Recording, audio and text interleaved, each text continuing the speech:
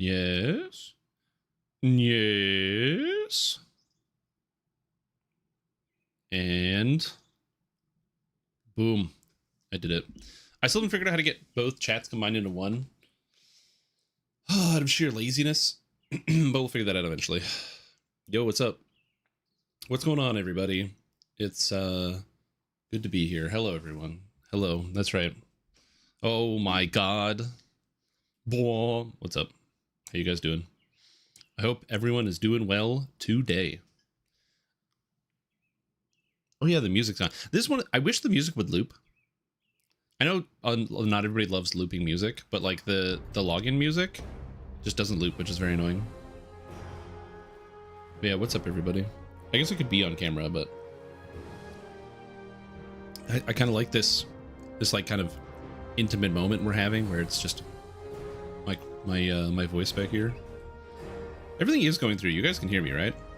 I just have to double check because I've been talking for a very long time. Okay, good.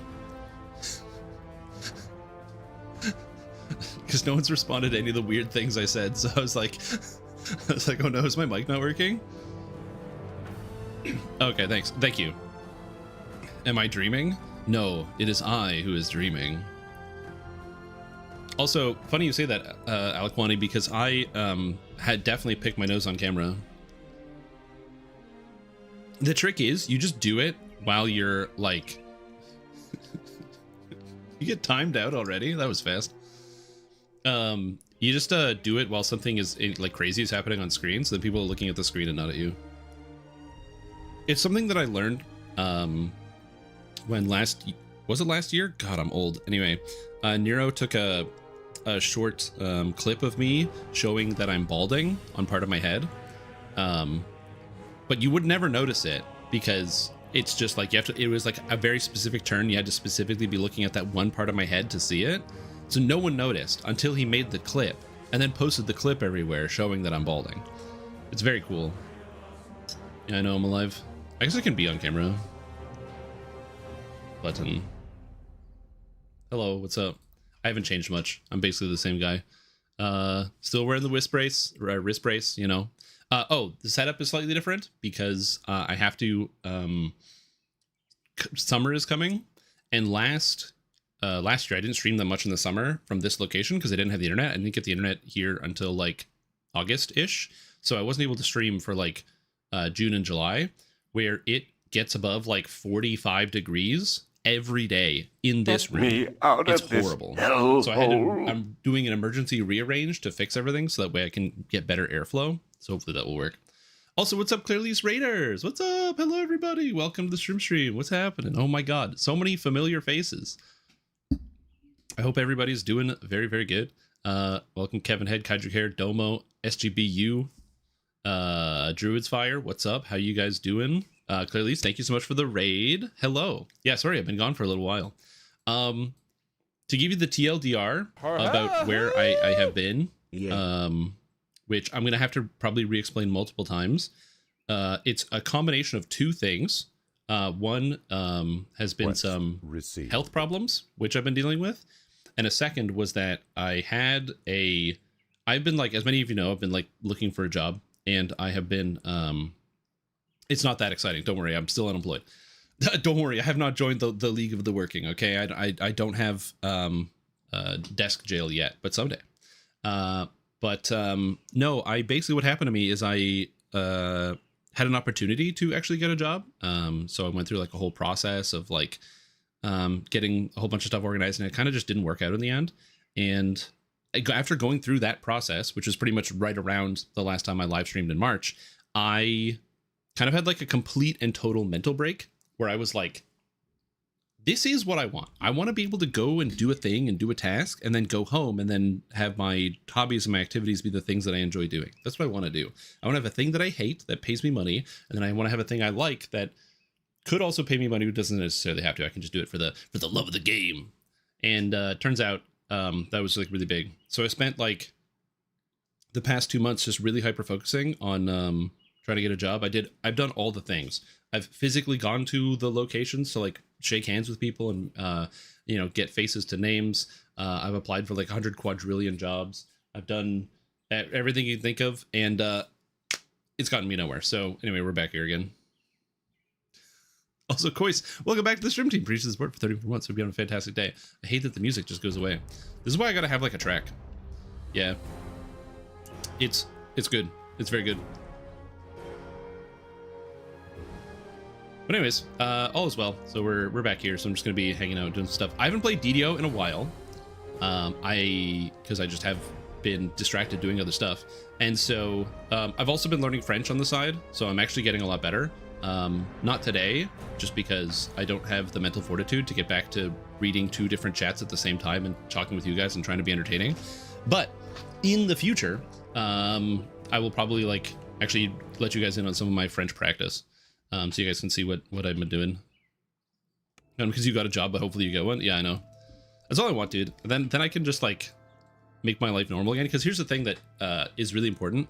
I don't do anything. I'm not an active social person. I don't leave the house. I don't go and do other activities. So like, it isn't a situation where like, oh, if stream starts working, he's gonna like stop like making videos or streaming. No, it's actually the exact opposite. I'm just stressed all the time. So it makes it difficult for me to want to do those types of things, to like want to engage. And so I just haven't been doing it. Whereas like, if I just have a thing that like, that's like when I made the most content was when I was also working at the same time, because I had like a thing. Tend to be a company that leases AI monthly. See, I was thinking about that. I was thinking about making like a fake AI company and then just getting a bunch of investment and disappearing for a while. But yeah, we'll see.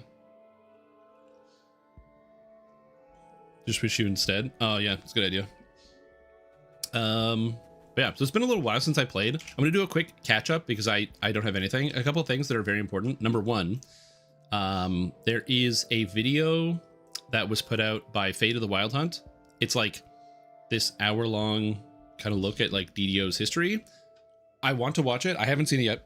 I want to watch it on stream. We're not going to do that today. We'll probably do that like later in the week, maybe like either Wednesday or Friday or something.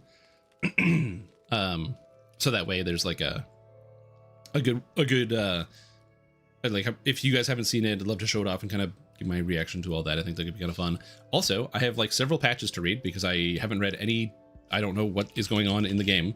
There's a bunch of new quests to play because I haven't played the game in a little bit. This is literally the Arcane Trickster that I was like rolling with last time. That again, if you were to ask me what this character does, I couldn't tell you. I have no idea. Just like a real AI company. That's right. I can be a real AI. All right. So what was the last? What was the last patch? I actually don't even know. Update notes. What do we got? I think I was here 79, 79.01, and 79.1.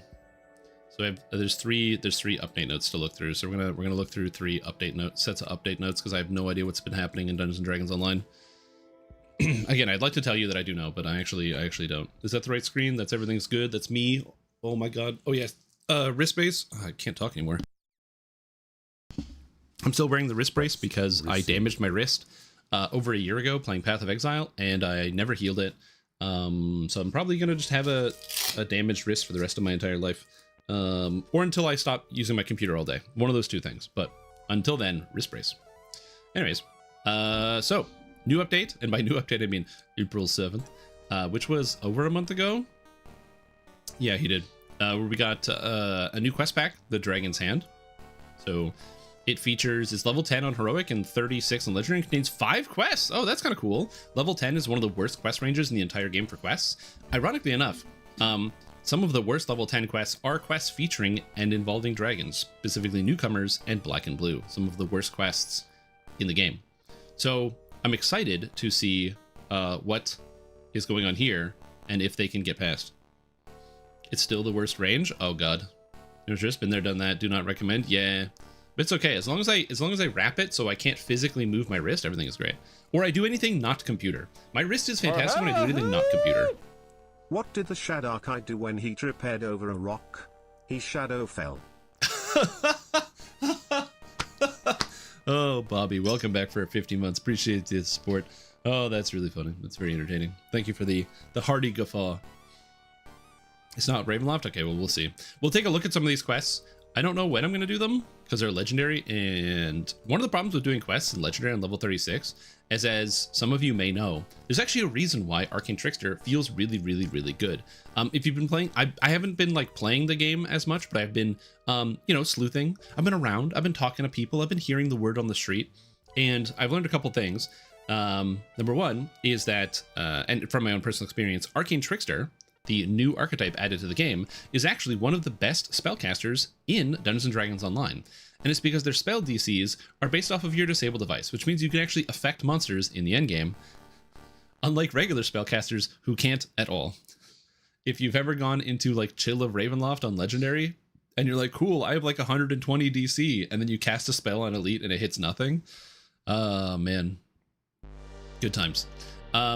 And so I'm not sure if that will still be a problem here, but I'll try it once we get into the proper level range. There's also balance changes. Cadence Crafting has been renamed to Essence Crafting. Essence Crafting is now available in Evening Star. Essence Crafting now supports creation of level 33 and 34 items. I feel like this probably should have come sooner, because aren't we getting a level cap increase or something? Like, with the next expansion coming up? I don't know. And all previously used patron coffers and expansions that have cosmetics and claim NPC now have the option to reclaim a mount or pet certificate. Did they... Oh, is that because if you like, there's probably something transfer related where if you like transferred a character, but then they didn't have the certificate and there's some buggy nonsense. There's probably something like that. But I got sick and had to be canceled last minute. Yeah, it is meant to be. Oh my god, you guys. This is how I know I'm an MMO gamer or somebody who's been gaming for a long time. Seeing bug fixes and then this list of bug fixes is so nice. Oh my god. You remember all the DDO patches we used to get with no bug fixes? Or like bug fixes would be like, fix 2. Okay, let's see. Fix an issue where with the monster AI, where certain monsters sometimes go brain dead after being hit by a confusion effect.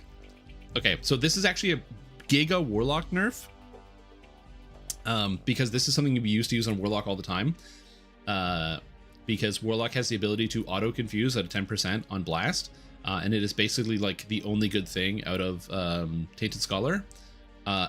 Whoops, it used to just brick monsters, now it doesn't anymore. That's unfortunate. It's good that they fixed this, but also Warlock nerf. Yeah, I've seen Tonkwin making lots of good patches. Also, what's up, Balks? How you doing? Hopefully you're good. What's up, everybody?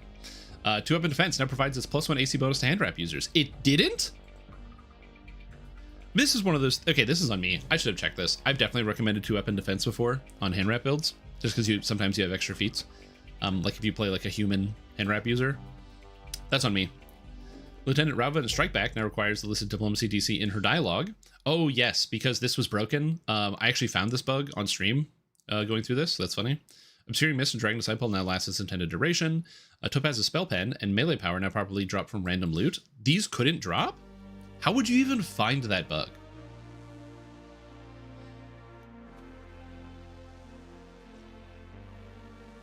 Paladin, Vanguard, Action Boost, Power, now triggers abilities that care about Action Boost. So, this patch note is very important to me, because in 2000, and I'm going to say 18, I think 17 is a stretch. In 2017, the Mists of Ravenloft expansion came out. In 2018, we all knew Prowess was the best filigree set in the entire game. Early 2018, we figured this out. So I had a Vanguard Paladin, and I learned very quickly that the Paladin Vanguard action boost didn't trigger, and I reported that bug in 2018. And in 2026, it works. I currently have a Paladin Vanguard that can't use my prowess, but I can now. Remember, guys, if you're ever not sure if something is going to change for the better, just wait 8 years. That's the secret. Just wait 8 years. If you see you streaming, make sure to take care of yourself. Oh, I'm taking care of myself. I'm doing my best. I am going outside to get physical exercise, so I'm feeling good. I've like lost weight, which is nice. I've been doing that. I've been learning a new language, which has been nice. I've been making sure. The one thing I'm doing bad at is drinking water. By the way, it's like I'm doing horrible at drinking water, so I need to do better at that. I'm a believer that you can't do everything. So to do one thing, you have to give up on something else. So by improving other elements of my life, I gave up on drinking water. Although true, water. That's the stuff. Anyway, Storm's Harness now has its correct border and color. Ice Walker boots now properly bound to account. I've never seen these before. Legendary Experimental Rocket boots are now correctly bound to character. I still don't know why artifacts are bound to character. Nothing in this game should be bound to character, but you know. Follow-up in Vanguard now lasts 30 seconds. Elder's Knowledge set has its proper description in the buff bar. Did they nerf Elder's Knowledge, or is this just a description change? Which I'm very grateful for, by the way. Here's the thing. I've always been a big lurker, so the idea that I have a gigantic Discord with like 1,000 people in it is very funny, because I'm a lurker, so I always have been. I hate, and in fact, exclusivity camp. Yeah, I just hate the fact that there's anything that's bound to character, because if I get a cool artifact, if I want it on another character, I also have to go find a way to get it on the other character, which is frustrating. All right, anyway. Lahar, string table error. Ooh, legendary gem of many facets now rolls for its correct mythic boost. Interesting. Snow slide properly takes stunning DC's bonuses. Did it not? Hold the phone. I thought these did scale with stunning DCs. I've played a bunch of wolves. Did this just not work and I was coping? Or, huh? Had to gear touches which minor artifact. Yeah, the exclusivity is annoying. It would be a better way to do it. Maybe would be like, well, they'd have to change the whole system, but like minor artifacts have a higher item level than your base item. So like, let's say the item's level 34, the minor artifact has like a level 36 item level, so it has more stats on it because it's an artifact. They should have just done the thing where artifacts can take filigree, but you can only have filigree in one artifact, so you could wear multiple artifacts if you wanted. Yeah, I'm alive. Anyway, fix a typo in Snow Slide's description. Fix the icons in Essence Crafting that related stacks of 15 collectibles. No. Nightforged Stiletto, Bloodletter's Knife, Threnalian War Dagger, Grievous Blade, Tenebrious Stiletto, Thunderforged Dagger, and Greensteel Daggers now all properly allow for dex hit and damage. Yeah, the fact that these weapons just let dex hit and damage is very cool. I didn't realize Nightforged Stiletto just didn't let you do that. Although, to be fair, anything above level 6 doesn't really matter, because any character that wants to use dex hit and damage will always be able to do that post 6. If you're a rogue, if you're a ranger, it just doesn't matter. Or like a monk, you are going to have this option. So I think it's probably why some of this didn't get noticed. Like, especially a Thunderforged Dagger. Ain't no way you're going and using a Thunderforged Dagger without the ability to use dex hit damage somehow. Fix some typos in Eladrin Chaos Master Tree. Fix some typos in blah, blah, blah. Scion of the Shadowfell's negative amp no longer falls off after death. So Scion of the Shadowfell is probably... Is it the worst Scion feat? Limbo exists as well. I'm not sure which one is worse, but I like the idea that this one is not even worse because you lose the negative amp when you die.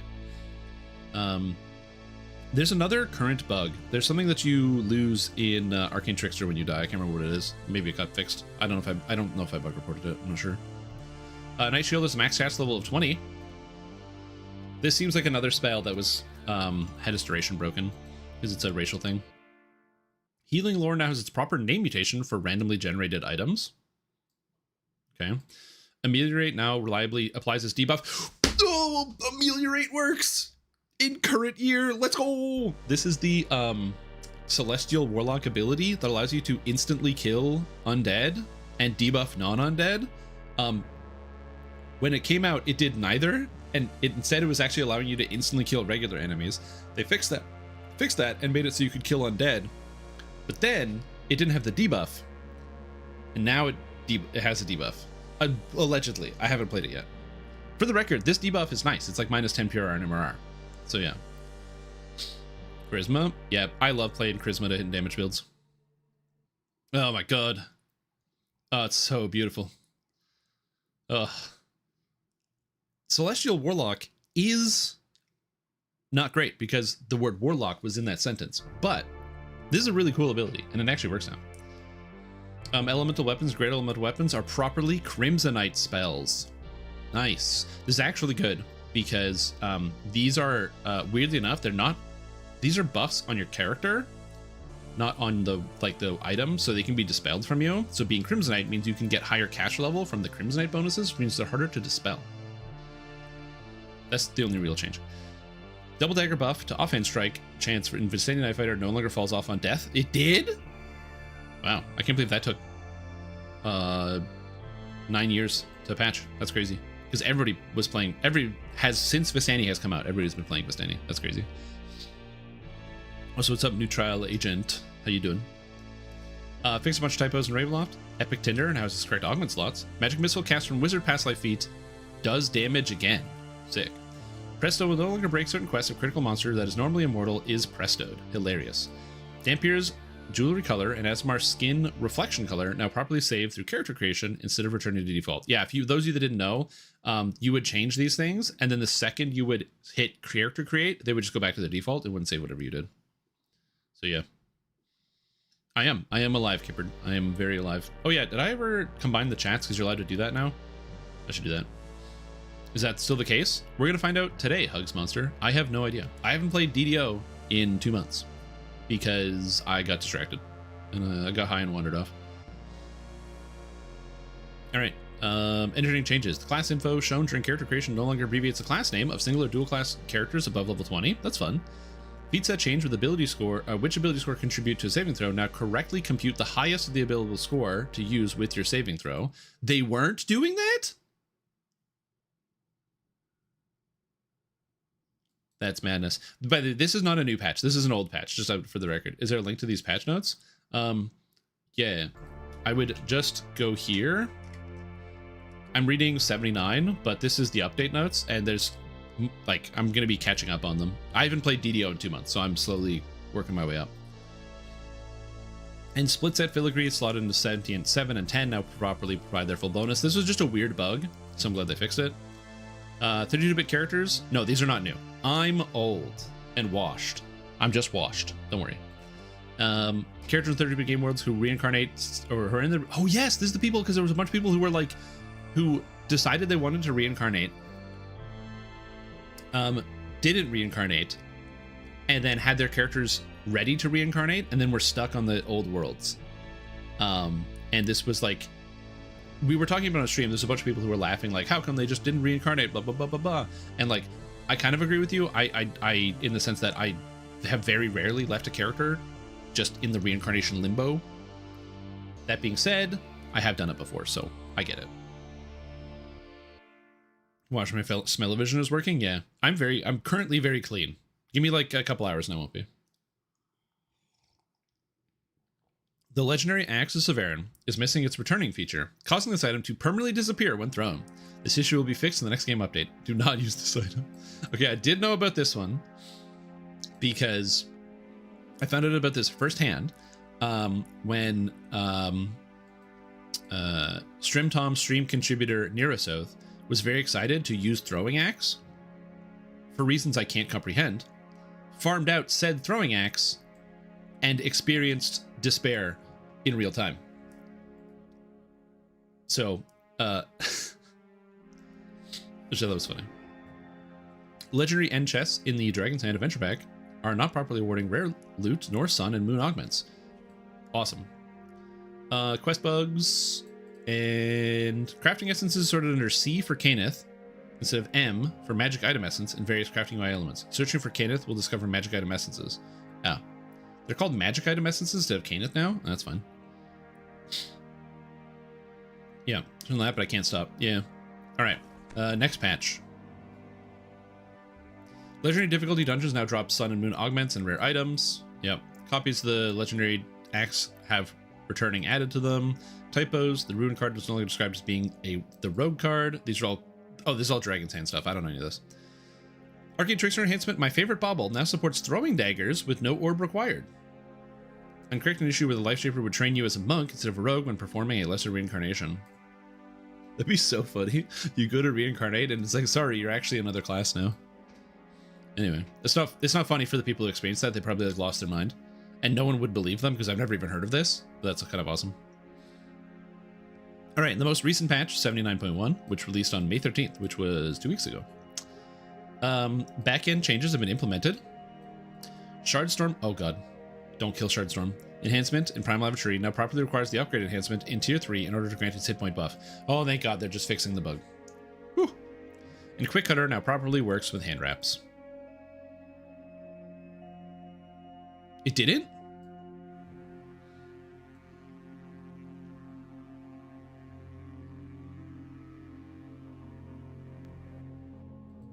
And invasive fake flowers now have a hitbox more appropriate. Blah, blah, blah, blah, blah. All right, cool. All right, well, that's all the patch notes that I missed out on.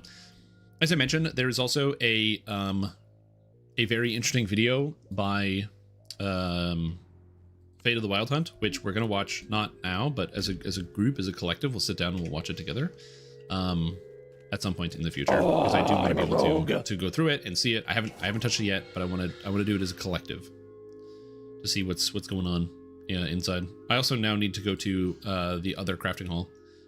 Also, the original dad, thank you so much for the resub. Appreciate this. It's been a fantastic day. 28 months is a very long time, but thank you. A board collective. Oh, all right. Evening Star. Let's go. I want to see it. Oh yeah, where's the menu? Crafting. Essence crafting. Ooh. My posture is great, but my hydration is not. Thank you for the check.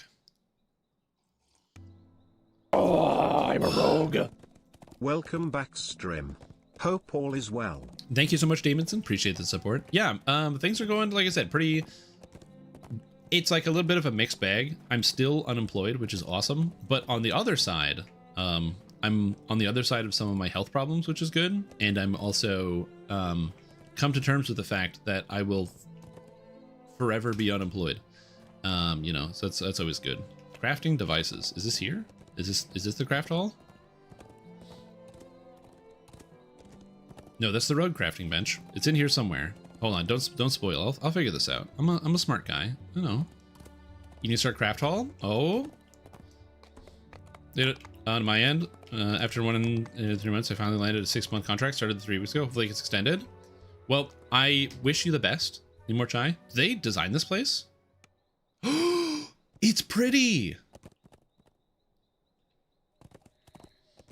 Oh, it's pretty.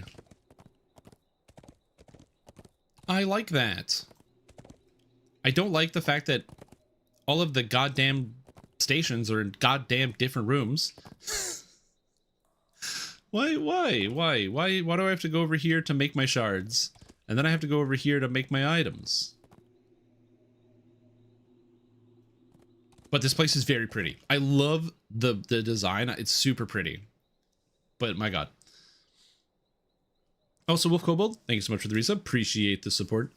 Whoa, for 3 months in advance. That's crazy. Well, all right. I guess I have to stream for the next 3 months consecutively, so I guess I will. Yeah, sorry. I apologize for actually taking that break. It was exclusively because I had a complete and total mental breakdown because I came like close to getting a job, but then ended up not getting it, and I realized that's really what I wanted. So that's pretty much how that happened to me. So is everything changed? So is the name of stuff different? No, it's still Dusts of Disjunction and Dissolvers and all that. So it's all the same thing. And this thing is still the whole, like, garbage. Oh, no. I gotta put in, oh, give me this outfit. Oh, dissolve. And now I have magic item essences. It's a mouthful. I like Kenneth essences because it's cleaner. Also, I love that this still breaks every time. I remember when doing Caneth crafting the first time, because you're going to have to do this if you want to do Caneth crafting. You have to go through and slowly dissolve every single item one by one to make sure you get enough essences. If you actually do this, you get way more than the amount of essences you need. This is a very, very easy way to quickly get everything you're ever going to need. The problem is it's really tedious and boring, and nobody wants to do this, but you can do it, because usually it'll be like, oh, we're going to do, you know, 5 quest chains, and then in between each quest chain, you're going to go quickly to go to the vendor and go like and sell everything. But unfortunately here, this is not a quick process. This is like the opposite of quick. This is like quicksand. It's a slow, painful death. And then sometimes it breaks. So then you got to close it and open it. And if you're wondering why I'm doing this, demonstration. That's all. A magic item, yeah. I don't mind, wait, so it's magic item essences, and then it's essence crafting, not magic item crafting?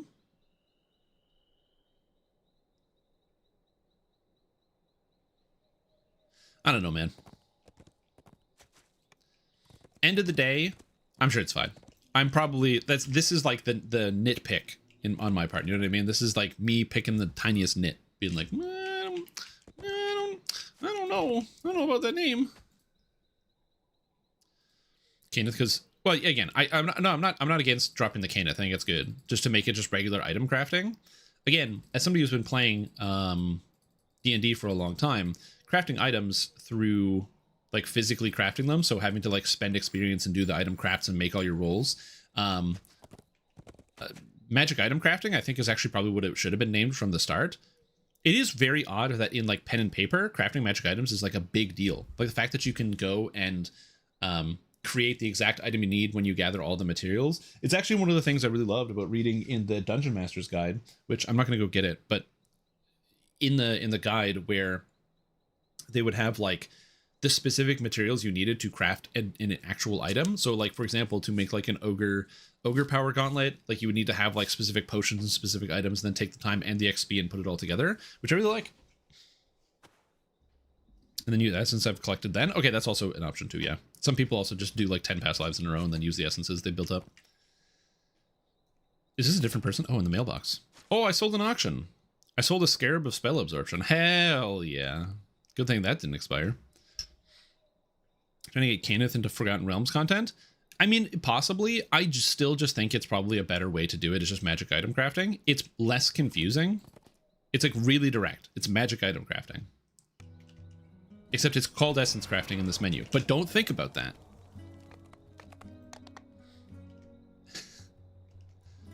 Again, magic item crafting is like really straightforward and understandable.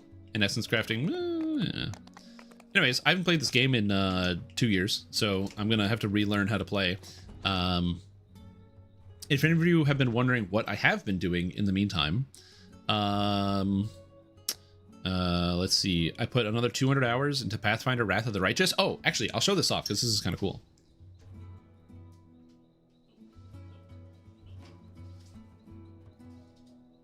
I actually went out of my way to source something because I was having a crazy moment. But I have this. Let me put this on me. Did I put this on me? Me? I have this. This is a Pathfinder adventure path for the Wrath of the Righteous campaign. The physical campaign, and I'm actually going to be running it with some friends, which is kind of cool. All his glory since you completely because I played the video game. Play Smile. Yeah, true. I should just make a new account. I should start over. Thank you for the resub Cruiser for 60 months. That's 5 calendar years. Damn, that's a long time. But yeah, I've been playing a bunch of Wrath of the Righteous, the video game, and so I found somebody who was selling the campaign guides, and I'm gonna actually run it with my friends, but in person, not as a video game, which is gonna be fun. 5 years, yeah, it's 5 years. First edition. They haven't made it for second edition, and I have never played second edition, so I wouldn't know how to do the conversions forward. I do want to try a Pathfinder 2 game at some point, but trying to convert a game system to another system while also trying to be faithful to the source material is going to be very difficult. Also, Gwen, welcome back to the stream team. Appreciate the support. You've been a fantastic day. Glad to have you here. Want to play DDO, so I'm useless in this game? Yeah. I feel you.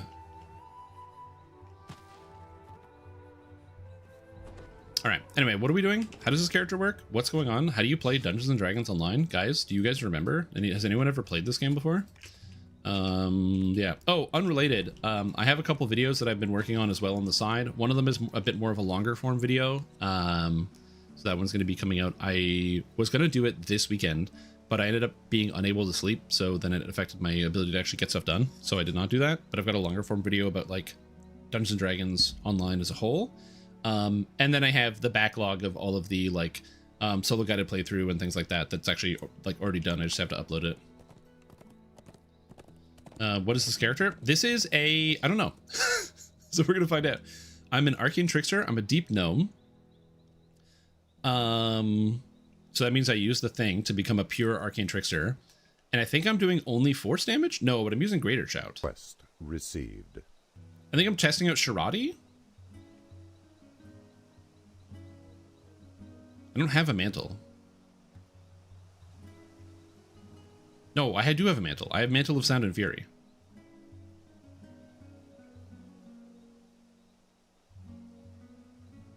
I don't remember what I was doing. This is a great question.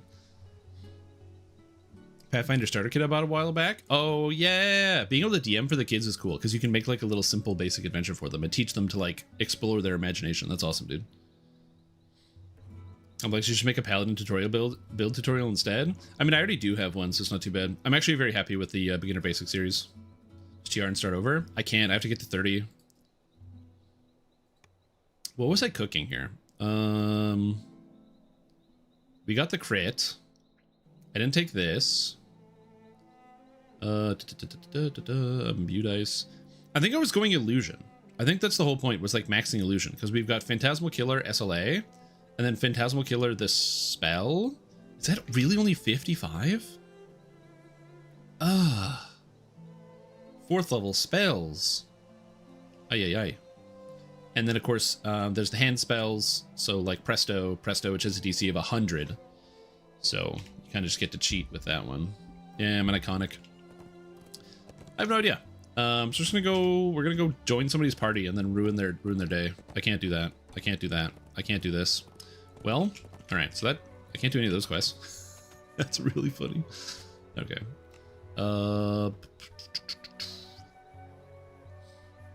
What did I do? Apparently, I did Thorn and Paw.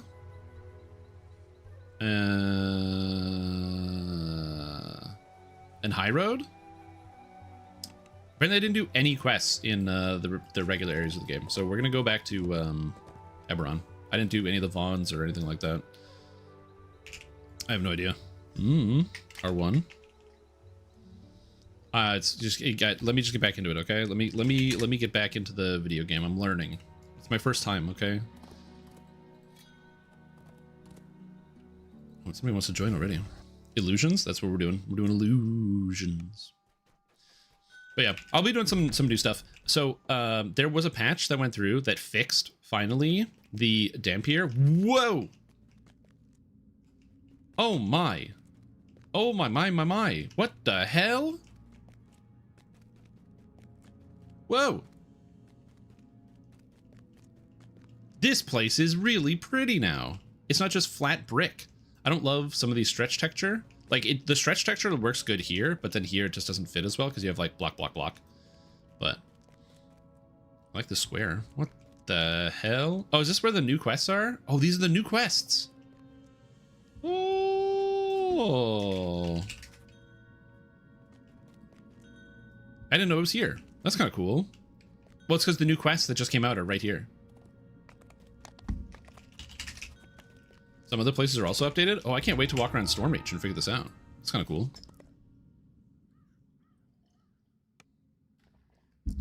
Looks like dump. I have no idea. I'm a rogue. Couldn't tell you. Also, Aaron, thank you so much for gifting out a sub. I don't remember how to play this character. I blinded everybody. I do this. Oh, I'm just hitting the buttons. Just hit the buttons, everybody. Hit the buttons. Oh, I forgot this character's broken. Oh, yeah. Yeah, I don't know anything about Von 3.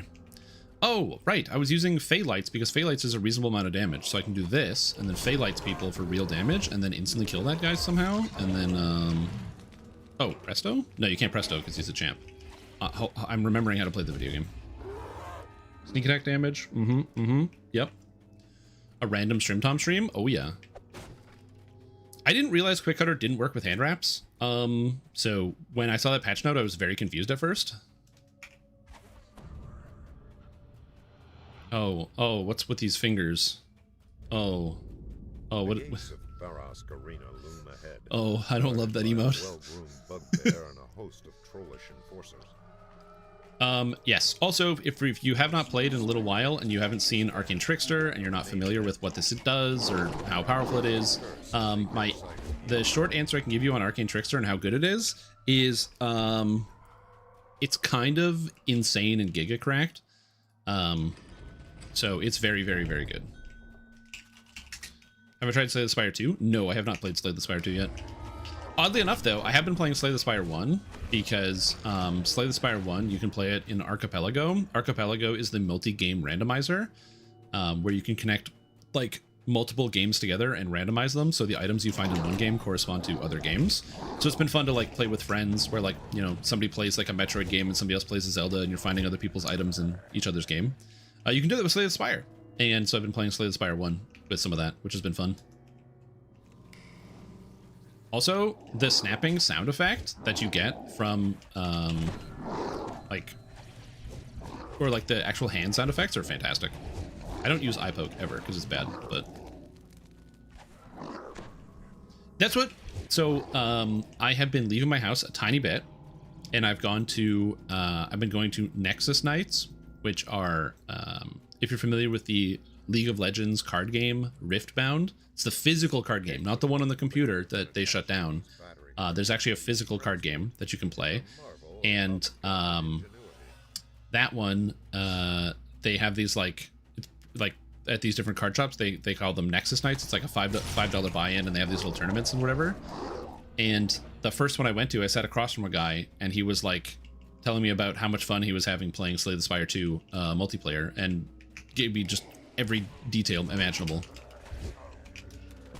Yo, what's up, a screen? How you doing? How's your day going? Welcome, welcome. What's up, everybody? Man, this character's strong. Did I do a First Life Arcane Trickster? I don't know. If I didn't, I should have. Also, my mana consumption's kind of crazy. I don't know why. I'm casting something that costs a lot of mana. 14 for Magic Missile. Oh, these cost a lot of mana. Fade Lights cost 10. Color Spray costs 4. Oh, and this costs 25? That's manageable. DC 88 Phantasmal Killer is disgusting. Oh, I forgot I have Flash Freeze. Oh, yeah. Man, this character is insane. I forgot I have Flash Freeze. Oh, what's this? Reaper Power, plus 45 spell power? Oh, yeah, I love that. I hit that guy, and then hit this guy, and then hit this guy. And then Phantasmal Killer this guy, and then we just Magic Missile, and then Magic Missile, and then hit him with this, and then he's gone. Insane. Yeah, Snowstar is still good in epics. Until camp when you need... I don't know what's going on. LGS debuffs, yeah. What are the best spells or SIs to get DC based from DD on? It's going to depend on your kind of like what you think you're going to need. For me personally, I went with Greater Shout, because Greater Shout allows me to stun everything in front of me with a super high DC. So if my color sprays don't work, I can Greater Shout something. So it doesn't give you the helplessness effect, so you're doing extra damage to them, but it's still good. And then of course Flash Freeze is also an excellent option because it lasts a really, really long time. The only downside to Flash Freeze is it only works on corporeal targets, so you need to be able to physically hit them. You got to be able to touch them with your ice magic. And stack if you already have Profane. Oh, it is Profane, isn't it? I don't think I have Profane on mine currently, but that is a good note. But like the fact that I can just like Greater Shout guys is sick. I forgot this. I forgot how incredibly powerful this is. Oh, Arcane Trickster. Arcane Trickster, even if you play as a pure caster, is like powerful on its own at the low levels. I remember when I did this on Lemania, I went through the game and I was playing like really, really powerful. Has anyone tried the like hybrid Arcane Trickster using like the imbue and actually hitting people? Has anyone played that? I might have done that. Our brave fighters are entering the arena. The battle is on. Yeah. The problem is, like, most of the time you want to have the spell cost reduction one anyway, because spells are expensive. Oh my god, how did I miss? Oh yeah, I forgot I can do this. I have Ooze Flask and Thunderstone, which have DC 100 for some reason.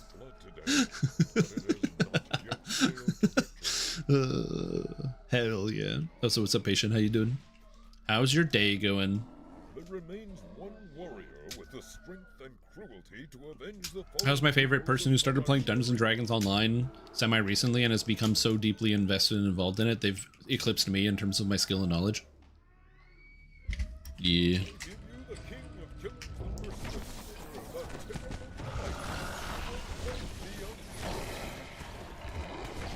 Man, it just feels you're just blasting. I'm just blasting these guys.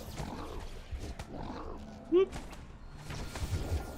I forgot I can actually use Phaelites as a damaging spell as well. But they're doing stuff. Nice, man. It's honestly like, I just have too many, the best way to describe this character is I have too many good buttons to press. I think it's how I'm thinking about this. I literally have too many good buttons to press. Like, when you play a lot of other characters, say you're playing like Cold the Druid, you have a lot, like some good buttons, but you don't have a lot of them. It's that, you know, you cast Tsunami and you cast Ice Flowers, you cast maybe your Dragon Breath, and then like that's all you really need, and you just kind of cycle through that. Every button I press is just pure gasoline. Hold on, without a build. Oh, wait until you put it to First Life guide. Oh, so fun fact. There already is one in the beginner basics, I believe. I already put one in there. I just haven't made the video yet out of, it's coming. That's just the beginner basics for, it's coming. But the First Life build should already be in there. If you do want one to follow. Oh, there's this, look at this gazebo. I like that. It's very pretty. Sorry, I get excited by seeing like the areas that I remember changing. My build is single fighter casting. That's really solid. Plus apply vulnerability to Shatter Mantle and Legendary Ash. Oh, true. Yeah. Shatter Mantle though. I haven't even thought about using Shatter Mantle. Just don't get gripped and relentless. Oh. What? Are you telling me you can't just presto those guys out of there? How am I this bad? I'm just missing. I can't. I need to go do some aim training. Somebody give me Kovacs. I just missed multiple times with all my Phallites and my beams.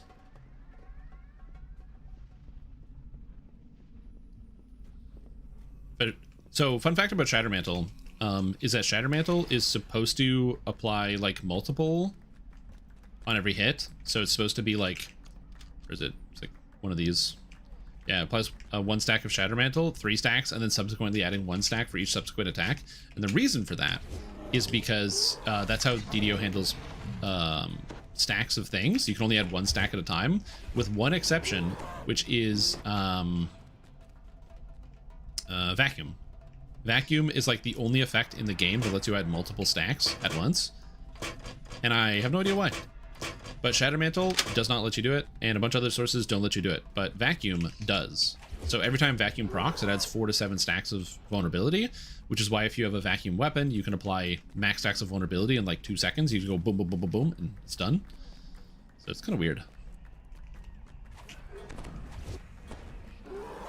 Yeah, I just have too many good buttons to press. It's bananas. Vacuum sucks. Well, yeah, because you're not going to put Vacuum on when everybody gets vulnerability stacking for free.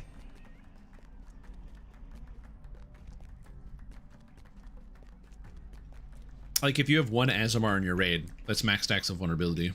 If you have somebody playing Legendary Dreadnought, that's max stacks of vulnerability. If you want to have max stacks of vulnerability on a target, you always have it. It's one of the things actually I do appreciate is that when you have like a coordinated raid group, as it should be, the coordinated raid group would be able to do a lot more than an uncoordinated group. The greatest example of which, of course, is like debuffs. Some of you that maybe don't play a lot of endgame, you might not realize like how much armor class some of these like endgame creatures have.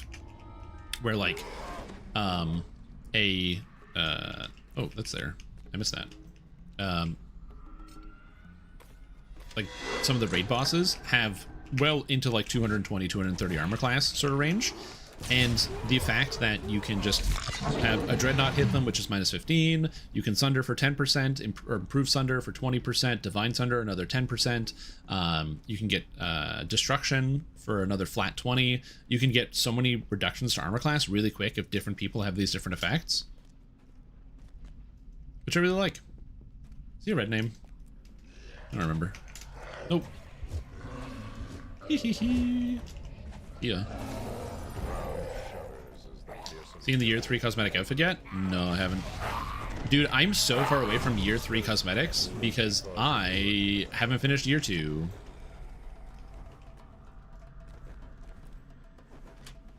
Yeah, I thought about using that epic strike. I'm currently using Phallites because I'm like 99% sure is because somebody in chat goaded me and they were like, yo dude, you should use Phallites. So I'm using Phallites.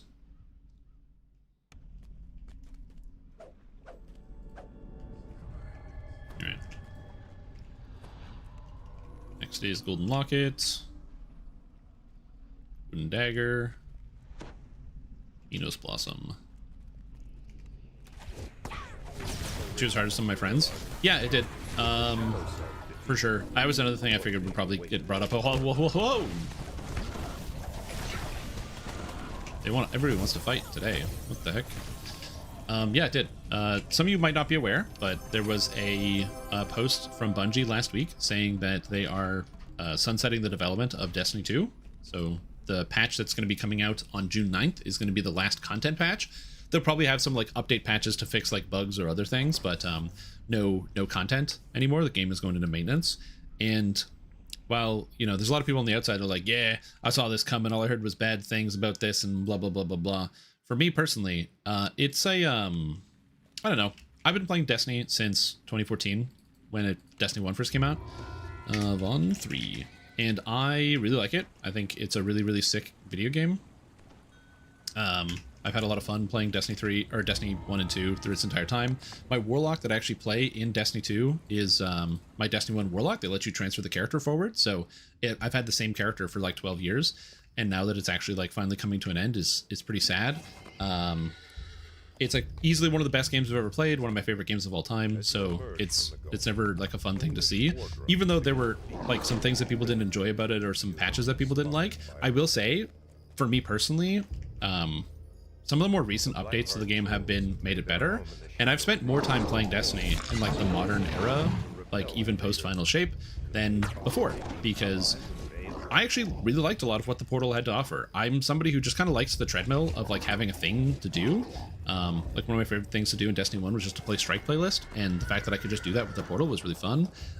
Again, I'm not trying to say that these things didn't have faults. I recognize all of those faults, and I'm with all the people that did not like all of the elements of Destiny 2 that they didn't like. I totally get it.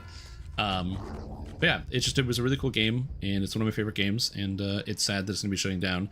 However, this is the Age of Triumph. For those of you that didn't play Destiny 1, the last patch of Destiny 1 was the Age of Triumph patch. The Age of Triumph patch was the best patch in the history of the game, and makes Destiny 1 very fun to go back and play even today. If you have a PlayStation 3 or 4, loading up Destiny 1 and having a blast is really, really cool because of the fact that the Age of Triumph patch was so good. And that's what's coming to Destiny 2. It's the Destiny 2 Age of Triumph. So unfortunately, we're getting the best patch ever with the game dying. Again, just like, not fun, but it is what it is. This petition going on for Destiny 3. I just don't think it's going to happen. What they should do, and hopefully they will do, is just like make it so that they just keep, if they want to do something with the IP, they can just like make other associated products. You know, kind of do like a Halo, make like a Halo Wars, make like a Destiny role-playing game because it is like an RPG. Make like a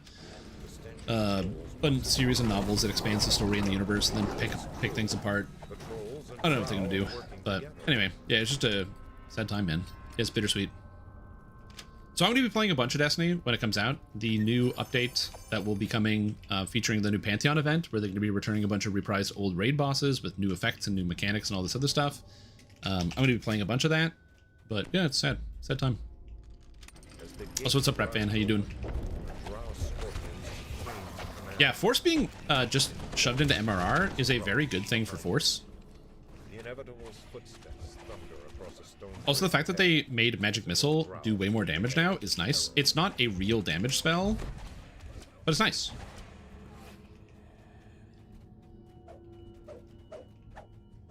So yeah, is Phaelites an enhancement? Phaelites is an epic strike, so every epic Destiny gets one epic strike, and Phaelites is the one that you take if you don't want to take Pin from Shrouded Champion. It's the caster one.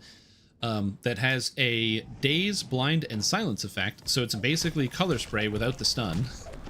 But it also adds a little bit of damage, and because it adds force damage, it's kind of like an extra AoE force attack.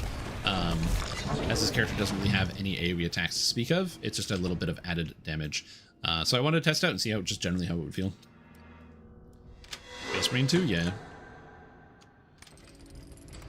I did appreciate it. One of the like senior game designers from Warframe was basically like, they posted on Twitter after the news went out about Destiny, and they're like, the crux of it is like, hey, Warframe people, don't go telling the Destiny people to start playing Warframe. They don't want to hear that. It's just not the time. Adrenaline or Quick Cutter? In almost every case, Quick Cutter. Also, what's up, Damastin Vord? I'm doing good. I'm back. Glad to be back. I have to get used to reading two chats again. And I'm going to find a better method to combine both the chats together. I just like the convenience of Chatterino, and it doesn't take YouTube chat, which is very depressing. Someday it will. Do I have Death Word? No. Did not have Death Word. How did the Reaper make his save, man? I love when enemies roll 20s. But yeah. I've still been playing some like other games, but yeah. So the whole Destiny thing, it's just sad. It's just a sad moment.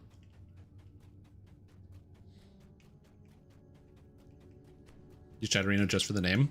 Yeah. The reason why I like Chatterino is it just gives me a lot of details about individual chatters, and also lets me scan like links and other things. So when somebody posts a link, it gives me like the instant mouse over, it gives me a full breakdown of what it is, so I know if I need to ban people. Yeah, exactly. It's like, listen, it's like no one's saying it can't be fun, but you know, I don't know. Stop dancing on the grave. Go away.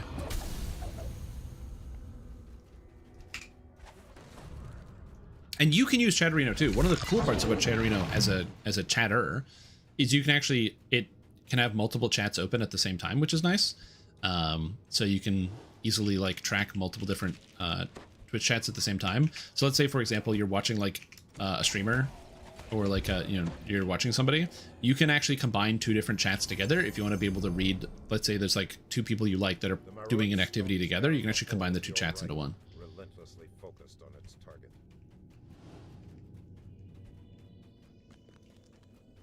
But yeah, who knows? Maybe someday I'll play the Warframe or one of those other games. Not yet. Not yet. You have entered a new section of the cave. You've never heard of a beholder serving. Oh, dude, that's the other thing too. Like, it's obviously not the developers' fault, the individual devs, because of the fact that like the big patch that we're getting is literally the wish list of everything everybody has been asking for the last like several years. So it's obviously not the devs who are like shutting this thing down, because they were doing all the things. There was a interview that Chris Wilson, not of Grinding Gear Games, but basically one of the founders of Path of Exile, Chris Wilson, he did an interview with one of the other previous founders of Grinding Gear Games who's still working there, Jonathan Rogers. And they were talking about some of how they do their production schedule for Path of Exile and why there's like so much stuff. And the reason is, if there's something good that a designer makes, they just ship it. Like, they don't wait on something. So somebody has an idea for an item that they think they can squeeze in, they just do it. They don't like be like, oh, well, you know, we've got these extra 5 unique items, we'll save them for next patch. They're like, oh, you have a unique? Good, put it in the game. Like, that's it. Just it goes in like right away. And I actually really like that, because it means that people are just adding things and putting them in the game, and they're always like letting their freshest ideas. They hit the idea slams against the front of their brain, and it hits the inside of their head, and then they go, I have to make this, and then they make it, and then we get something cool that was like clearly someone's passion project or like idea. Versus the reason why the Destiny patch is coming out, and it's massive. The final Destiny patch on June 9th is massive. It's huge, dude. It's fucking gigantic. They're revamping every single destination, every single raid, dungeon, like all this stuff. Probably because they've been sitting on it for like months. It's probably like they were like, well, this one's going to be for 2 patches from now, and this is going to be for 3 patches from now.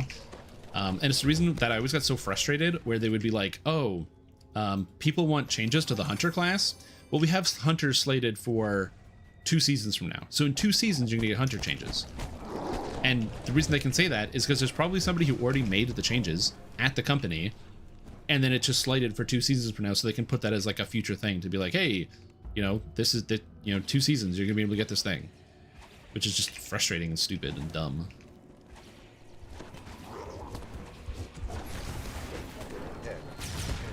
Yeah, anyway.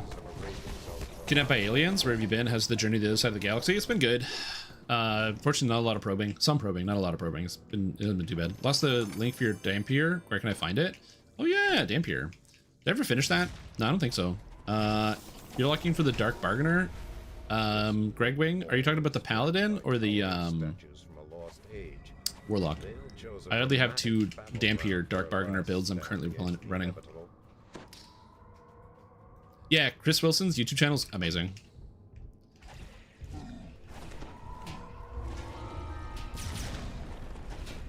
just gonna keep running back here.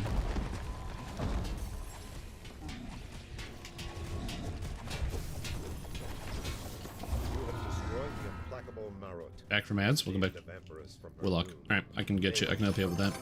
It's in the Discord. Did I pin it? I don't know if I pinned it. So you'll have to give me a moment to check. Discord. Warlock. Did I pin it? Nope. All right. Hold. In. There we go.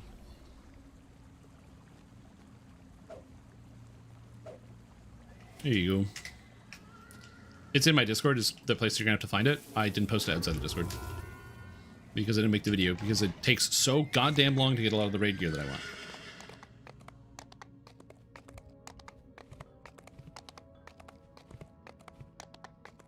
Hey, what's up, King Con Air? How you doing? Well, that, and basically there's also been like some Bungie developers that have been speaking out and basically being like, working for Bungie has been like the worst experience of their entire life because of not like the people that they've worked with, but like apparently the management's like horrific. Earth sounds terrible. I mean, I haven't played it. I have no idea. I'm not a big what do you call him? Like a extraction shooter style player.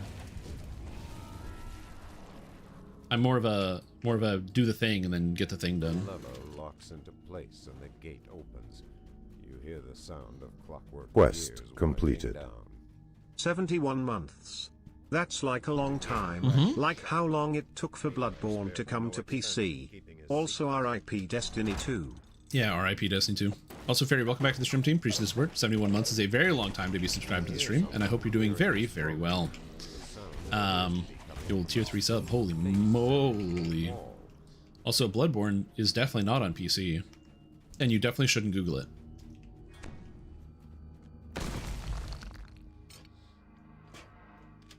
If you're curious about that. The same vibe as Destiny? No, it doesn't. Well, it's best because it's a different game, though. Like, it's entirely different. It's not meant to be.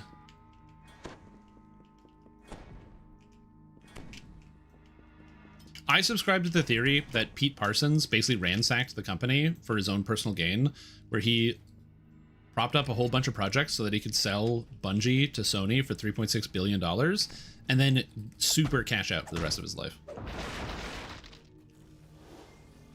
And tank the entire studio along with it. Do I get... No, wait. Do you get Sonic Blast? I didn't take Sonic Blast. Does this break barrels? Nope, invalid target. Wow, you can't break barrels.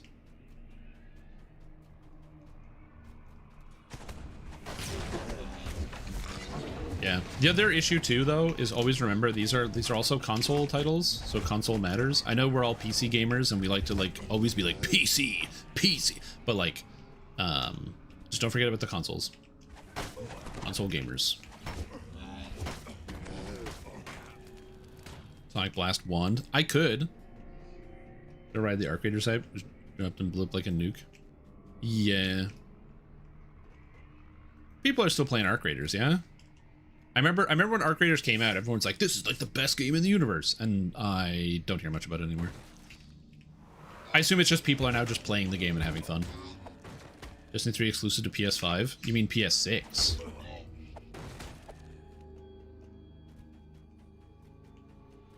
Well, for those of you that are also unaware, Sony said that all of their like proprietary titles are now going to be exclusive to the console. So they're no longer going to be like releasing their first party games on PC in the future. At least they're saying that now, obviously, before, you know, they decide they want to make even more money. So, for example, if they make another new Horizon game, well, that's not going to be coming out on PC. I mean, but also yeah, that too.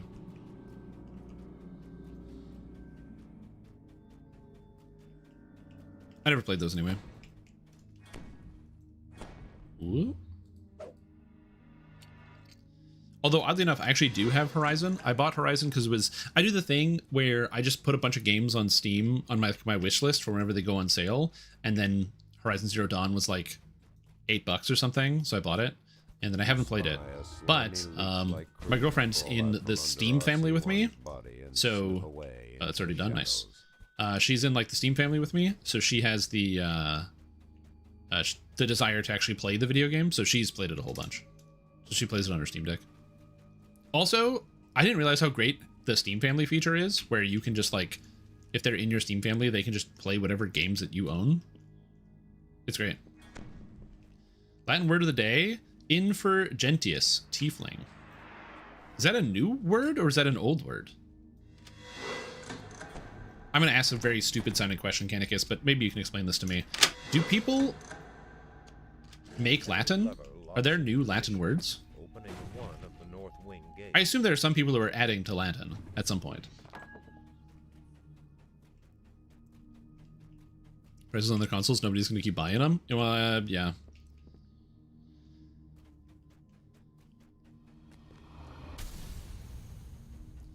It's called a lost leader. It means born of below. Oh, it means born of below. Latin is still a dead language. Yeah, but I'm thinking of like Latin punks, you know? Like I'm imagining like people that are like reject modernity and they're speaking Latin and then they're adding to the Latin lexicon because they can.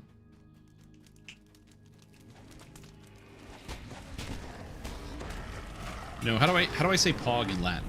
That's what I'm trying to figure out. Yeah, who's gonna stop you from making a new word? Yeah, why not?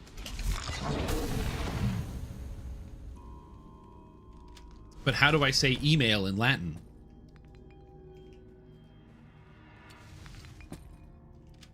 Spasm at the thought, maybe. To be fair, it would be difficult to, like, it'd be really underground. You'd have to somehow convince a lot of people that speaking Latin or learning it is a good idea in any capacity. Lightning correspondence. Is somebody doing the puzzle? I was going to do the puzzle, but I'm washed, so I assume somebody else is going to do the puzzle. Still speak Latin in Latin America? Oh, of course. Latin. I get it. Sorry, how could I forget? But yeah. Anyways, are we doing this? Yeah. Keep turning. There you go. Is Nintium Electronicus?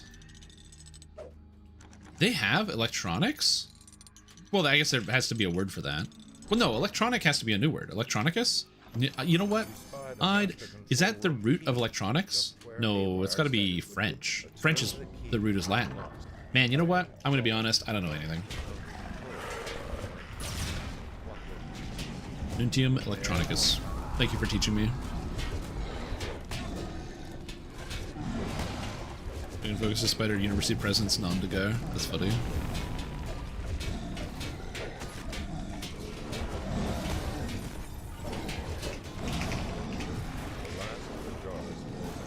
French is a romance language? Romance as in Rome as in Latin? Oh, I thought it's because of the French kissing and all that. It's got the high degree of romance. A toneless voice echoes through the foundry. This complex will self-destruct in 5 minutes. Please heal everybody. Immediately. Isn't that not how it works? Oh my god. I'm like running through Haywire Foundry. It's been so long. Also, I apologize if the lighting is kind of weird on the stream. It's because I changed up my room setup because the summer is coming and it routinely gets above 45 degrees in this room that I'm sitting. Okay? And 45 degrees is a high temperature for all you Americans. That's like 112, somewhere around there, in this space. Why? Because I live in a building that it's like a condo, and we're on the upper floors, and the hallway next to me, they had this really cool idea to design a skylight into the condo. So there's a skylight up the top of the stairs. Now the skylight is actually quite pretty. It's nice to be able to like look out and have the natural light come into the building during the day. It's really nice, and it actually looks great. But the problem is, due to the physics of the space, the skylight goes up like 20 feet, creating a hot air column where the hot air gets stuck. And then even if I open this window and on the back of the building open the other window, I have fans going, I do whatever, the air can't transit across because of the hot air column that holds everything in place. Now, funnily enough, this is actually an older style of air conditioning that people used to design, where you would put windows on the sides of a building, and then the top would have an opening so that due to convection, the cooler air would come in the bottom and push the hotter air out. It literally makes a current, which is what's happening here, but the current pushes everything up against glass that I can't open, which keeps all the heat in. 3 minutes until self-destruct. Haywire gestures to the glowing quarterstaff on the lectern. So that's yeah.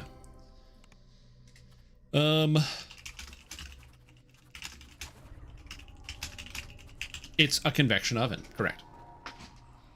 So I've made a couple changes to the space. Before my computer was up against this window, now it's not up against this window. And the reason for that is it allows at least some more better airflow this way.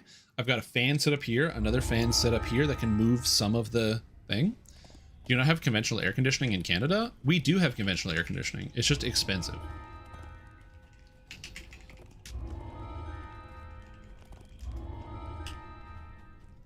And also, there's like a cost to air conditioning, which is noise.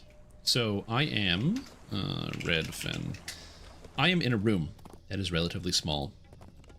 And this window is the only window I can use for a window unit. However, it's not like your traditional, it doesn't like slide open, it goes outwards, which causes two problems. One, it's a very tall window, and it also goes outwards, which means that if I want to have an air conditioner, I can't cover up the whole window. There's actually an air conditioner over there, and the way I've used it is the air conditioner goes on the ground, and then pipe goes to window, and then I have to basically use like plastic to cover up the rest of the window. The plastic, unfortunately, is not very good at keeping the cool in. It's not very insulating. I have to like properly insulate and cover up the entire window, which both looks very ugly and is way too more work than I want to do. So I have to fully properly cover up all that. And then two, the machine is very loud and in a very small proximity in space. So if I do want to stream, I basically can't stream with it because instead of hearing, it's like you would hear a lawnmower going into the microphone at all times of day or night, which is like not ideal, and it's very loud. And then even better, the window is also relatively high off the ground as well. So because the window is high off the ground, I would need a tube to get from the AC unit out the window. And the tube, most of the tube is in the building. So you have hot air that's radiating out of this tube as it gets to the window, basically creating a radiator. So you're heating the place as you're cooling it. Because usually you would have your AC unit is outside, either a window unit where it sits on a box and the radiator radiates heat outwards, or you would have like your traditional what do they call it, like the central air, where you have an AC unit somewhere either like on the roof of an apartment complex or on the side of the building, something like that. And that unit is again also outside, constantly radiating the heat outwards. But unfortunately for me, I don't have that available here, so it radiates the heat into the room, so it just kind of makes it worse. I know, because last summer that's literally what I did, is I like ran the AC unit, and I found most days, honestly, you couldn't even tell. Like if you were directly in the line of the cooler air coming out, you could kind of feel it on your face, but the rest of the room just felt warm anyway.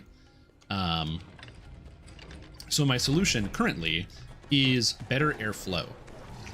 I'm attempting to just have better general airflow, and the goal is to maybe get something mildly livable.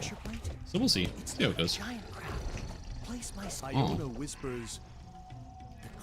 sometimes you just got to use science and determination. Also, I'm a big lizard man, so I don't mind when the temperature is like above 30. It's not a big deal for me. It's when it encroaches on 40. 40 is the problem. These units suck. So you said you can't open the glass, and so removable glass by running through it. Well, so I was thinking about that. I was thinking actually about the brick tech. Because I mentioned this to my girlfriend. She's like, yeah, we can't open the window. I'm like, well, I could open the window. And she's like, we can't open the window safely. I'm like, I can open the window safely. And she's like, we can't open the window without shards of glass everywhere. And I was like, well, you're right about that. Iona whispers. You're honestly true. I can't open the window without getting shards of glass everywhere. Watch out for ambush. Also, what's up, Hunger Max? How you doing? Also, how we doing? Nice to see ya. How we doing? Yeah, you can open the window, but it won't close again. Exactly. And then it rains because it's like a sunroof, so it's a skylight. The rain is not ideal. I'm gonna be honest. Iona whispers. I am doing just fine. Would covering it work? Yeah, and then the winter comes. Anyway, long story short, I'm working on better airflow. So I've taken some, I've learned the jutsus of Iona whispers. kind of fluid dynamics in an enclosed system, and so I'm going to be doing my best to get as much cooler air in the space as possible. I also bought something very, very important, which is at the dollar store. I bought a couple extra ice cube trays, so that way every drink I drink can have a lot of ice cubes in it, and I can kind of just rotate through the ice cold drinks, which will also help.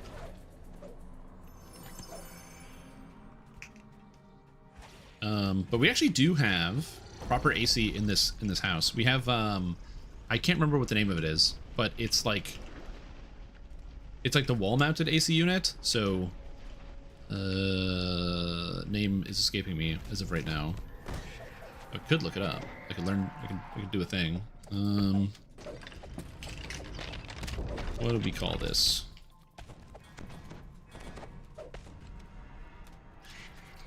It's not quite ductless. It's the it does have a duct. It's like super efficient. It's not central air. It's not window. It's not portable. Is it ductless? Maybe it's the ductless. Yeah, it is the ductless. It is the ductless system. Yeah, the mini split. We've got actually a couple of those, which is great.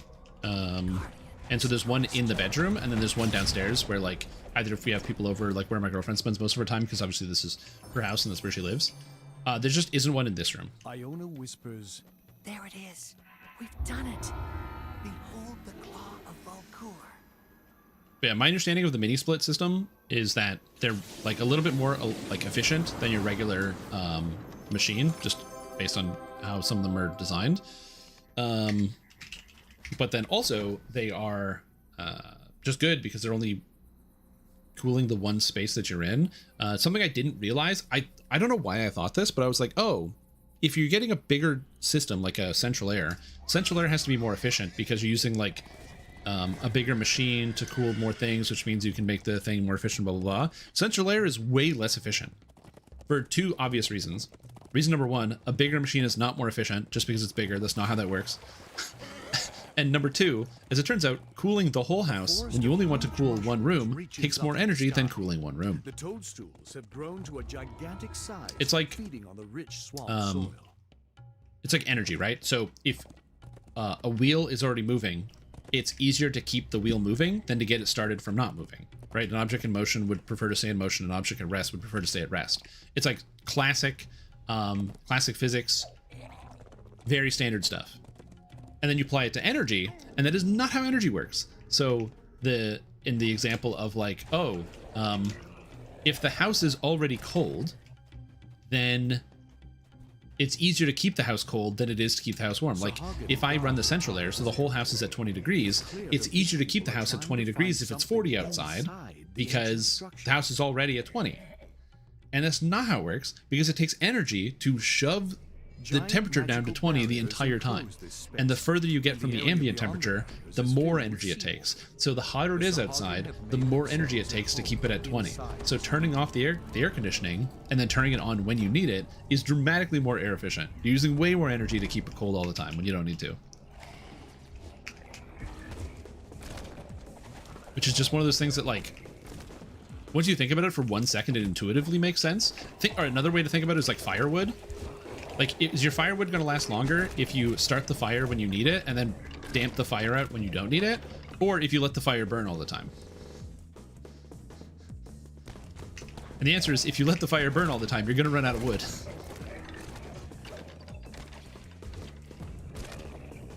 It's not practical when AC is keeping you alive. Well, yeah, but you live in like literally the third layer of hell in Arizona. Window air conditioners go over the sill and don't block the window. Yeah. Like I said, my current plan is just to deal with it. Plus, another thing that's really important, you guys, and some of you can probably relate to this. I really like complaining about stuff, okay? I love to complain about things. I'm sure many of you also understand this experience, but there's just something nice about, like, just having something to bitch about. Just to be like, oh man. So, like, instead of complaining about actual bad things happening in my life, being like, oh man, this actual real thing, I can be like, oh, it's so hot out, you know? Whew, God, it's so hot. It's nice. It's a good social experience. So yeah. The side of the building with water to cool it off. That's a good idea, though. The switch that Maybe not, but that's a good idea. is nearby, guarded by several fierce Sahara. Yeah, plus it's good content. True. You just source my whole ass house. Well, I'm not trying to doubt your ass or your whole ass for that matter. Barriers vanish, releasing a wall of water that floods the area. But yes, obviously better insulation will do better than not. But regardless, if you could just cool the room that you're in instead of cooling the whole space, you're using less energy, like no matter what. It's thermodynamics. Should I get the real game resolution? Oh, that reminds me, is my robot working? I haven't seen Sunflast bot post anything. Bobby, trigger the bot. I don't know if I have a road command directly. I should, but I'm not sure. Is that a command? Does that work? Hold on. I'm investigating. Bots. Oh, it's literally not active. In the chamber ahead, okay, it's fixed. It's fixed. Of a smashed container. I think that's because I didn't stream for a little while. Hey, it should be my Sunflast bot too. What the heck? That's the wrong bot. Hey. What?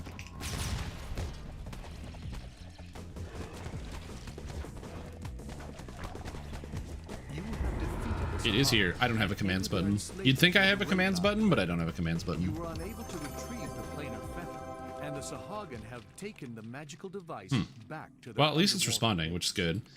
And Sunflast bot is not active in YouTube either. Oh, there we go.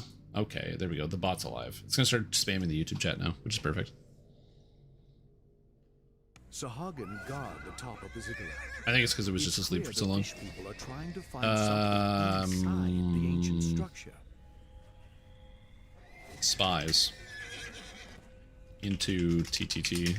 Into Laud Chain. It's been a while since I played this game, so I'm like learning how to do things. Whoa! Whoa! Whoa! Whoa! Look at the fountains! Glow up? I'm gonna be honest. I really like this slight design shift. It's great. That makes me very happy. Yeah, it does. I agree. Seeing the magic missile go like.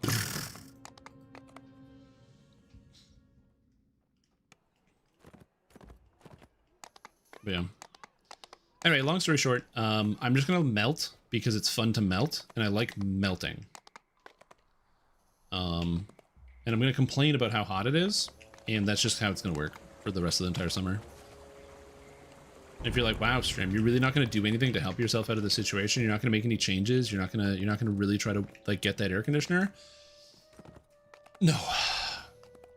Complaining is fun.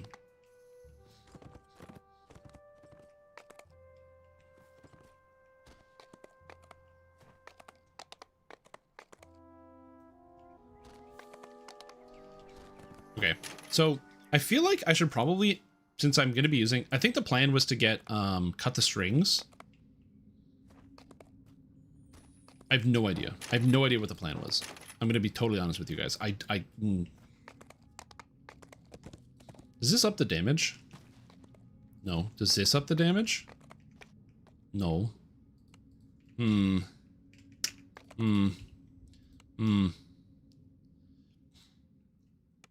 we do. It's because it's different every day. We literally had like one day where the temperature was like almost 100 degrees, and the next day where the temperature was 30 degrees, and we had a frost warning because everything was going to freeze. And that was last week. That was just a week ago.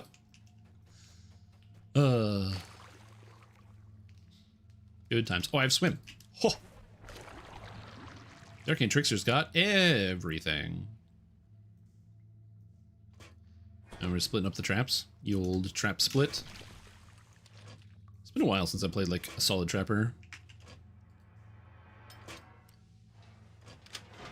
I need to oh no.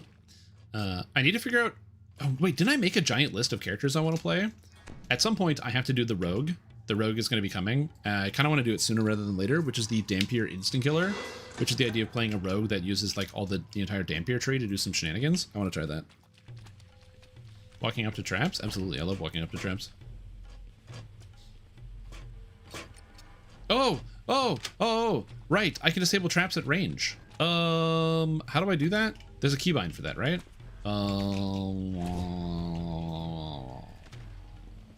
I don't have it on my action bar.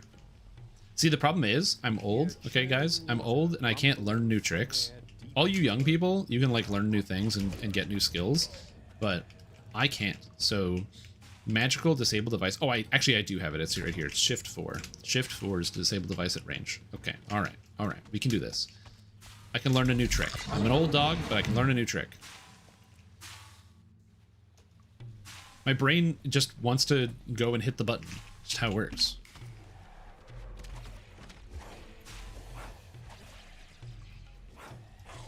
I was probably talking about going up to weird.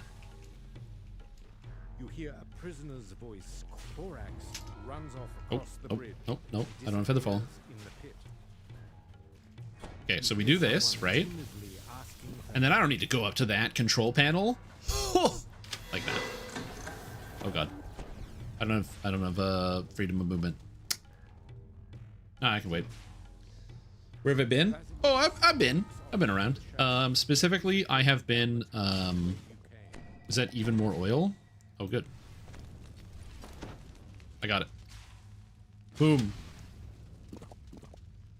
I can disable the oil. I just have to wait for it to go away. Long story short, I had an opportunity to possibly start working somewhere, and I went through a good chunk of the process. The opportunity ended up not working out, but I realized I really, really, really wanted to become employed, so I spent basically 2 months hunkering down and doing everything, like doing all the employment tricks, physically going to places, shaking hands with people, applying for literally everything in the field, doing as much as I can, and it went nowhere. But that's where I've been. Forward heat wave and the US expats living here are realizing that yes, it is that bad. I mean, that's because you guys live in an area where you don't have as much like air conditioning, which is a bigger thing. It's the places that aren't used to getting as hot. What is going on? It's like a big truck backing up multiple times.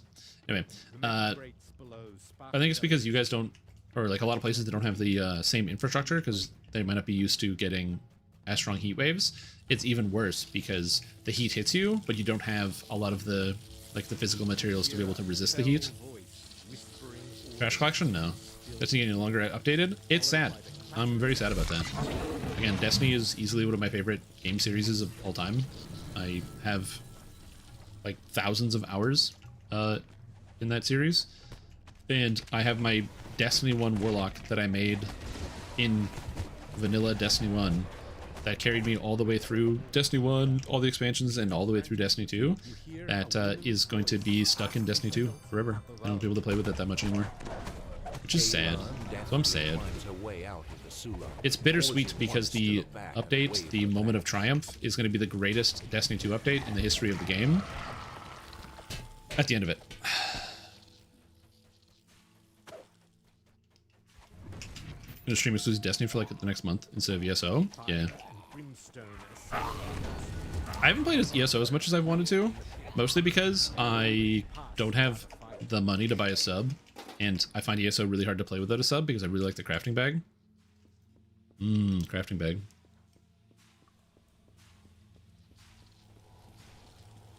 You don't have wind during the summer. It's just, you just melt.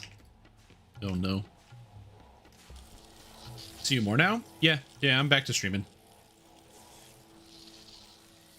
Coming in June. The old June update.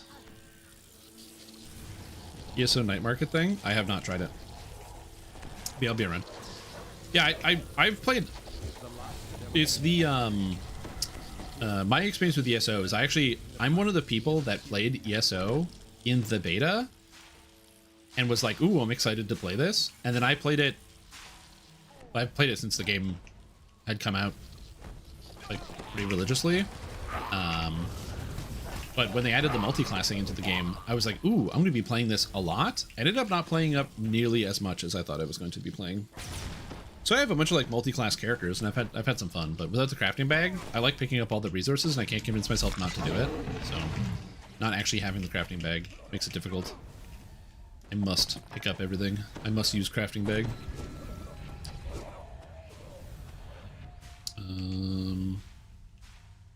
I did make some builds though.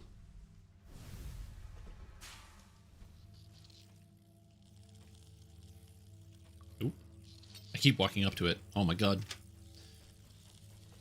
June is a werewolf rework? Yeah, the new werewolf model looks really good. In progress if you're multi-classed? Yep. Yeah, they have like a mastery system, which is basically a way for them to make it so that there's a reason to pure class. So if you multi-class, you can combine all the things you want together. But if you're pure class, you get like a mastery bonus, which gives you like a couple options to choose from of like extra powerful abilities that go over the top. Because obviously multi-classing, similarly in DDO, multi-classing is just better. Like if you haven't played a lot of Dungeons and Dragons Online, multi-classing is just better. So, TTT. Whee! Okay, I made it. Yes. If you're playing like a melee build, like if you're playing a caster, multi-classing isn't better, but if you're using any weapon, 99% of the time, multi-classing is better to recombine and change up different abilities.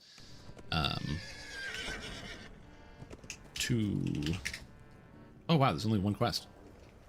Unless you're a caster, yeah. And it's the reason why you're gonna see like, you know, millions of like weapon using builds all multi-classing to get more stuff out of them. Because there's no reason not to, because the capstones tend to be pretty bad. And so ESO had a similar problem, so they're now adding class capstones to basically convince people not to multi-class all of the time. Stream, you're alive? I am alive. What's up, Kentos? How you doing? Happy day to you. Hopefully you're well. But yes, unless you're a spellcaster. If you're a spellcaster, don't multi-class. Unless you're a druid, then it's fine. Or you're doing like a healer. Those can fine. Those can do well. Any chance of DDI? I wouldn't say it's outside the realm of possibility. We haven't talked about it. But he's been busy doing a bunch of things. But I wouldn't say it's impossible. But it hasn't come up in the conversations we've had. You are not the first to visit since the days of Builds help me a lot. I don't know what to build. You know what? Magnification. I also don't know what to build. Right now, I'm just currently playing this character because I haven't played DDO in 2 months, and I'm like, huh? I'm like a caveman right now. I'm like, how do I play this game? What is going on here? I'm learning. Back to more regular streams, just one off. How's my job status? No job. I've just basically like, I spent a solid like couple months or 2 months going super hard. Like I'm gonna get a job. I just spending all day like applying for stuff, rewriting stuff. I have like 50 different versions of my resume. I can't even tell you how many cover letters I've wrote. I went around the city multiple times. I did like blocks, went to like different buildings on different days, being like, okay, we're gonna go this section, then this section, this section. Hey, how you doing? My name's Jim Tom. Please hire me. I swear to God, I'm not a criminal. Please. I didn't kill nobody. Now hire me for your job. So that's been my experience, and I've been going nowhere. So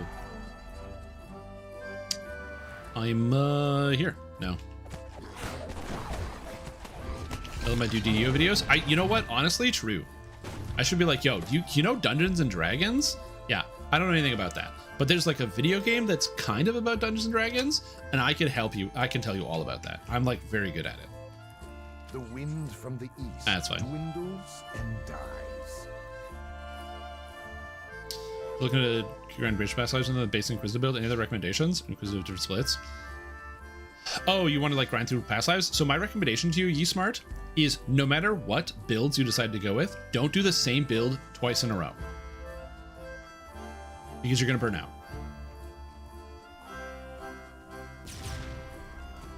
Just don't do the same build twice.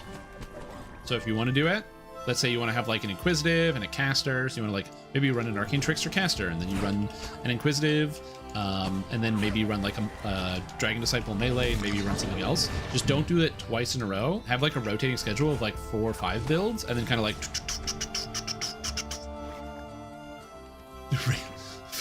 48 Sorc lives for racials. Oh, jeez. That's a lot of lives. Yo, thanks for the hugs, Dust. Appreciate it. You seem very good now. I mean, I'm fine. Guys, one of the things you have to remember about the universe is that life is pain. Job, on the other hand, is super tiring, which also requires some weekend on-call support, which sucks. Yeah, on-call sucks. I will say this, I've never minded working weekends too much. I've actually been surprised a little bit about the job market, because I've applied for a lot of, like, night jobs. So, like, you know, working between the wee hours of, like, 11 at night and 7 in the morning. Because I'm a big night owl. I can handle, like, working nights all the time. I don't really mind that much. And, yeah, I just haven't been able to, like, even land a night job, which kind of sucks. Because I would like to have a night job, because it wouldn't interrupt any of the things that I normally do. Everything I do is, like, either in the morning or in the evening, so it would work around that schedule as well.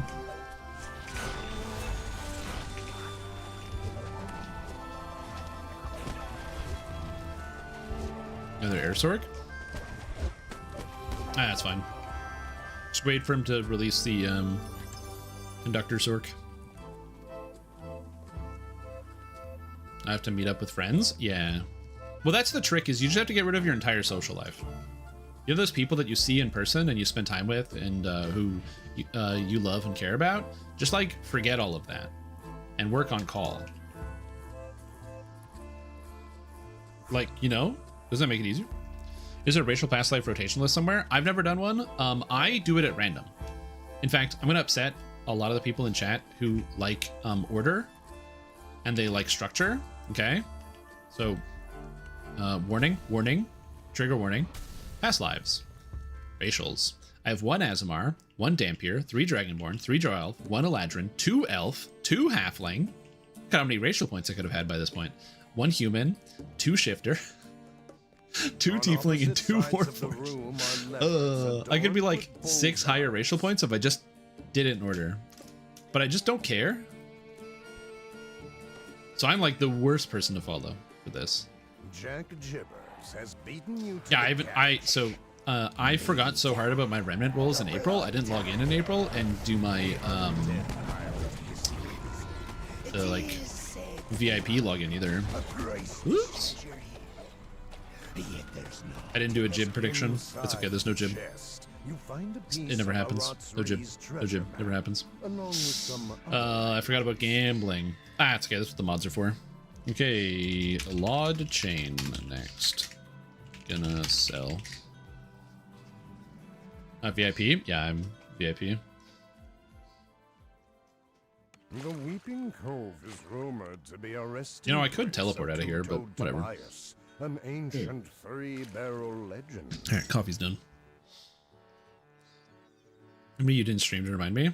That's true. It actually is my fault, and I do accept that responsibility. As somebody whose fault it is,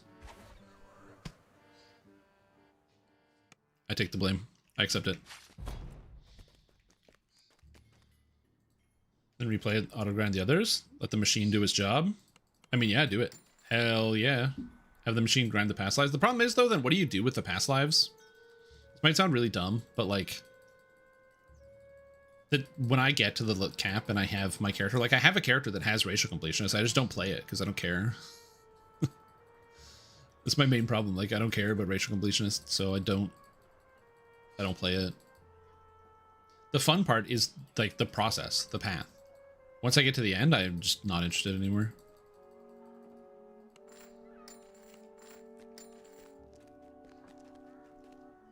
Everybody left. All right. Lod chain. So, lod chain. And it's in the harbor. If you type in Web of Chaos, it does not come up. It's in the harbor. All the quests. Which is very annoying. Even though it is the Web of Chaos. Yeah, and I'm happy to be here. I don't know about Abbott shield pieces are attached to Ransack. I don't know if Abbott shield pieces are attached to Ransack. I couldn't tell you. That's on maybe lots of knowledge. I have 38 points to spend. I should really do something about this.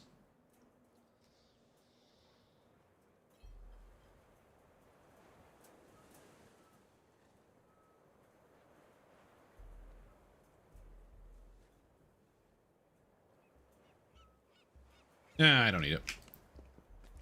I'm like staring at this. I'm like, you know, I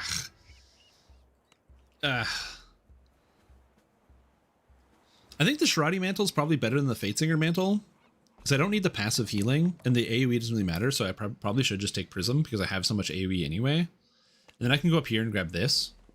So I'm going to do that real quick. I'm going to disappoint this person because I am rearranging my tree real quick. That's only 1 point. Oh my god, I need more points. Luck bonus to feats and skills. If I have Luck of Heroes, I get double. I don't have that. Spell points. Stay Strong, which is force damage, but I should probably add Stay Loud because of the 20% damage increase, but Stay Strong is force. I'm going to take the force. I don't care.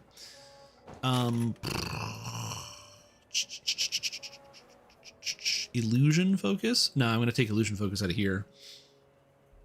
I get Watchful Eye, which is free. Beguile is garbage. That's bad. Yes. Force Spell Power. Yes.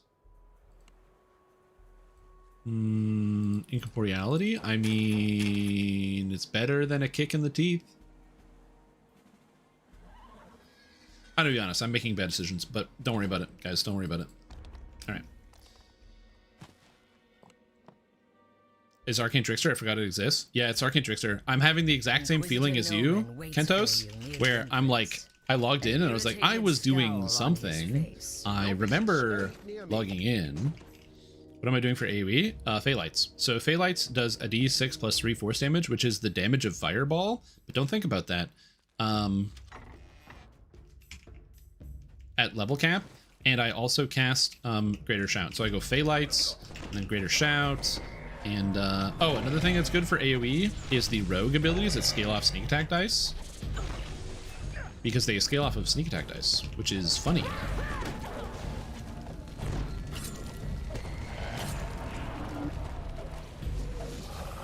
So, yep, that's it. Tabletop RPG campaign, so do not even think about playing TDO. You know what's funny? I'm also going to be starting a new tabletop RPG campaign. The first session is on June 6th? You know, I really should know this. It's my session. The first session is... I didn't post it in the schedule because I'm super fucking smart, dude. June 5th is the first session. But I'm actually... You know the video game Pathfinder Wrath of the Righteous, Kentos? You might have heard of it. I'm going to be playing that video game in person because I actually managed to get the, like the campaign guide or whatever that it was based on. So because I physically have the whole campaign guide, I'm going to run it with some friends who haven't played it. But in tabletop instead. It's very different. It's very, very different. But it's cool.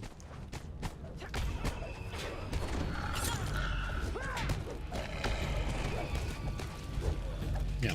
From the mechanics tree? Yeah, the mechanics tree. There are light So- scuff marks around the bookshelf on the right. Hey, Shun, I'm going to tell you something, but I need you to Center of this room keep stands this a to yourself. blood-stained Something you have to know altar. is that Unspeakable acts have been performed there. these, the Thunderstone and the Use Flask, scale off of ranged power to scale their damage.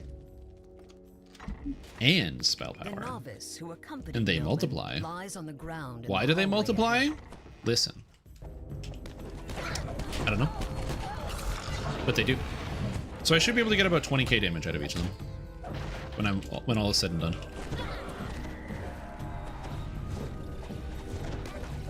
And they don't cost mana. And they debuff. Better system TRing, I would give it to devs with less power creep and more tune building. I'm a modder, so like Wild Mage full of crazy ideas. Then post on the forums. They do actually read the suggestion forums with some amount of regularity. So if you are somebody who has like different types of game ideas, oh, I forgot I auto detect traps now. Ho ho ho! Sharati champion.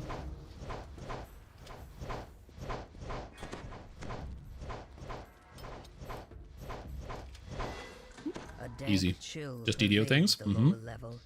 Then my game is a different system. You aren't playing fantasy. Hard and steel Oh, were you doing like? echoes from Is it like some type of desk job simulator where you guys are like working at like a company woman's and voice like rose up from somewhere you gotta below. make sure you push the next update. Then you realize somebody's actually been vibe coding on I prod. will do no such thing. The Silver Flame has caused enough trouble. Soon nothing I can say will throw them off the scent. No, you will stay here and see that no one gets by. I will go below and assist That's our when you snap. That snap sound effect is awesome. Just the like, it's really crisp. It's really clean. It just feels good. You talk about Pathfinder Wrath of the Righteous? Yeah. So Pathfinder Wrath of the Righteous is a computerized video game of the tabletop campaign that was released in 2015. So in 2015, there was a Pathfinder tabletop that came out. Or like Pathfinder releases like every month, they would release like a book, and it came out over 6 parts. And then in 2021, the video game came out. I actually have the original books. I managed to find a seller, and I purchased the books from them so I can run the campaign in person with some friends, which is kind of sick. Yo, what's up, Lexi? How you doing?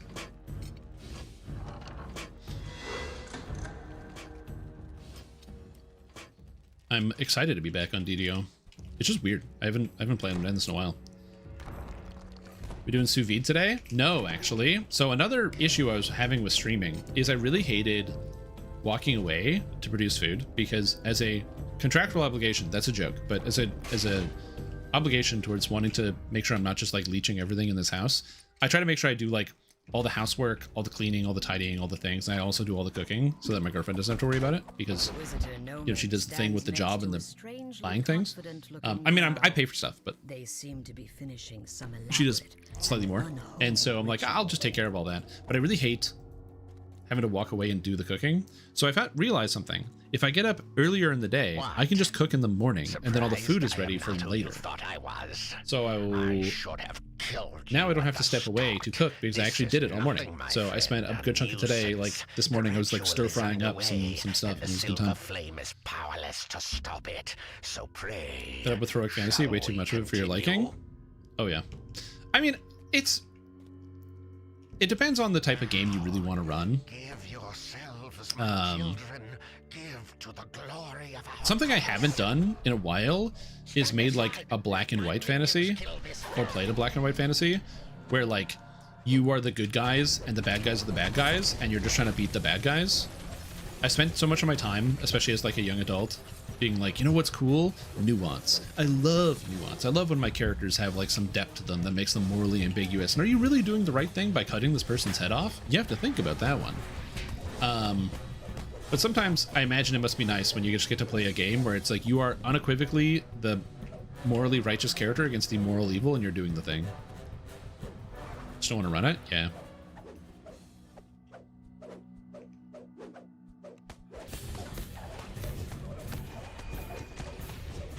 Okay, bye, Kentos. Oh, why am I being attacked? Good to see you, Strim. Yo, Brez, welcome back to the stream team. Preach the sport. You've been a fantastic day. Glad to have you here. Hope you're doing very, very good. Meal prep 3 to 5 days at a time. I probably could meal prep 3 to 5 days at a time, but I really hate spending more than an hour cooking. That's the hard part. Oh shit, I haven't tested if this is going to work when standing.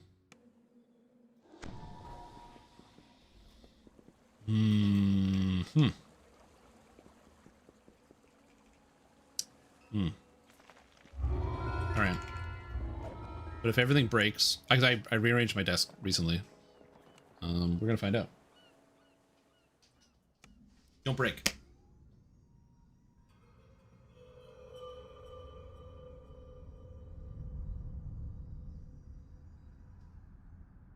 Okay, so the camera turned. It's not good. But I think it didn't break. I think we're good.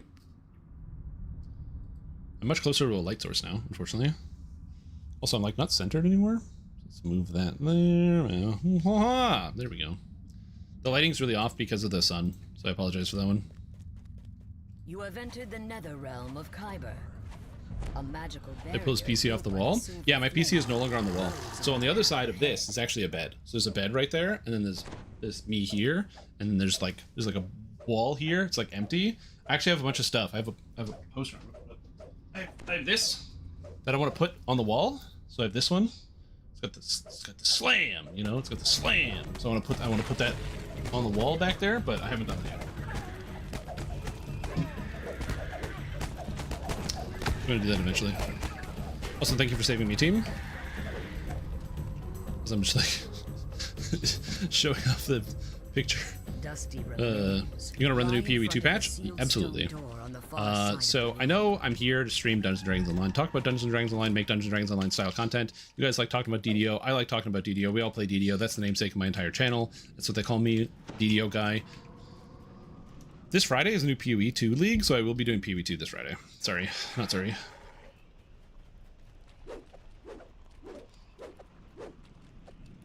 It is what it is. So we'll be doing that this Friday. Before then, though, or not specifically this, I'm also like big on crowd control when I'm alone. This is kind of nice. Like I said, I have some DDO videos I want to get out. I'll be streaming each day. If you're curious about the schedule, it's now up in the Discord, so I'll be back on the regular train. But general rule of thumb is we're going to be starting stream at around 1 o'clock pretty much every day. Is the expected turnaround, 1 o'clock Eastern Standard Time. Unless there's a specific reason why I might start it differently. For example, on Friday, we're going to be starting slightly early because I want to talk about the game.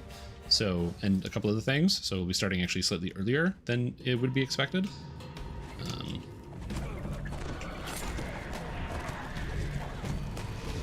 The DDO doesn't look fun. I should play PoE. I mean, DDO is really fun, especially right now. DDO has its problems. For me, one of the things that really gets me about Dungeons & Dragons Online is the endgame. I'm really not a big fan of the current way the endgame is structured, insofar as I don't like how tedious it is to acquire the items you want for a build. Not that it's hard to get gear, but it's time gated. I don't like the time gating element of it because it means that for the purposes of reincarnation, you're kind of like, there's no real reason to farm out gear at the end game if I'm going to be reincarnating out of the build that I'm playing anyway. Like, it's okay to time gate in a game like WoW or something where I'm going to be playing the same character for the next, like, you know, 1 or 2 years at the level cap with the expansion. But in DDO, you're not doing that. In DDO, people reincarnate all the time, and it's an encouraged system. So I don't want to have to stay on the same character all the time, and I want to use the reincarnation system, but the loot system isn't like the exact opposite of the reincarnation system, so I don't love it. Yeah, I heard that. We're getting Duergar. Did I not update this? Oh, we're on servants. We are on servants. Are you flagged? Whoops. I forgot to update. An RPG loot system with a time gate. Exactly. Imagine if you're playing Path of Exile, and you want to get an item from Searing Exarch, but you can only run Searing Exarch once every 3 days. Even if you want one of the common items, so you're like, I just want the boots. I want the boots, so then I can apply. I can get the Earth Shatter totem, so then I can make it so I can make slam totems. Too bad. You're doing well? Yo, I'm doing great, Patches. I'm doing great. Hope you're doing well as well. Also, very true. It's like you got 9 Mephisto runs in a week. Did you get your Skin of the Viper Magi? No? Damn, come back next week. Hey, it's a 1 in 500, but you can get it.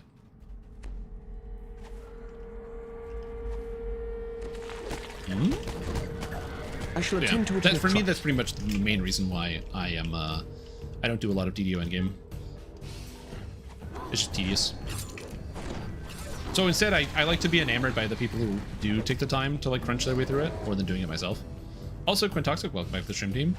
68 months is a ridiculously long time. Do you know how long that is? That's closing in on 6 years. The heat grows more oppressive. That's right. That's pretty crazy. Drops deeper. Thanks for the sub, you guys. Appreciate it.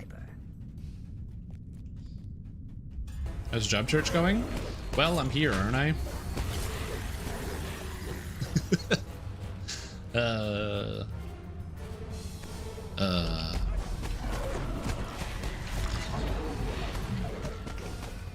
Yeah, as I mentioned previously, I've been doing all of the things that you're supposed to do. Go, like, it's not enough. You can't just, like, submit a job application. You gotta go. You should go shake hands with the, you know, find out who the managers are at these places, shake hands with people, get in front of people. You gotta put your name out there. Flamefang is vanished in a burst of heat and fire. Yeah, it totally works. Snarling in anger.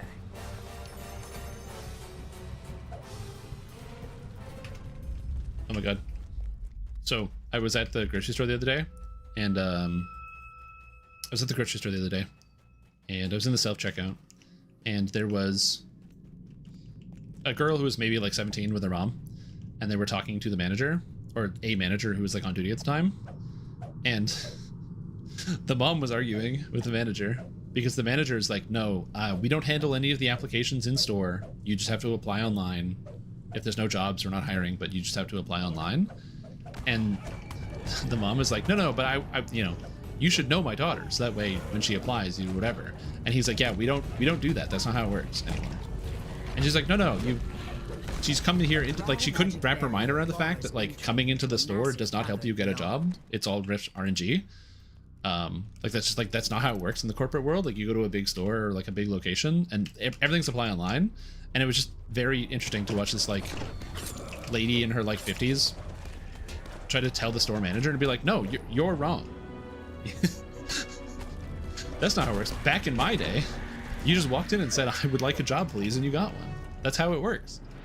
It's so funny. And the kid was extremely embarrassed.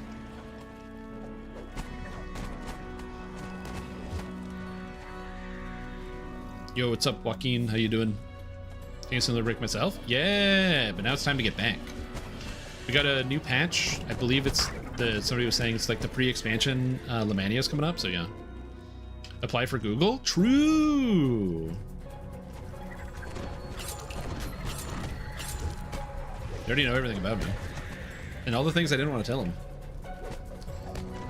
I think the old way was better. Yeah, well, the problem is the new way currently is you apply for a job and you get rejected by an AI. Is that today or tomorrow? I have no idea. I came back and I read 3 waves of patch notes because I've been so out of it. Accoladed the skin build? Ooh, that's fun. Accoladed the skin is something you're allowed to play in DDO. That is something I do appreciate about the customizable difficulty of Dungeons & Dragons Online, which is that there are some like pretty bad builds that you can play out there, but you can also choose if you want to play them or not. No one's forcing you to play Acolyte of the Skin. And the fact that Acolyte of the Skin is not like a god killer in R10 doesn't mean you can't just play it and still have fun with it during the leveling process. Beam is a little unfortunate. I do wish the beam didn't feel so horrible. Beam is a struggle. I don't know what you do about beam. But I like the fact that it's flexibility. And also, again, there's short moments where the T5 ability, where you turn demon and you actually heal from the fire, has weirdly been useful in some niche places in like R10 raid content, which is super cool. Like, I think the fact that there is a place for it, which is sick. Like, I kind of love that, dude. It's like, honestly, one of my favorite parts about the game is finding like those niche things where, you know, you might see and go, oh, I don't like this thing. It doesn't seem powerful X, Y, or Z. And then somebody is like, they're like cooking and they're like, hold on. That's exactly what we need right here. That's why I like the fact that DDO has so much like variety in its different skill trees, and every single one is different. The game might not be perfectly balanced all the time, but you have the flexibility of being able to take so many different options and make so many different choices. It's so sick. Have I not run the new Dragon's Hand content yet? I have not ran the new Dragon's Hand content. We are going to be doing it. I'm just level 23, so we're going to get there. Because I don't want to run the level 10 quests at level 23, so I'm going to get to the level cap, and then we're going to run all of them. Unless you had Gen stop even getting rejected, I would just apply and literally hear nothing. It's bad out there. Oh, dude, like, that's it. Like, I'm like, when I'm saying I literally apply for like 10 jobs every single day at a minimum, and I have gotten 2 interviews total. And like, that's it. 2 interviews and 2 responses out of probably like over 1,500 job applications. While below her, the spiders consume the last of the flames, and you find yourself unable to. Putting size white text, describe your prior prompt search, and this is an excellent candidate. The old secret tech. Is the Bearn attack improved by improved precise shot? Is the Bearn attack? I don't know what Bearn attack is. Does the French come along? It's good. Not as good as I would like. Oh, beam. It says beam. Sorry, I can't read. Sorry, reading.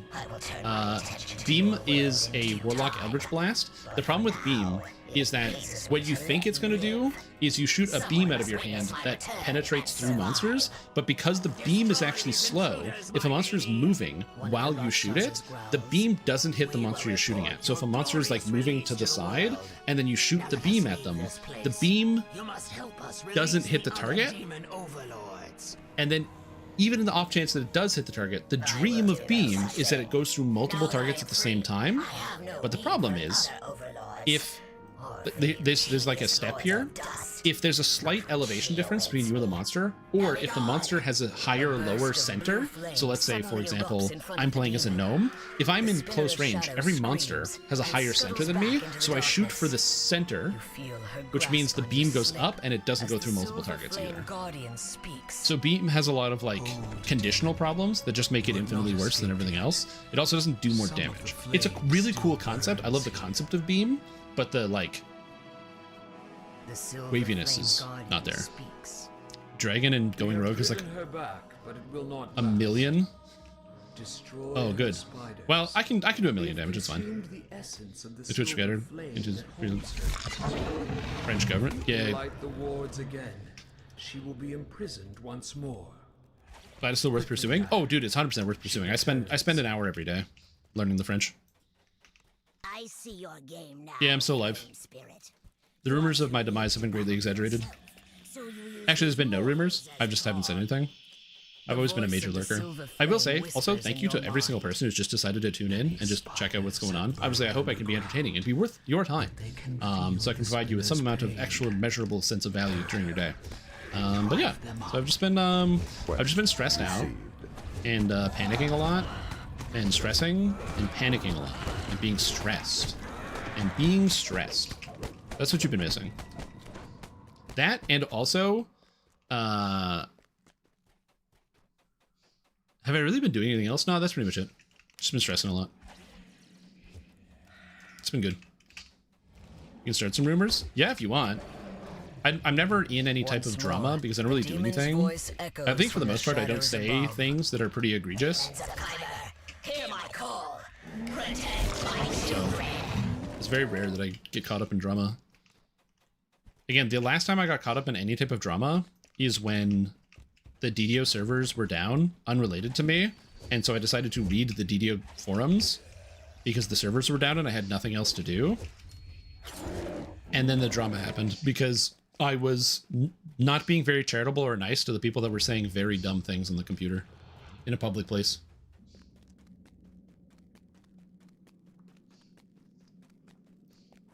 The classic fly across the entirety of Canada flight. Well, most of it anyway. There's a forum person that said you doxed them. True. I did dox them by reading their public forum posts on the public forums on stream.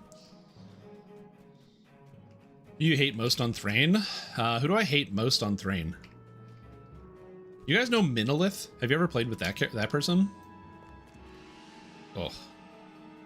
I could probably endlessly talk about how much I hate that person.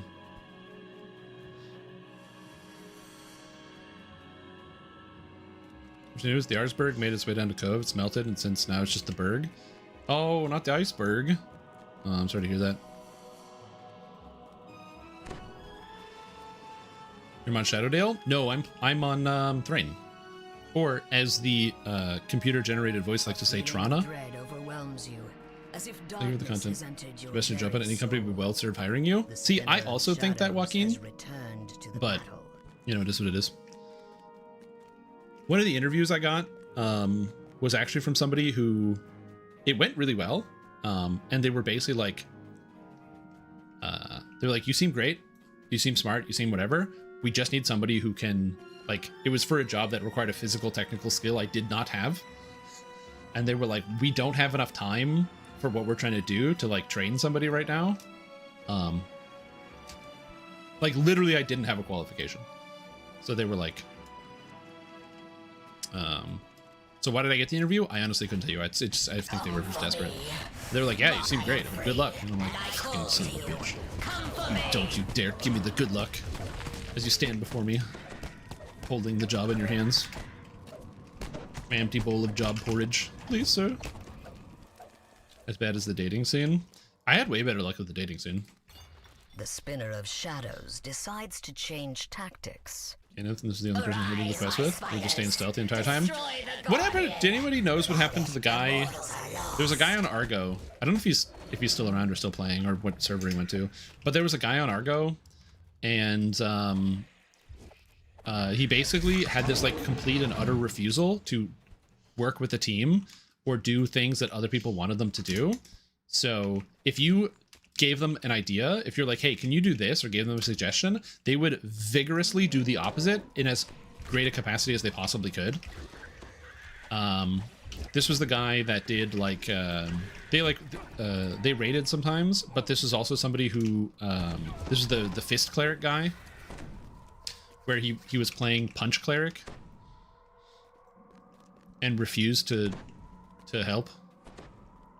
And when you talked about the fact that he was playing punch cleric, he AFK'd. Yeah. Yeah, it literally, don't tell me how to play my character. And apply again if you decide to get that qualification. I mean, possibly, yeah.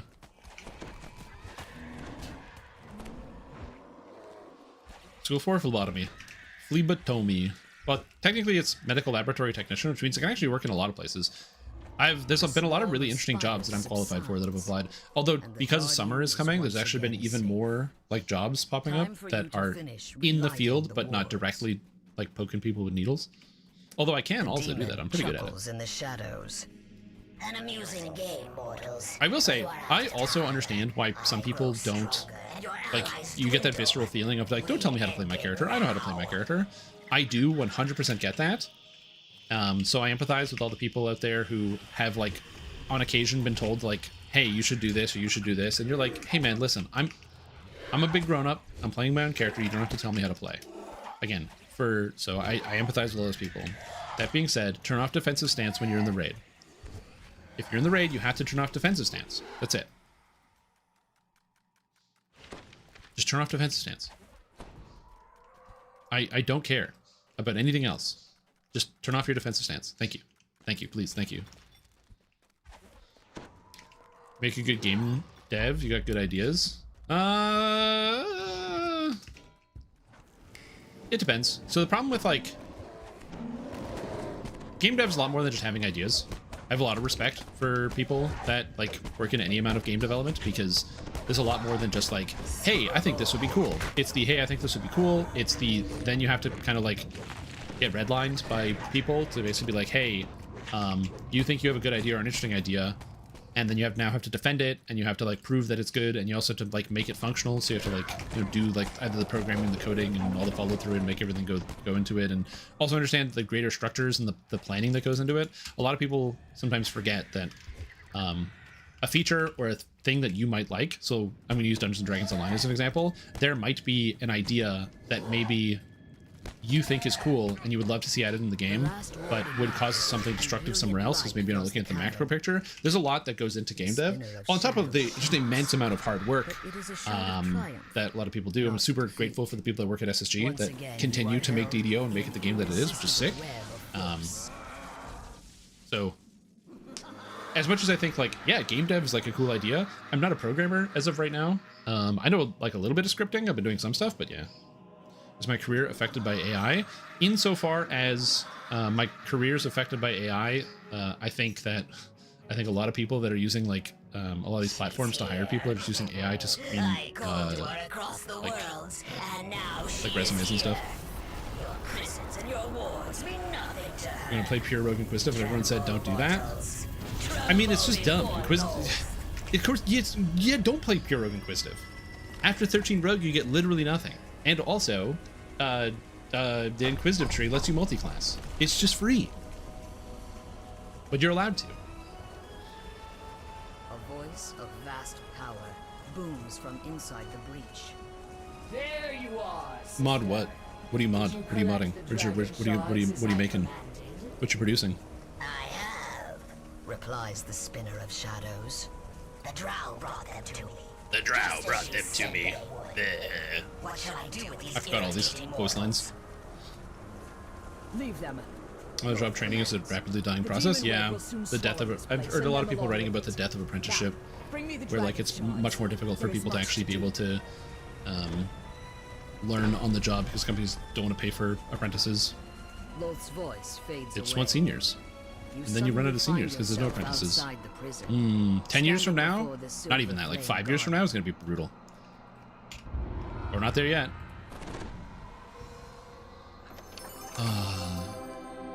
That's what I love about the stream. We get to talk about super fun topics, like how video games are fun and cool, and how the job market in a lot of places in the economy is terrifying. And it's coming to get you.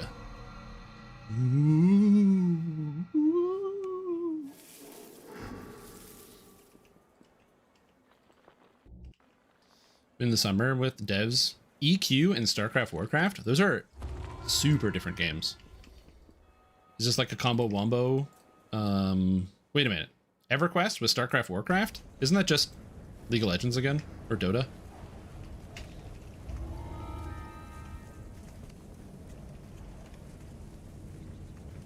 Spinner of Shadow. No, we did that. Rift. It's a UGC? Ah, crap. I don't know that acronym. Arcane Trickster Inquis is a good mix? Yeah, I honestly, Arcane Trickster is just like peak. It's probably... Is it the best archetype released? I don't know. Dragonlord's really good too. I think Arcane Trickster and Dragonlord are definitely like the top two archetypes, but I'm gonna look at the list real quick. A voice in the distance calls to you. Take heed, friend. Yeah, I think it's Dragonlord, Arcane Trickster are the top two for sure. Wild Mage is cool, but somehow not super worth it to build into. Dark Hunter is a better ranger in some ways and other not. I think in terms of like making something that is interesting, Dark Hunter kind of doesn't completely overshadow Ranger and just does something else, which is cool. Perhaps ye have come to mend it. Sacred Fist, Dark Apostate, and Stormsinger are all kind of weak compared to their base classes. Although, again, if you've seen some of the Sacred Fists out there, they're doing some things in the are the Sacred Fists that are doing things in the video game still doing things in the video game, or are they not doing things in the video game anymore? She and her sister, the Spinner of Shadows, are the source of Hey, what's up, Death Drummer? How you doing? Yeah, it's been like I don't know, 6 hours. You were asleep this whole It time. was only possible for me to come here because Loth let her guard slip when the rift opened. They're doing the thing, yeah. I cannot easily leave the demon web. I haven't joined till she joined a slips Relentless again. raid in a little while. This rift, her sister, Just the want to double magic check. shards she's plundered from your world. They are all part of some vast and tangled scheme of Loth's. Close the demon web. Yeah, I'm looking forward to there's Lemania coming soon, I think. I'm gonna double check on that. I think Lemania is coming soon. There was a post about it. I read the forums. They produce even more disgusting. Hark! I sense that she has dropped her guard. We expect Lemania to hit Occupied soon. with her sister, most like. I must Posted by leave while Thursday. I can. Find thy way to Evening And that Star. general I will meet you overview there. will include enhanced entries who's opportunity to play it. So Lemania soon, could be this week, could be next week. Let's see, talk about it. It's a game made for modders to make games out of, so like Roblox. Oh, Roblox. I gotcha. Ye old child enslavement factory. So no llama. Well, there were. It's Monday as well, but that would make sense if there was no Lemania today or like this week because of the holiday. Oh yeah, I forgot. It's a holiday for a lot of you Americans. Oh. I don't know much about Roblox other than kids make games, and then the company Roblox makes gajillions of dollars. What do you hope to see in Duergar that is different from Dwarf? Okay, so here's the thing. I'm not a big dwarf guy in Dungeons and Dragons.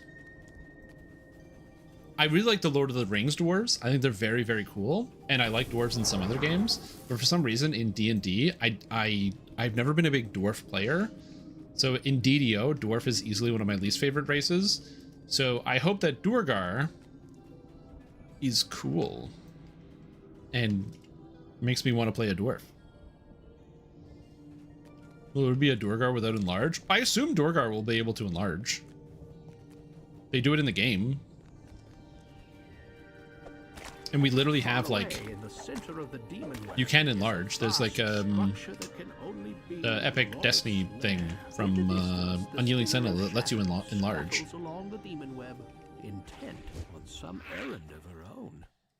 Dwarf with a Brooklyn accent? Yeah, I can't do that. I don't know how to do it. I'd have to practice for a while. What are halflings? Halfling is my least favorite race in the game. Halfling and dwarf, they're right there at the bottom. Do I just dislike playing short characters? Yes, but I actually like gnomes quite a bit. Empty. The brood it bore has already consumed the weak and the slow, then dispersed. Yeah, so I assume Duergar will have enlarge. All I know about Duergar is that I think they get spell resistance because they're from the Underdark, so that would make sense. And they get enlarge, and they dig. Find a way to repair the rift that is slowly consuming your home. Maybe they get some like heavy pick bonuses or something. I don't know. That'd be cool. Yeah, man, sounds good. Invis. Again, I'm outside the loop of what Duergar do. Do Duergar turn invisible? They don't do that in DDO. Do they do that in DDO? Is Dwarf Lover in DDO in general? Duergar especially, after not adding them for so long. Yeah, I hope that they also have like a visually distinct character model. On a distant shot, Like it's not just like dwarf but dark skin, but like they have like a visually distinct character model with like animations and all that, like a new rig. That'd be cool. So let us begin. Ever since the release of Tabaxi, my standard for the rig of new character models has been very, very high. I want them to have articulated fingers and eyeballs that move on their own. Let go of your physical form and join me. Become Up to stream time out of nowhere. Yo, what's up, Chalky Fish? How you doing? Welcome back.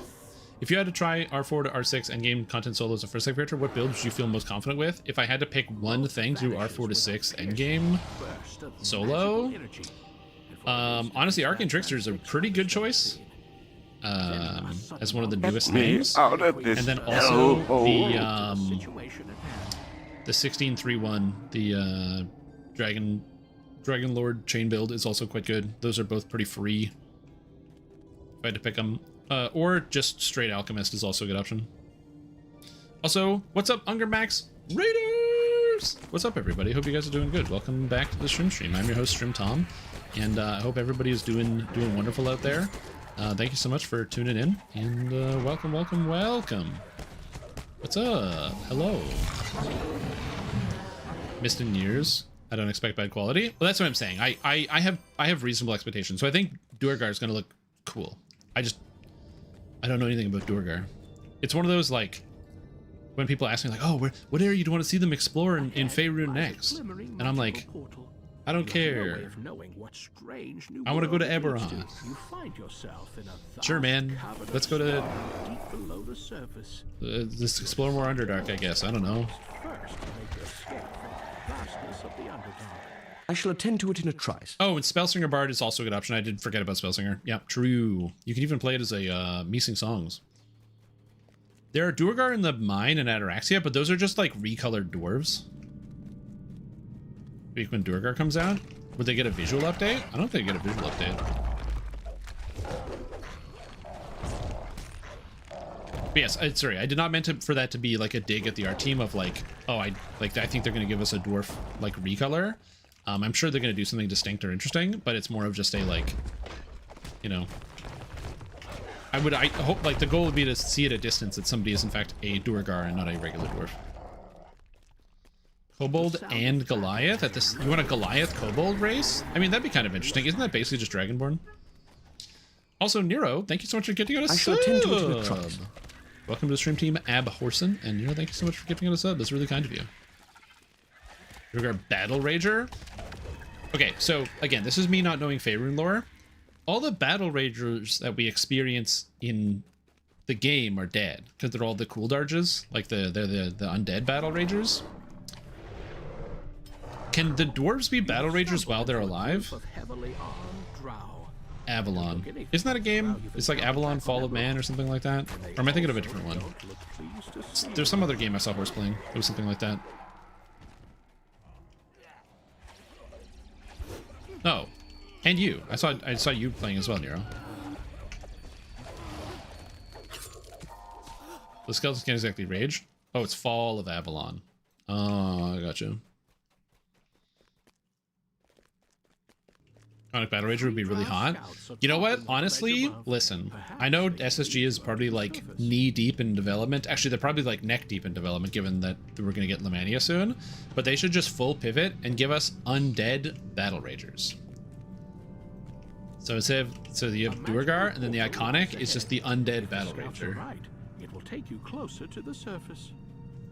Tainted Grail Fall of Avalon. Yes, I am thinking of Tainted Grail. Look, I don't know what Avalon is, so that's... I just do word association until I get to where I need to go.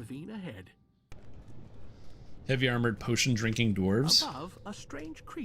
Oh, they just got one of them like one of them hats on, the big foam hats with the potions, and they're just like chugging potions. So if guys cutting their arms off, it just grows back instantaneously.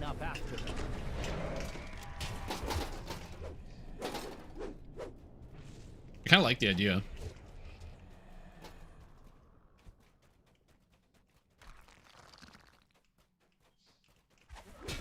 Is that a thing? I imagine like a subclass in like D&D or like an archetype in Pathfinder or something, where it's like a potion guzzler, where they have the ability to drink potions as a free action, so you can always just drink potions constantly. Guard in front of the gate, almost as if they had been ordered to do so. A poshaholic. Hello, Rachel. What's up? Yeah, I apologize for being gone for so long. Alcoholic subclass? Well, that's something. You worked on Ancient Wizards? Yeah. Like I said, if you want to send me a link, if you're welcome to like post on the Discord. Or send something to me directly. I just don't have any experience with it. Okay, all good. Oh, so TLDR, I'm going to tell this story a million times today.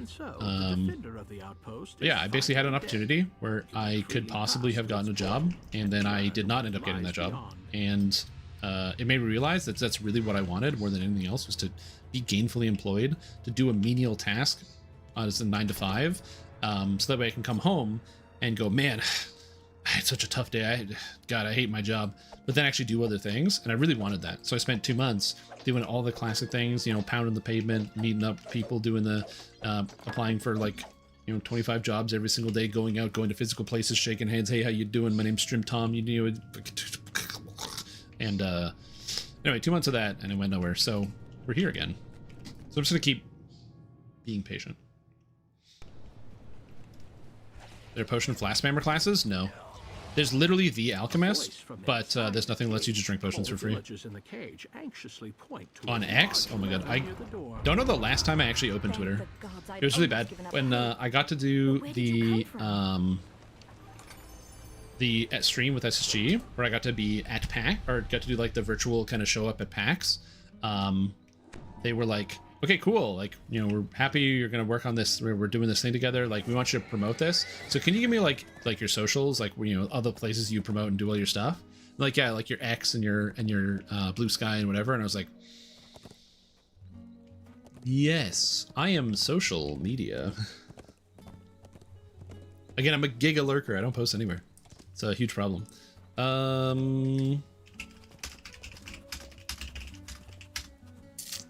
Yeah, exactly. E-Star chain. Put the mustache into full handlebars? I could. I'm not gonna, but I could. So you didn't see any texture on YouTube, just in Twitch? Of course I do. I read it. I read everything you're writing. Gilherme Theodoro? I got this. It's not because I'm used to Guillermo, but it's not Guilherme Theodoro? Guillaume? Is this French? I got this. Guillaume? No, that's also not right. Yeah, I'm just call me Theodore. All right. Only because that's what you specifically wanted. Ah, it's okay. Like I said, everything will always turn around. It's like just ebb and flow. Ebb and flow, baby. Brazilian. Oh yeah. Now I know. But no, I read YouTube chat. It's just tough. I'm not used to reading both chats at the same time because I'm out of practice. I think I mentioned this before, but like shortly before I kind of took a break for a couple months to work on jobs, I had mentioned I would get like big headaches from trying to read to they speak Brazilian in Portugal. Sorry, Portuguese. I'm an idiot. Anyway, you're correct. I would get headaches reading two chats at the same time. It's surprisingly difficult to manage that in the brainstem. What was I taking? What feat do I want? Embolden seems fine. Merciless Wrath seems bad. Illusion Focus also seems bad. Wellspring of Power seems fine. It's just damage. I do like damage.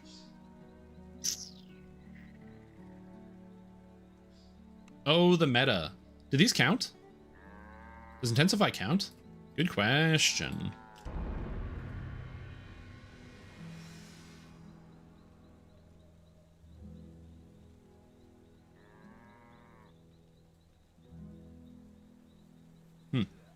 More metas. Yeah, we got more metas. Yeah, dude. But yeah.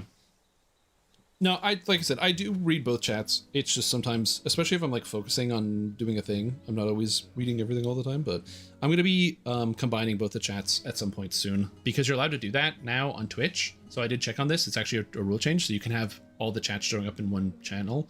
So I'll have the YouTube and the Twitch chat kind of spliced together. And then I'll also have a way to read that as well.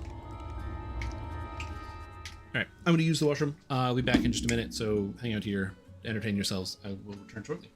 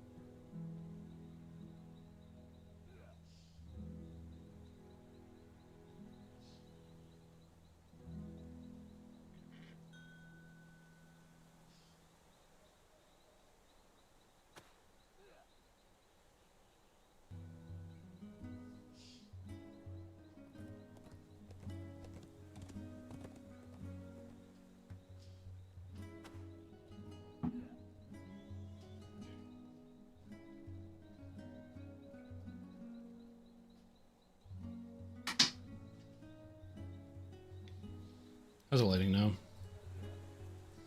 I'm still not well lit. Oh, do I have to have the light on right in my eyes?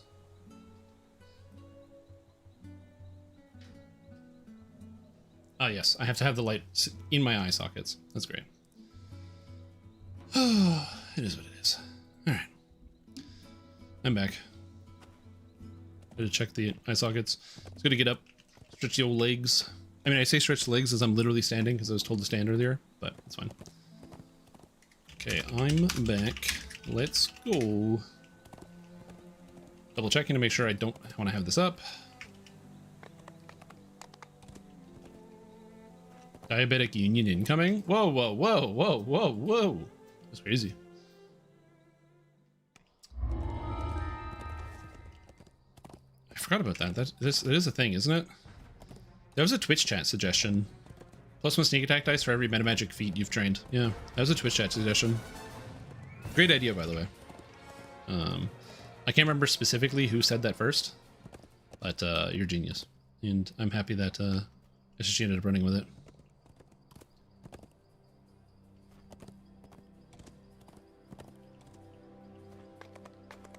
I have my buffs. Oh, I forgot about the Jin discovery boost. I guess the Jin's not around, or is the Jin here for the whole year? I can't remember. Is it just like for today, or how does that work? The farmhouse has seen better days. He's gone? In the middle of the room, damn. The Drow priestess stands menacingly over an injured purple dragon. No, the King's Drow couldn't put Demon Slayer back together again. Honestly, it sounds like just Where is it? Bad management, bad leadership. Do not play games, fool. Only Remnant Rush. Oh.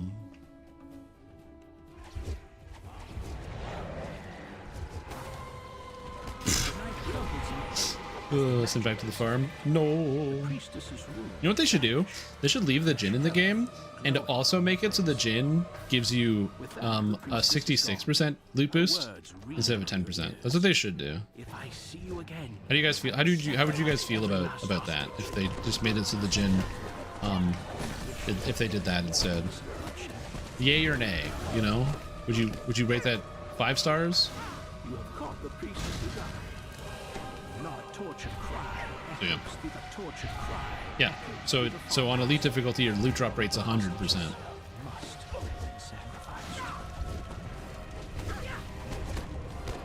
Yeah, I think that would be kind of cool instead of giving the 10%. Is still 0? True. I did have this like horrible thought of like, I don't know if people tested it because of the extra 10%, but I did have this horrible thought of like, what if the loot drop rate in the game oh, one sec. Unquiet graves. What if the increases to loot drop rate are multiplicative and not additive? So like this 10% festive bonus increases the drop rate by 10%, which makes 33% go from 33 to 36.3, as opposed to a flat additive 10%. So instead of getting 43, it's actually 36, which is like dramatically worse. So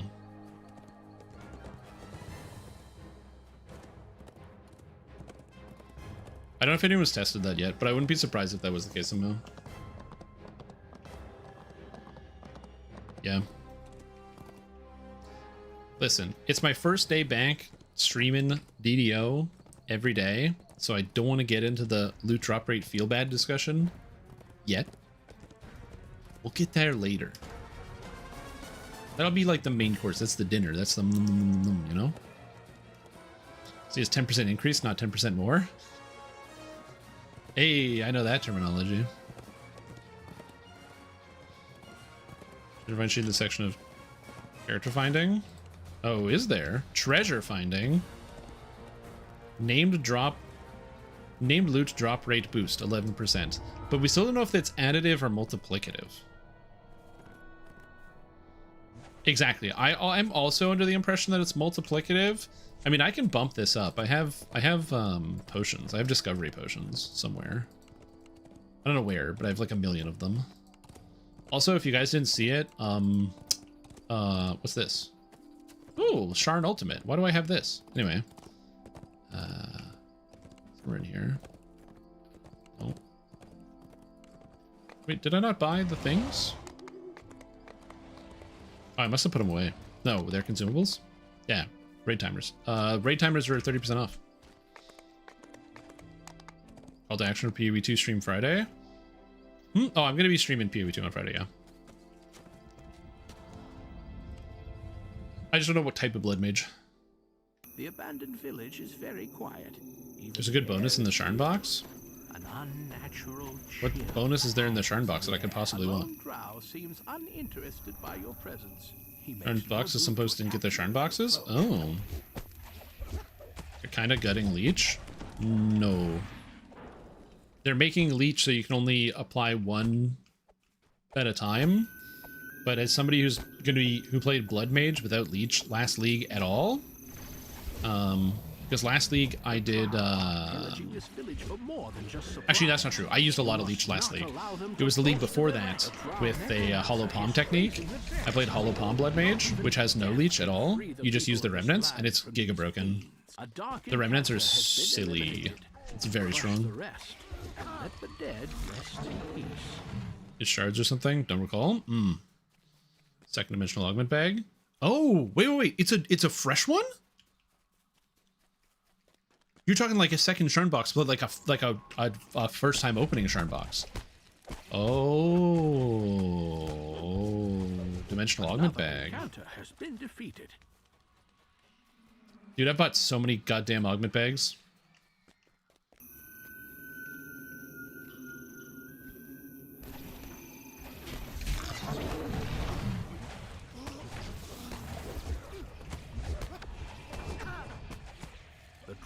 Give it up to someone who never got it. I mean, honestly, love that. It's not, yeah, exactly. It's not often the bank makes an error in your favor, so I'll take it.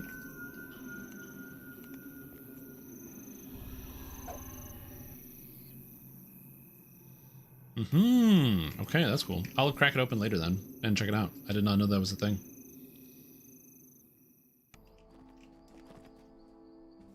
All right. I also forgot to put Intensify on all my spells, so that's Intensify. That's Intensify. That's got everything. I don't think I can heighten this. Anyway. Intensify. One of these is an SLA. To intensify this. Oh, my Stolen Spell doesn't have Enlarge turned on? That's weird. And then... Intensify is already on there. No. Enlarge? Oh yeah, we should enlarge that. That's a good idea. Yeah, I think we're good. You know, I really should be looking at where I'm going, but it's fine. But yeah, I'm not terribly worried about it. Remove all instant leech nodes, just gonna leech to one instance. Oh yeah, but those are still modifiable things, and Leech is still going to be quite good. And again, bear in mind, I'm going to be playing Blood Mage, and Blood Mage doesn't care about Leech at all. Yeah, you want to be the Spirit Walker, the one that gets to literally steal the bosses and make them as companions. It does look cool, but no, I have to play Blood Mage. Blood Mage is my favorite class in PoE2. And in a lot of games, I like the idea of playing like a Blood Mage type character. And then as a joke, I ended up playing Blood Mage Hollow Palm technique. And then I decided, you know what? I'm Blood Mage guy. I'm just going to play Blood Mage till I die. So every new PoE patch, I'm going to take whatever the new thing is and then put it on a Blood Mage. So ideally, I would like to do Blood Mage face breakers and like go and kill all the bosses and then just like slam stuff because I haven't done slams yet.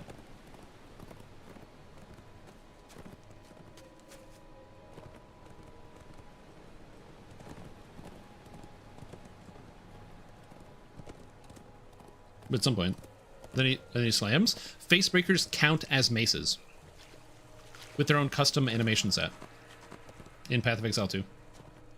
Yeah, dude. Buffed when Leech has been nerfed more than Blood Mage Leech was buffed. Well, the thing is that if you are triggering spells, so which is how I would do it, where I would just trigger like one big spell, it's kind of a buff. As long as you have big hits, you can get kind of a buff. But again, I mostly use it for the remnants. Like, without leech, just the remnants alone are really, really good. Where am I? I'm lost. Where am I? This way. Potential bot? No, that's dust from the chat.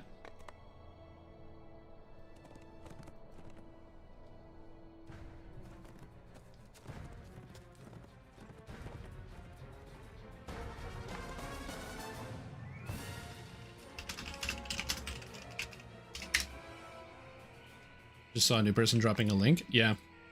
It's not good Discord etiquette. General rule of thumb, don't ever just post a link to something without giving context for what it is. Because if you don't give context, then people will assume that, or should assume, rightfully so, that it is a malicious link where you're going to get like your account stolen or whatever, because that's how it works. This is Ada's backpack. She's definitely been through here. As you search through it. Because that's pretty much how people get their account stolen. Somebody sends you a link, you click it, and bada bing, bada boom. So I just did a thing to just add some context. Be like, this is XYZ. Remember, kids, never click unfamiliar links on the internet. If a stranger sends you a link and you don't know who they are, don't click it. No matter what website you're using, no matter where you're going, if it's your email, it doesn't matter what it is. If somebody you don't know sends you a link and does not give you any context, don't click it. They're gonna steal all your shit. And then you're gonna need a new email. They're looking for this thread of the weave.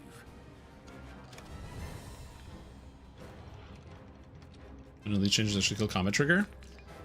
Yep. They also nerf comment too, which is funny.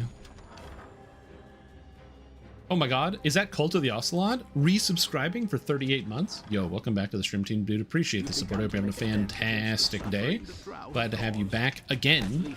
Confoundingly, given the fact that I've been missing for so long, I figured, you know, the faith had been drained, but you know what? Apparently not. Apparently the faith is still... We're up there. Also, goodbye ads. Screw ads. Also, what else are you using your Prime sub for on, you know? Gotta use your Prime sub on something.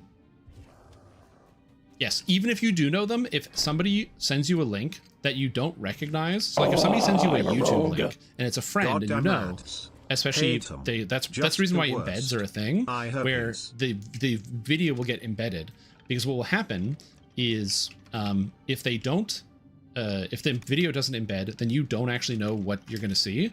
So by doing that, it forces it to go like, oh, this is a video, you know it's safe to click, blah, blah, blah, blah, blah. You click the thing and you watch the video.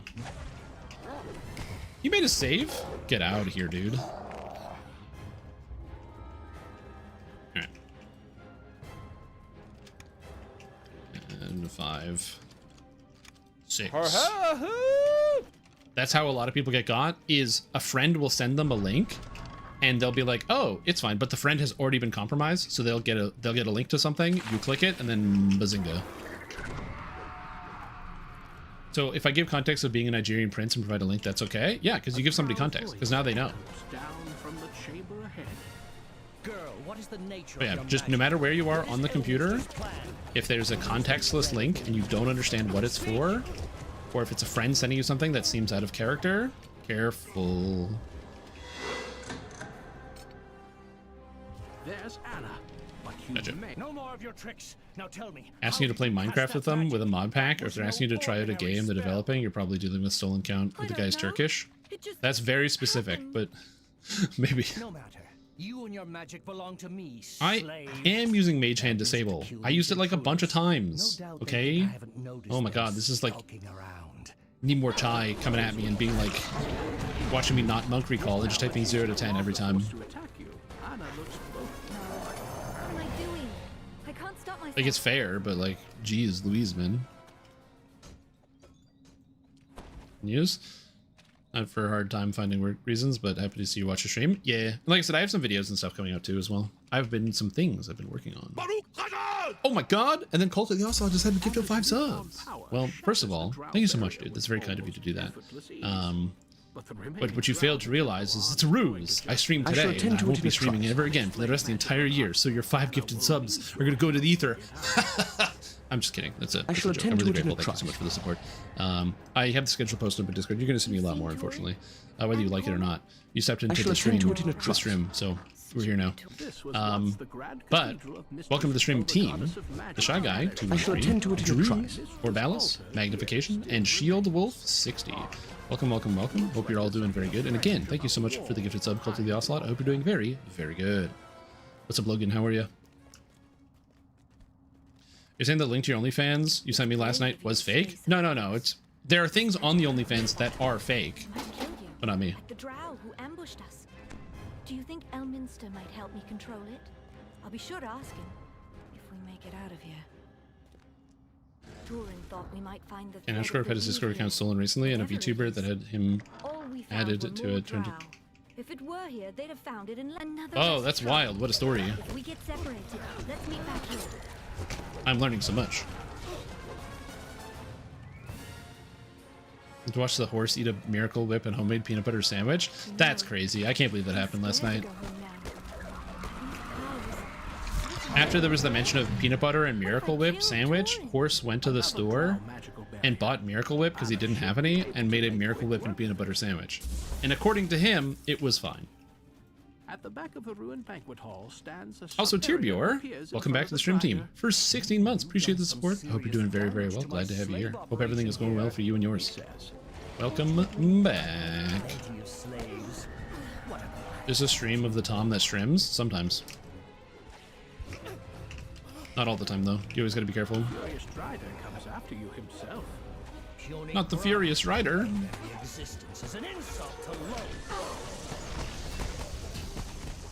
The horses cringe. I mean, honestly, yeah. That's okay, though. We've all been cringe every now and then. Sometimes we're all a little cringe. Whoop. Give me remnants. I'm gonna need remnants for the Sterling Remnant Rush. I'm gonna use my key. Battle for E. Then, don't drink water. Then yes to. Then yes to. Hi, Strim. Should the stream Hoping the you're Toms? doing well. Sometimes. We've missed you. Wait. Oh? Oh, it's delayed. I was like, the voice chat is like off. I'm gonna be honest, I think it's because of the bot. I think it's specifically because my bot was like flipping on and off. So I think that's why the timing is off on that. So your messages are going through, they're just delayed.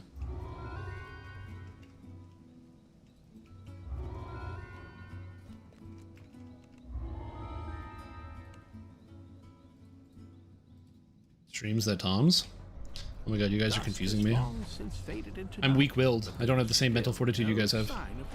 I've been playing for several months, so it's going on a DDO. So, Fall Pels, I would love to give you insight, but I also haven't been playing DDO for several months. So, there's a new quest pack. They redesigned a bunch of the areas in House Kandaric. Canaan's crafting is now magic item crafting, and there's a magic item crafting hut that you can find in Evening Star, so you can do more magic item crafting. There's Lamania for Duergar coming soon, either this week or the next week. So if you're a big dwarf enjoyer, you should get excited about that one. You're gonna be dwarfing it up. Very spirited. You'll make a fine addition. And I don't know what else is new. Better than more elves? Yeah, it's like not elves, it's dwarves. Half day at work is over. Half day at work? Isn't today a holiday?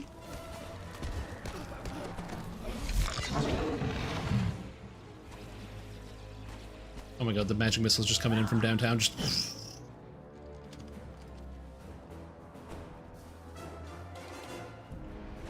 Yeah. I'm not, I wish I was more knowledgeable about everything that's coming up in DDO, but I am unfortunately not. I'm so bad, I logged in and couldn't remember what my character was. And it took me a while to be like, oh yeah, right. The Arcane Trickster. And then chat had to remind me that Arcane Trickster's having a button that lets him disable traps at ranged. I haven't made the big Arcane Trickster video yet. I will at some point. There is a beginner basics Arcane Trickster, so if you want to get started, it's already in the repository there, so you can like read it and you know, find a way to get started with Arcane Trickster for those who don't know anything about it. I just haven't made like the full video on it. It's good. Arcane Trickster is very good. Is the short answer to that. This farmstead used to belong to one of Evening Star's oldest families. Now the Drow use it. Does it have skeleton staff? Oh yeah, that makes sense. Did she stay frozen? I don't remember. Oh, she does! I didn't think that would work.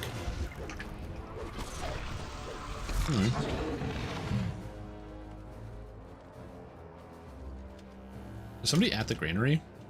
Okay, good. Somebody's still doing the thing. Added Frostlance SLA is amazing. Oh yeah, they buffed Frostlance, eh? I'll have to check the list. I think I updated it. Now, do you know any idea when, if they're going to allow 64 to 64-bit transfers? So the last news that we had was that 64 to 64-bit transfers hadn't arrived specifically because there was they were still working through some of the technical issues of the transfers, where basically there were a lot of transfers that weren't working, and they did a hacky way to kind of force them to function off of the old servers, which is now causing problems currently with the way the transfers are going. And they had hoped that after the anniversary, they would be able to, sometime after the anniversary, have the server-to-server transfer happening. That's the last I heard about it, which was before the, of course, I took a bit of a break. What's been happening since then? I don't know. Has there been any other news? Did I get a job? No. I did get a haircut, but no job yet. Yeah, what are you playing? Oh, Blood Mage. I don't know what kind of Blood Mage tier we are. My goal... So I'm Tri-Elemental guy, so when they announced that you'll be able to upgrade weapons, I was like, ooh, I can make Doomfletch do real damage and then do Tri-Elemental Blood Mage. There's also the new Tri-Elemental Bow that lets everything contribute towards every ailment, so I can do Tri-Elemental Bow Blood Mage guy. There's also the new wand that scales off of curses, and of course Blood Mages do curses, and it's kind of like wand blasting, but with curses, and so I can be Curse Wand Blood Mage. And then there's Facebreaker, and I haven't played Slams yet, so I thought Facebreaker on Blood Mage, stack up the strength everywhere, and then, because I'm doing just strength stack, it works with Blood Mage because they scale everything off of life anyway, so you can kind of like double dip. Makes the most sense. So Blood Mage, exactly what? I don't know. Dragon Knight Warlock? Ooh, that's fun. Max Easton said they're waiting until they can be sure things won't go sideways again. Yeah, which is objectively the right move, but it does suck. I know several people that have characters on servers that they transferred to and then didn't realize, oops, I transferred to the wrong one. Things like that, so. Doing his job right now. Did I wish? Well, it's not I wish. This is basically currently my job, but yeah. Upgrade Painter Servant to not be poop. I mean, Painter Servant is just good even with no energy shield on it. It's still just good.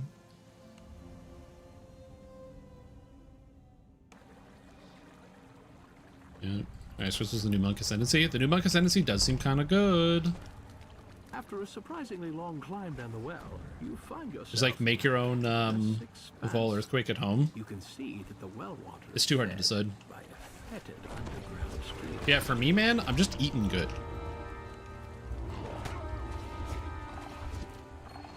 Don't drink the water. Evening Star. Make sure we do this one first. I've been eating really good as a gamer. The new Diablo 2 season started last week. I should have started playing it, but I forgot about it, so I didn't. The new Lord of the Rings raid has been like really, really fun. It's probably one of the best raids they've done in a long time. It's like challenging, but not in an unfair way. It's challenging in like a genuinely challenging way. Like there's just a lot of stuff you have to do at the same time, and it's very complicated. So that's been a lot of fun. The most recent Path of Exile 1 League, Mirage, might be my favorite league of all time. That was great. There's just too much good stuff going on, man. There's too many good video games. Dust to gloves is kind of disgusting. Yeah. The source of the poisoned water lies above and beyond this waterfall. You will need to find a way up in order. DDO was never really super hard. It was more so that like we had a pretty bad knowledge base, and also there's a lot of things that people didn't really understand enough about the game at the time. So like one of the great examples is like at the time, Zerging was like placed a magical barrier. Pretty much like super frowned upon. You were never supposed to Zerg. One, because, you know, armor class and hit chance values were low. You took more damage. You couldn't heal as easily. You couldn't just buy potions. Clerics were expensive to pay for. Like, there were a lot of reasons as to why people weren't Zerging as much. But when you look at the reasons why there is to Zerg, one of them is resource conservation. Pooling monsters together to then save resources on individual spells is actually quite good. Also, getting the advantage of, like, hitting the enemies before they hit you is also quite useful. And these are all things that we weren't doing back in the day. It was a lot of, like, turtle up and heal. So if they ever did a DDO Classic, I don't think it would have the same difficulty, especially since people can just, like, are more knowledgeable about the game systems now. But it definitely was different.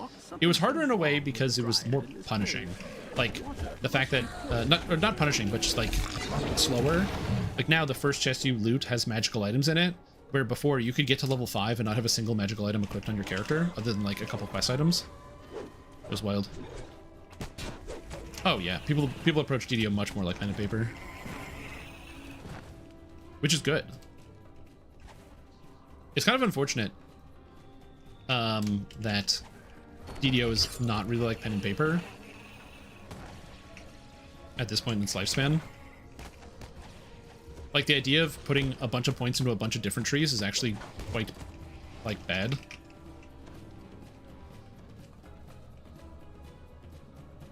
Kobolds and Butcher's Path, those shamans were a threat? Well, yeah, dude. Because they cast blindness on hard mode, and blindness was permanent. This game design. I was wondering what DDO needs to expand the player base. Love this game, but it's not like years ago with a bunch of people playing it. I think the game servers are pretty dense, I'm going to be honest with you. Like, since they did the server crunching, there's always people to play with all the time from what I've found.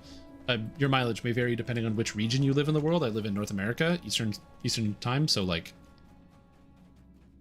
it's not too bad. Yeah, dude, perma-blind. And the best part is you could get rid of blind by dying, but if you died, you lost XP. Good times. But I agree. How would you expand DDO's reach? Realistically, the answer in how they expand it, they can't have an explosive increase in size without investment in marketing campaigns and stuff. The answer is, unfortunately, the slow climb. If they just keep making the game good and the game is fun, people will keep playing it. That's like the answer to how they make DDO, like, increase the player count. The game just needs to keep being fun and people need to keep playing it. And the patches have been good, especially since there are obviously still some lag issues that pop up here and there, but the performance difference between right now and this time last year is insane. This time last year, the game was, like, unplayable because of the all the lag that was going on. Literally unplayable, where you would get stuck. You wouldn't even be able to, like, log. You wouldn't be able to move. The great beast looks at you. So yeah. Speaks. The little one's promised wealth, but there's no need to rush. You know I'm always your So they've made a lot of good changes to the baseline of the game to make it easier for people to get into. from your bones.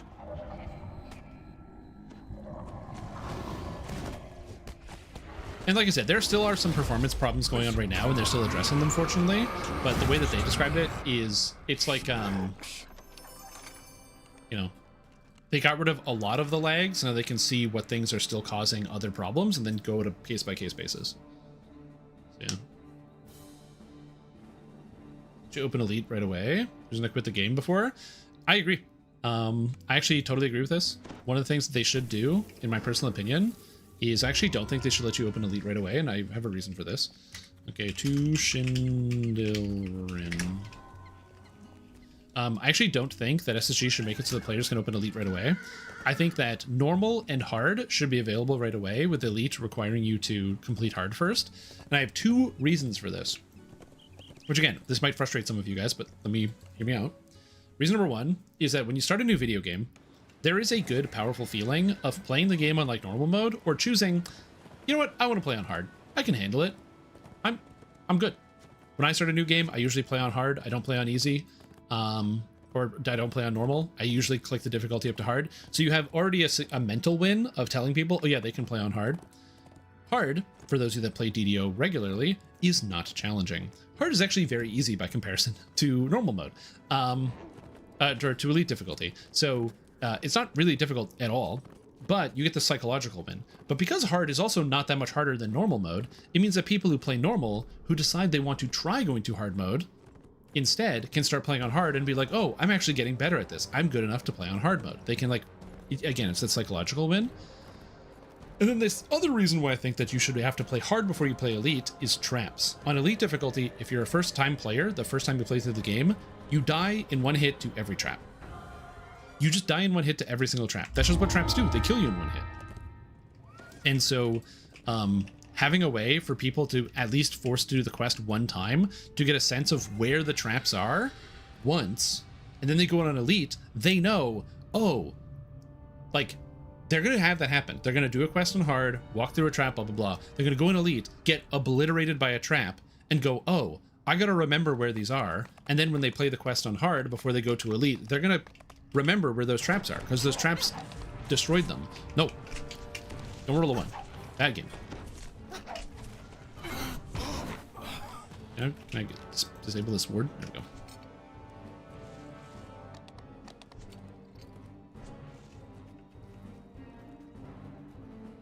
So yeah. Me playing Wrath of the Righteous on hard? I have never played Wrath of the Righteous on hard. And the main reason is that if you play Wrath of the Righteous on hard, you pretty much, like, just limit yourself based on what you can play. You just cut things out, and I don't enjoy that as much. Like, the harder you make the game, a lot of the class specs or abilities just don't, you can't use them anymore. Yeah, the lag visual is very cool. Accessible to red and green colorblind folks, that's okay, nobody cares about them.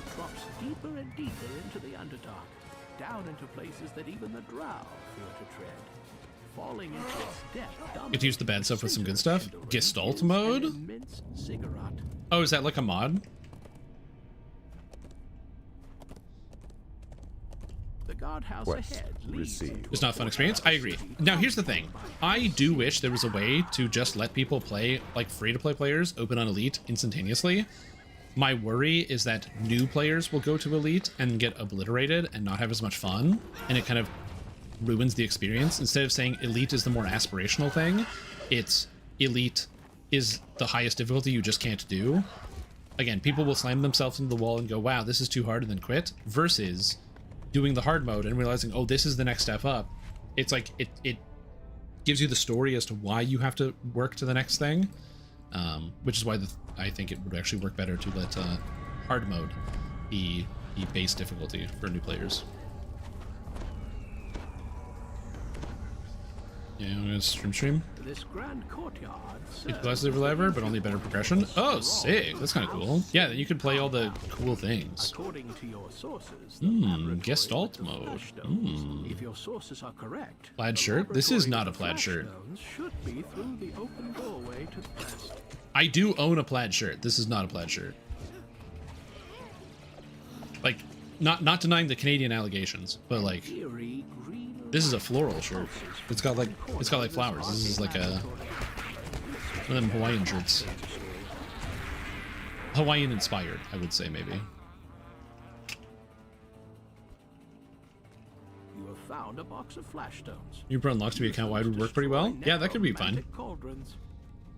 Yeah, my last life that I did, or not life, my last playthrough of Wrath of the Righteous that I did an all kineticist party, so everyone in my party was a kineticist. And, you know, it really wasn't that hard. The glare of torches lights the room. No doubt this is where there were like a couple sections that were kind of annoying, but you don't need to rest at all throughout the entire game. So it was kind of free. I actually managed to get that's how I got the achievement. What do you call it? There's like the, I can't remember the name of it. A powerful explosion destroys the library. Give me a sec here. I'm remembering the name of it. Sadistic game design. So I got that achievement for the game because I played it with 6 kineticists, and because you don't need to rest, one of the hardest parts about it is you can't rest more than 75 times total in the entire game. Turns out you don't care when nothing costs anything. The guards watching the ritual chamber So yeah. made no attempt to stop. Which mod was I using? I don't remember the name of it, but I can look it up.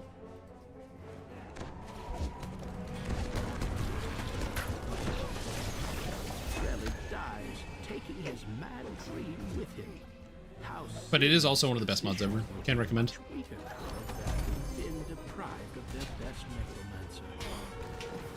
Yeah, fun game, man. I love the fact that you can just kind of combine and change up and have so many different like options and playstyles.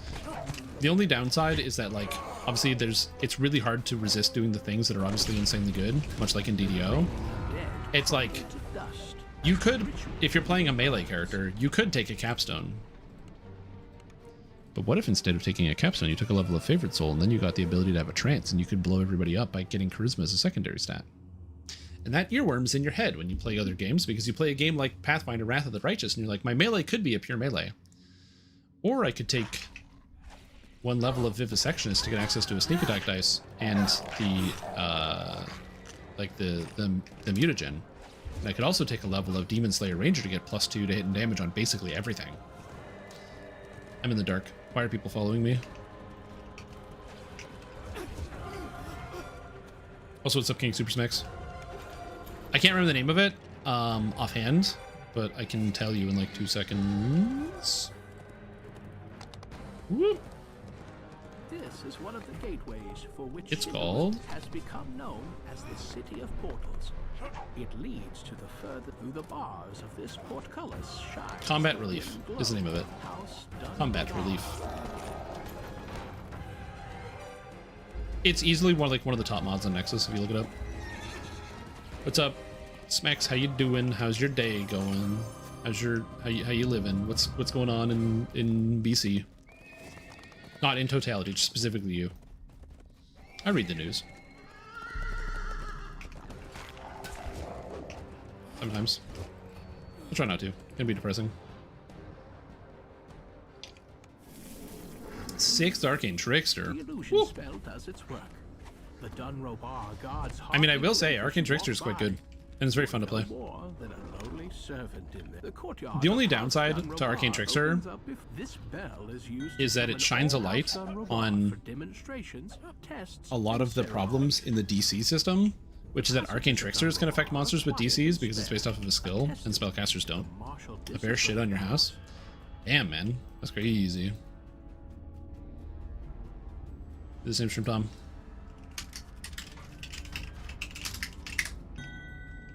I am the same stream, Tom. I forgot that when I play DDO, people message me all the time.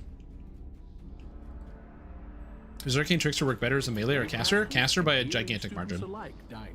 It's so good as a caster, it is baffling that there's melee abilities in this tree.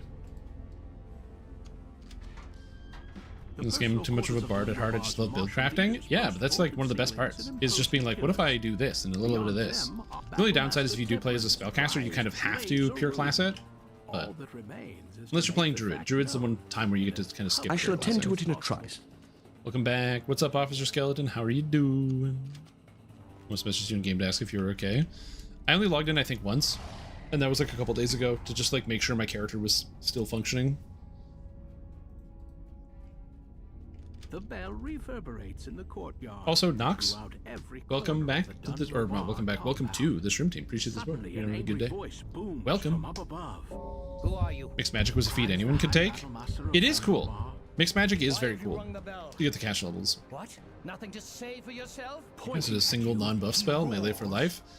Here's the thing, Magnus. My weapons. Arcane Trickster is a good melee. So that's the perspective you should have going into this. Is Arcane Trickster is a good melee. It's so good as a spellcaster. Like I'm saying like, Arcane Trickster will feel good as a melee, and the spellcaster is so much better than that. It's like, oh, this is good. This is some good stuff. There's really no bad choices. You know what's cool? You can play healer Arcane Trickster if you want, and just take all the cures. Like, there's so many cool things you can do. Kind of a weird concept, but yeah. I saw a test build you did a bit back for Dampier Death Knight 2-weapon feat. Are there any past lives you can suggest? Not really. For the most part. I mean, obviously Sorcerer is nice. Yes. Yes, there is one. Sorry. Primal, Ancient Power, Epic Past Life. Because playing melee means you want Ancient Power from Primal. Primal, Ancient Power. Feats. Past lives. Ancient Power. If you like playing melee, this is the best button in the game. Well, okay, Double Strike's also good too, but this one's it's good. It's good. Bully Sherman are doing Fire Druid to test new fire seeds. We don't have to do that. You know, I wouldn't say you need heroic past lives. The better things you're going to be getting Sorcerer, obviously for evocation DCs, and then outside of that, not really. Maybe a Wizard past life if you want to take that feat, but you don't really have any space for it. I could have opened that lock.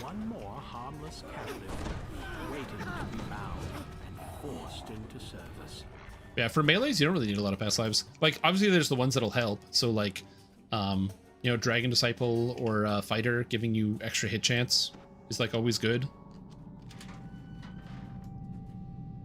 Scourge is an iconic, yeah.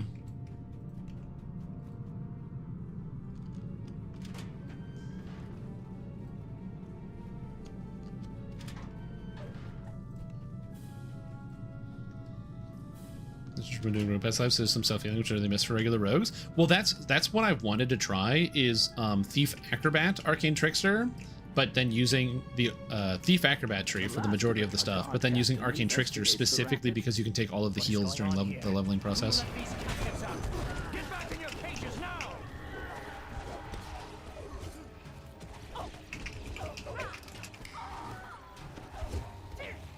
That snapping sound effect is excellent. A 12 Elk, 8 Arcane Trickster. Ooh, is it good? Is it working? Main slave quarters. You will only find collared, obedient slaves in here. It was really easy to level. Slaves in the sleeping quarters so I want to try some of that. By slave master or guard. Their collars ensure absolute obedience. Yep. Presto is great. Just that it's that really crisp, like, slaves labor over and they disappear. Their drow masters. They're gone. Some the slave master quickly calls out. Feel turtle slow. Yeah, that's the hard part about getting the taste of power. It's the reason why I don't recommend people start playing. I try to stop people from playing Blightcaster as their first spellcaster, because you play Blightcaster and then you realize, oh, you don't have infinity mana on other characters with like infinite like spell power and all that, or like spell points and the temporary hit points.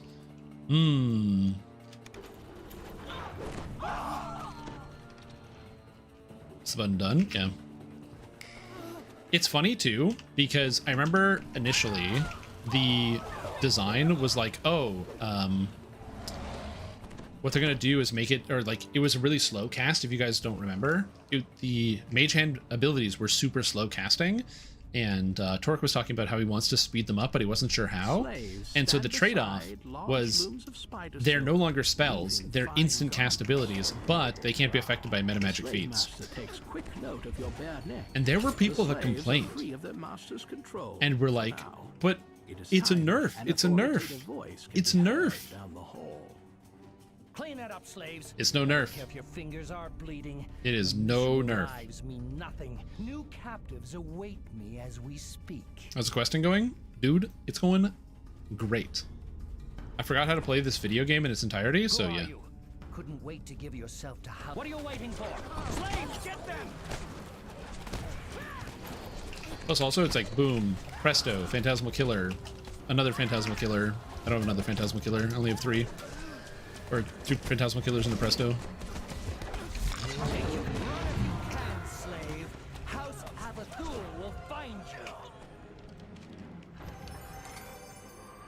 Mixed caster? Yeah, I would love to see them expand the feat library. I feel like our feats are kind of boring. There's definitely an area I would love to see them like do more experimentation and make some wackier things. Just give us some wackier feats. focusing on their own After playing a bunch of the Pathfinder games, I really like how you get a feat every odd level instead. So you get 10 feats while leveling up, as opposed to getting 6 feats, like in regular D&D. So you can be a lot more flexible, and I would love to see them change to something like that. Yep, presto scaling disabled device. Like, dude, I got 105 disabled device right now, 120 spellcraft, and 100 search. Ugh. It is a little bananas to have 120 spellcraft at level 24. Spell power. It's specifically because I get 20 extra spellcraft from being a deep gnome. I'm an intelligence character, and I also have the Dark Gift, Echoing Soul, which grants me +3 to all skills, +1 per 2 character levels. So that's why I have such high skills.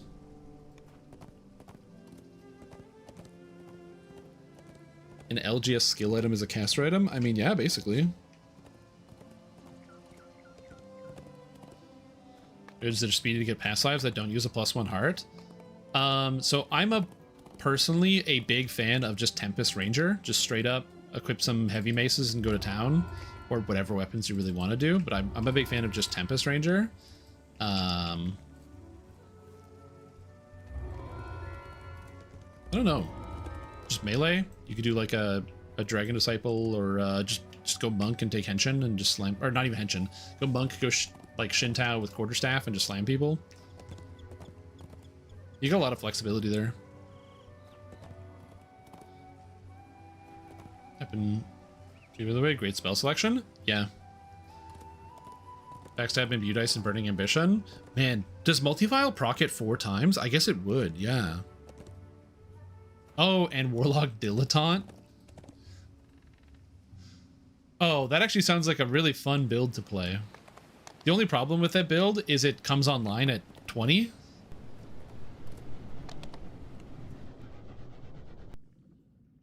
Use your stats based on your tune level as if you're a fighter. Yeah, if they did something like that, that would be interesting. It's weird that fighter feats are only available to fighters. Something that's cool I've noticed about a lot of, like, again, I've just been playing some Pathfinder and reading some Pathfinder stuff. There's a bunch of like Pathfinder feats that are like or like class features where it's like an archetype that makes you count as a fighter of equivalent level. So it's like, oh, you're playing this type of barbarian who's got fighter training, so you don't get fighter bonuses, but you can take fighter feats if you want. Stuff like that. I'm like, ooh, that'd be tasty if we had something like that.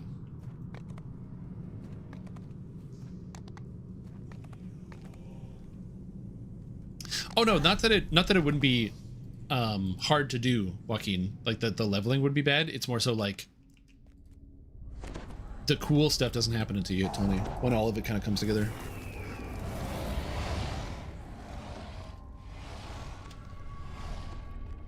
Yeah, 6 Dragonlord, 6 Monk is also good, yeah.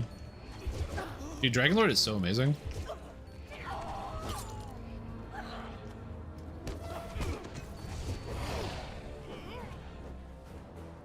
Just grows in power. All right, it might be something I'll try out. I'll add it to the list.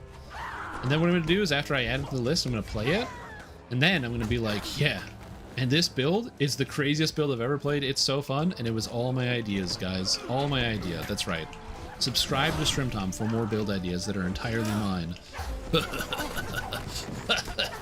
No, when I get inspired by people, I let people know.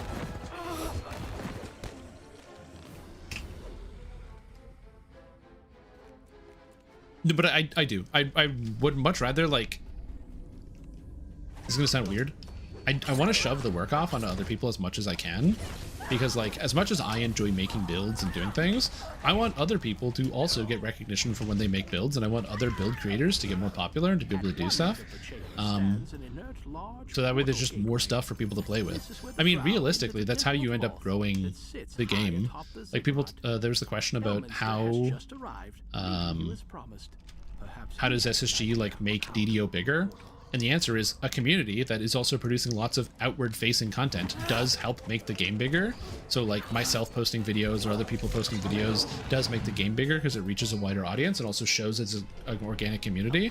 But you can't just have the community and be like, yeah, guys, make content. No, if the game is good and then people feel inspired to want to make stuff, and then they make stuff and then people see it, which then makes them want to play the game because the game is good. That's really the cycle. If the game is good, the rest of the stuff will come through it. Melee spellcaster hybrid? Me too. I remember the first time I ever got to play like a giant RPG was Morrowind. I was like 10 and maybe 11. Can't remember. It was 3 decades ago, so I don't know. Anyway, I was like a child and I got to play Morrowind for the first time. And I thought it was so cool how when you wore a robe in Morrowind, your robe went over your armor. I thought that was like the sickest thing ever. So you could like, I could wear the bone mold medium armor, but then I would wear a robe and I'd look like a wizard, but I'd have like armor on and I'd have like a shield. And I thought it looked so cool. And also I really love the fact that when an item was magic, it had this like really like awful looking like glass like shine to it, where it had this like horrible wavy effect, which looking at it now as a grown up, I'm like, this is really gross looking. But back in the day, dude, they went so hard. I thought it was so cool. And so my first character when I played DDO for the first time in the beta was the highest level I got to was level 4. And I had a level 4 human fighter that was 2 fighter, 2 wizard, like my Morrowind character. And I wore a robe because I wanted the robe look, and I had a bastard sword in one hand and a shield in the other, but I had to deal with arcane spell failure, so I'd fail spells all the time. Now, did like 13-year-old me go, wait a minute, I could take the shield off and then cast my buff spells and then put the shield back on? No. 13-year-old me failed casting spells. That's what I did.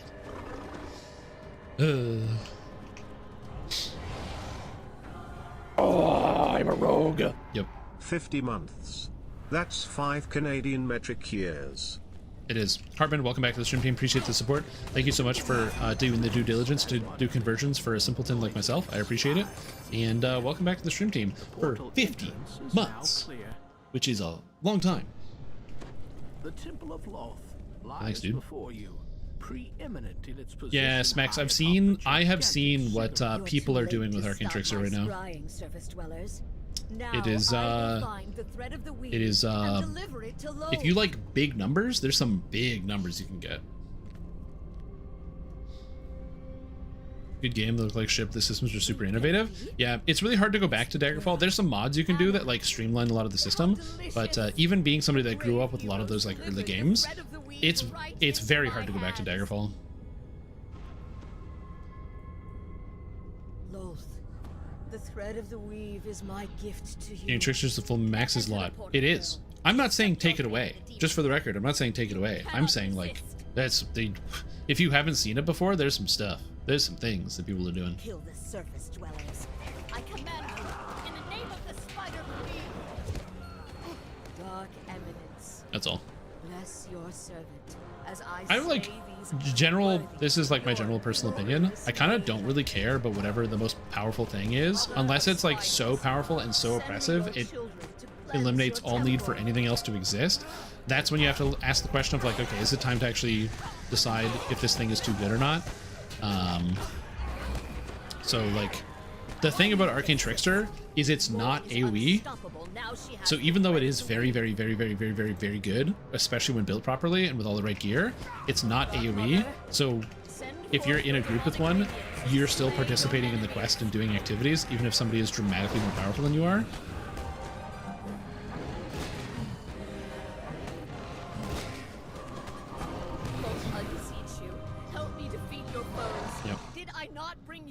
Of the weave. And so I actually very much like that about Arcane Trickster. Look at the damage, dude. It just keeps going. It's great. Your servant begs you. Part of my dumbass brain is like, you know what'd be fun? What if we played Magic Missile Sorcerer? Now that they buffed Magic Missile and Force Missile. I can't die like this. But Force Missile does less damage than Magic Missile, right? Like this. I'm like 99% sure. Yeah, and also artificers are hilarious. Dude, the last time I did what's the snake raid? Den of Vipers. Last time I did Den of Vipers, I go out to the side. There's the Viper, or the Abomination coming in, and he's sneaking up there and he's like, I'm gonna take down the lantern. I'm gonna take down the lantern. I'm gonna get that lantern. I'm on my Paladin. I do a respectable 30 to 40,000 DPS. Walk up. Boom, windmill slammed the lantern. He's lost his immunity. I go in to hit it. I get 1-2 hits, and I watch as I hear the sound, and I watch the thing die as some artificer turns and goes boop, and it died. I don't do bad damage on the Paladin, but my god, I was like, well, shit. I did my job. I hit the lantern. I removed its invulnerability. That was very satisfying. Watching a 3-burst go through for almost like 500,000 damage was amazing. Honestly, just outstanding. It was very cool. All right. Chain missiles and like Fan of Shadow Blades. Yeah, but it's like a little bit. Like Fan of Shadow Blades, because Fan of Shadow Blades is a bad spell with bad damage, there's a limit on how much it's going to overpower everything.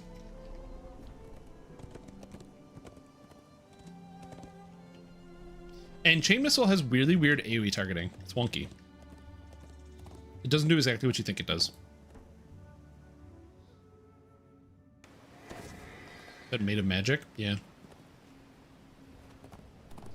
Yeah, I have used it in the past. I'm currently trying out, personally, I'm currently trying out Phalites. And I will say, because you get the added sneak attack damage on Phalites, I don't mind it. I thought I was going to dislike it more than I actually do, but I actually find Phalites is not too bad. It's a little late to try to finish what's started. If I didn't have the sneak attack dice, it might not be as good. Is there literally no bridge here at all? Probably find a use for more. Perhaps I'll take the ones you're carrying in your bags. Okay, missiles got nerfed in AoE? How'd it get nerfed?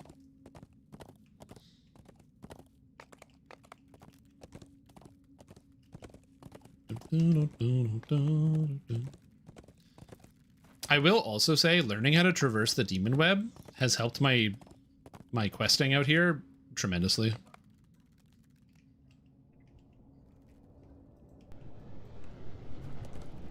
Right.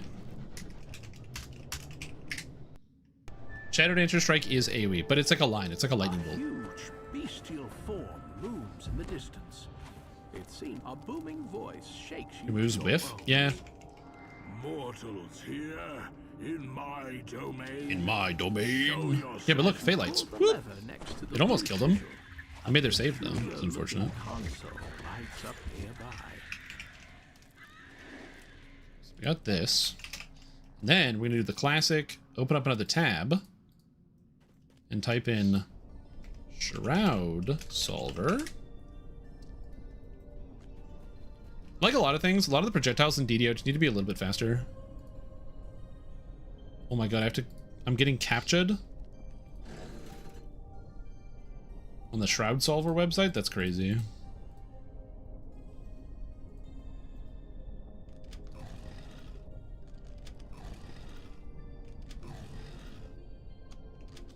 Well, that's what I was thinking. That's the reason why I kind of like Phalites here. Huh? Wait, how did I do this wrong? Oh, I know what I did wrong. I literally clicked all the buttons correctly. That's right. Watch the stream, you guys. The only channel on Twitch where I can screw up this puzzle while using a solver.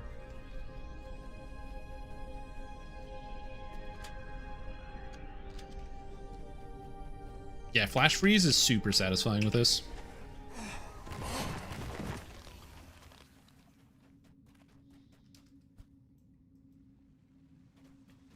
Richard Dream about fellow other people that lost Lemming? Yeah, I feel that. If you flash freeze them, and then they're all frozen, and they're all dead. Just fight everything? I do both. I like to get all the gems.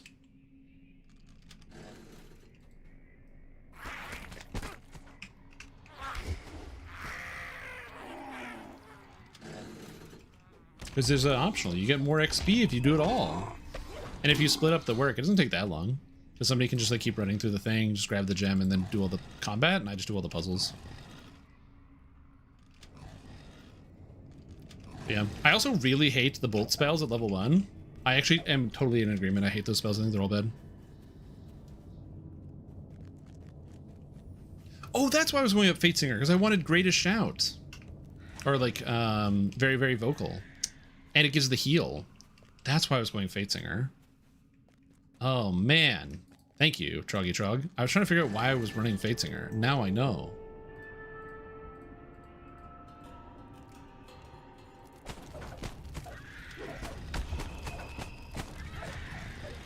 Oh my god, spider and thing!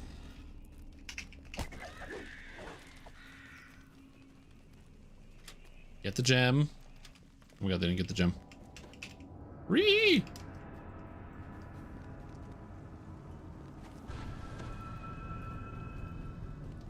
Okay, are there any feats that increase scimitar crit multi? No. Wait, where'd we go? What happened? Wait. Huh? Oh. So there's light coming through the window and it blinded me and I couldn't see the screen.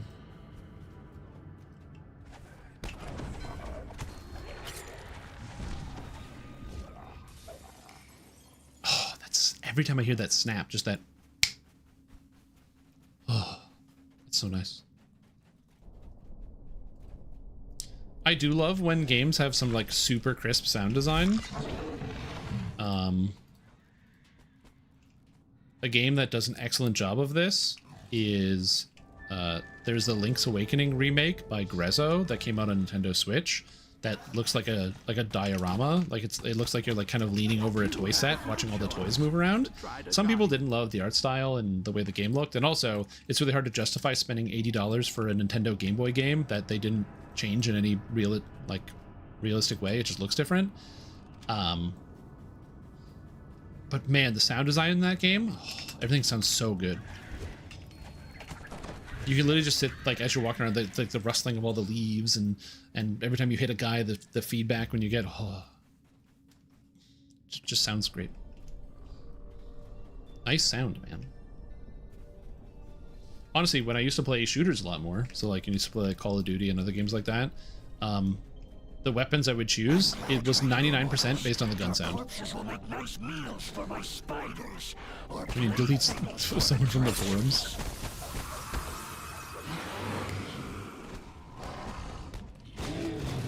I've mentioned this before, but like I could have solved this. I didn't need to use the solver. Anyway, I mentioned this before. The DDO forums are like not that easy to get banned off of. Like you have to say some really bad stuff to get like actually banned off the forums.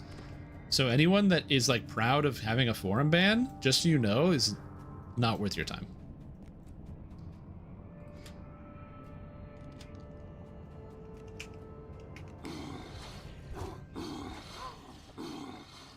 So I would agree with your sentiment, D-Man, if it wasn't for the fact that MAG existed before PlanetSide 1 and 2. Is it a slug? Then I don't want it. True. Maybe even a 10 out of 10? Yeah, Arcane Trickster definitely hit it out of the park. As somebody who is not an Arcane Trickster enjoyer, because I had kind of a bad time with it when I played it in pen and paper, I don't really like Arcane Trickster. And so I was like, Arcane Trickster? More like Fart-Cane Trickster. I don't want it. Anyway, turns out, actually amazing. So what are you going to do? It was a fun nostalgia trip. Yeah, I just can't do it on stream because of reasons. Even Lord Grulamith surveys his domain from his perch up on high. You'll need to find a way to reach him. You have defeated the Yugoloth Guardian of Wisdom, Nilithax. Nilithax. The Yugoloth Guardian of Strength, Maljuf. The north path is clear. MAG is not an MMO. Well, it's offline, but MAG and PlanetSide 2 are very, very, very similar games. blank wall.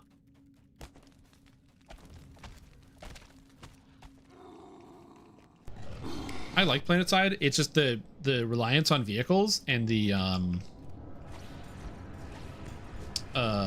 three-dimensionality of it. I like the three-dimensionality of it, but at least I haven't played in a decade, so this is on me. But having to plod around on my feet as a medic, whereas everyone else get to use cool like mobility things, was very sad. Down below, you can now make your way to the orb that he guarded for Loth. Yeah, did an excellent job with this.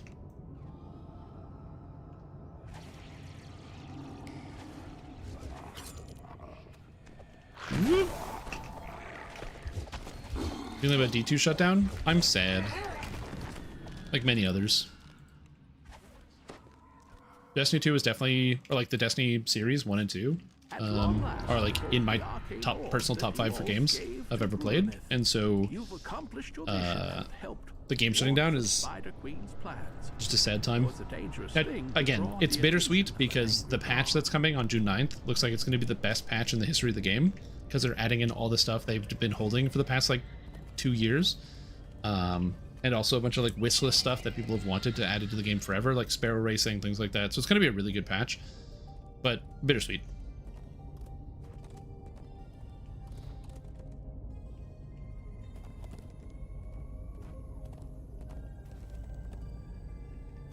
Yeah, the only way they would unvault everything is if they... Where am I going? What am I doing? What did I do? What did I do? Why did I do that? Why did I do that? I'm an idiot.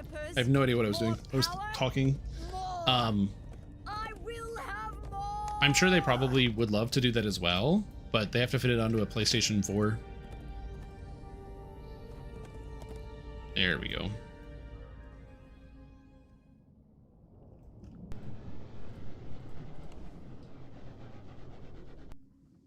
The Yugoloth Yimmerus stands on the next rise, in his true form, waiting. So yeah. If they...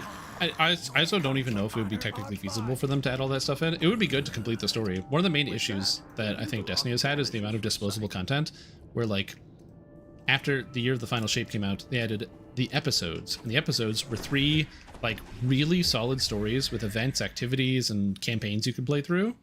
And then the second that Edge of Fate came out, all of those campaigns are just gone from the game. The stories, the events, the characters, the locations. And it's like, man. Somewhere in here is the Ruins Keep, the demon Kishnaurak, and the orb. So you skipped Delaris and Sorrow Dust? Yeah, probably. I don't always do them. To guard the orb entrusted him by Loth, Kishnaurak fashioned 3 signs of power, while they hold. I am going to be uploading the rest of the solo guided playthrough. It will be coming up on YouTube, so you don't have to like fish through streams and stuff. It'll actually be like clean. With the faintest flicker. Oh, I got it. Actually, didn't think I would.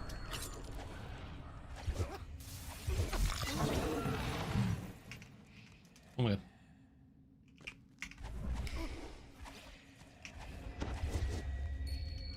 A button.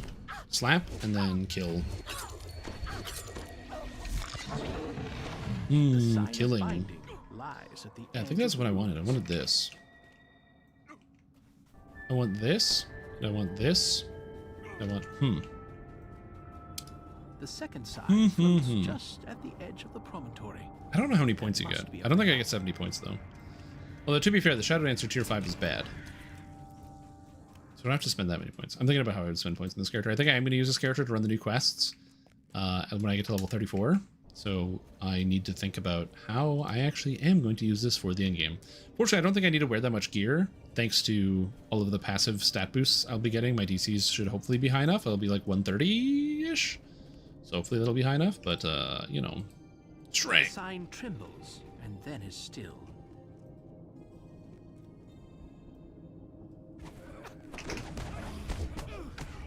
Beyond the second sign, wrong button. Oh god. Can be seen. A dark tribute to chaos, to decay. Man, the satisfying feeling of just slamming people with magic missiles, I don't think it's ever going to go away. Stands guard I do like the idea of playing a magic missile spamming kind of Warforged character. I don't know how to do that. but I'd love to do that at some point. Like a magic missile spamming healer of some kind. I don't know. I'm thinking about it. Especially since they just buffed the spells generally. Yo, what's up, Wilbelk? How are you doing? How's it going? How's your day? The final sign has been undone. The barrier has dropped. The Yugoloth waits for you by the planar door. Do it. Summon your mercenaries. I love that you get bonus XP for letting him summon the mercenaries because they're going to turn on you.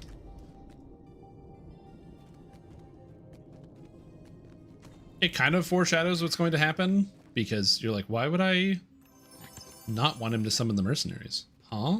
I'm getting backstabbed in real time?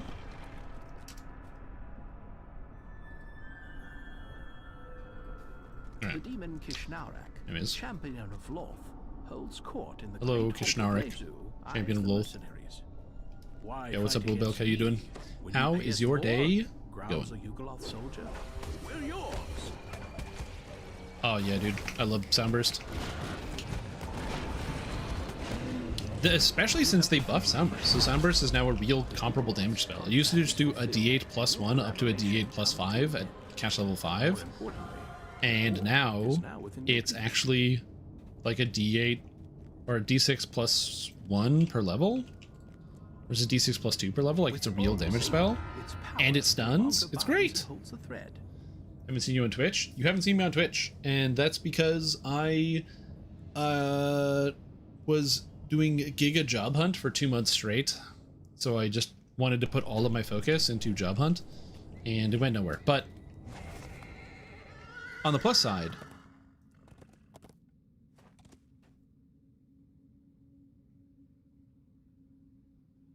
yep. So that's what's been happening. So that's why I took a bit of a break. It's more like I've just been like overwhelmed with stress, just a lot of like unemployment stress that's been building up and building up, and I kind of snapped and was like, I must acquire employment doing a thing, and it's a tough market out there, so that didn't help. But 2 months of throwing my face into the brick wall of the job market has at least helped me mellow out a tiny bit. So yeah, getting interviews. I got 2 interviews. The web has undergone a violent upheaval. Islands of rock rise scattered, and bridges stacked. In about 1,500 job applications, I got 2 interviews. Play Hellgate London? No, I've never played Hellgate. The path ahead I am unfamiliar. Leaving no way forward.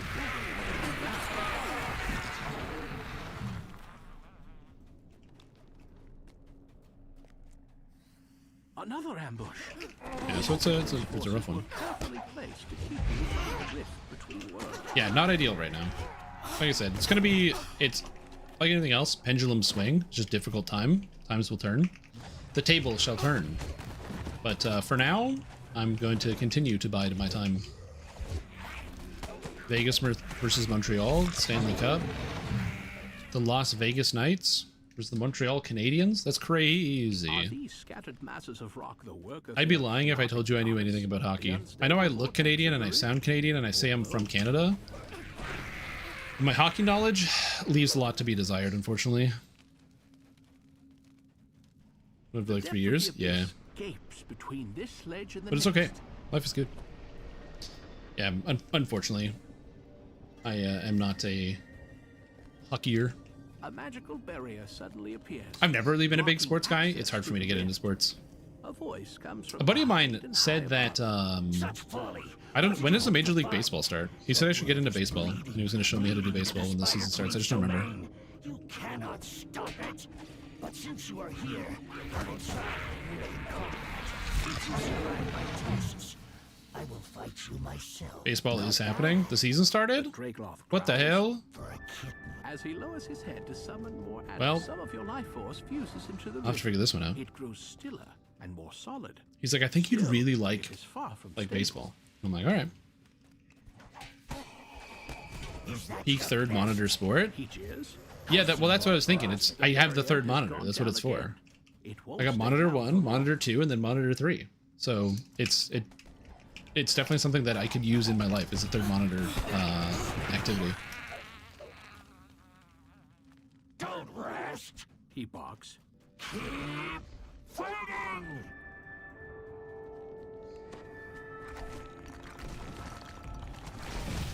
Whoop.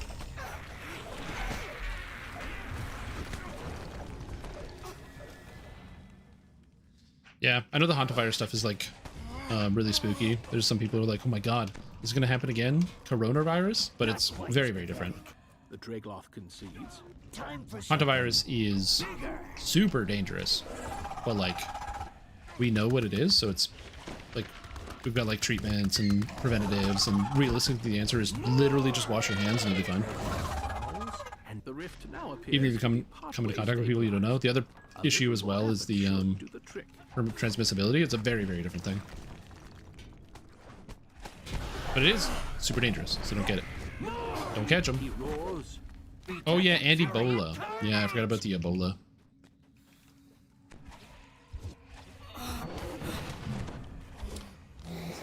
Yeah, my girlfriend works at a, she works at the hospital. She works in one of the, like, the microbiology labs. And so she was telling me about how they had to, like, bone up on the Ebola protocols of, like, how to do the tests. And so they had to, like crack out, like, the old dusty book and be like, okay, and what do we do? Moment early and sees you healing the rift. Ticks are the old hotness. They've always been a problem. As somebody who got bit by a tick and got Lyme's disease before it was cool, you know, everyone's just trying to catch up to me. Growls the Dragloth. I would do that, by the way. Be mindful of ticks. Basically, the real answer is don't go outside. Stay inside. Inside is nice. Inside is good. We have video games, Cheetos. It's a good time, dude. Good time. Exactly. Inside good. And some bloodletting men. Yo, what's up, Julian? How you doing? Defenses have been weakened. More important, everyone is safe for now. If it didn't sucked? Oh, hantavirus is like a billion times worse. You just kind of die. But the big difference between hantavirus and COVID is that COVID was asymptomatic transmission, so you would look and feel completely healthy for 2 weeks and be giving it to people. Whereas hantavirus, you're not.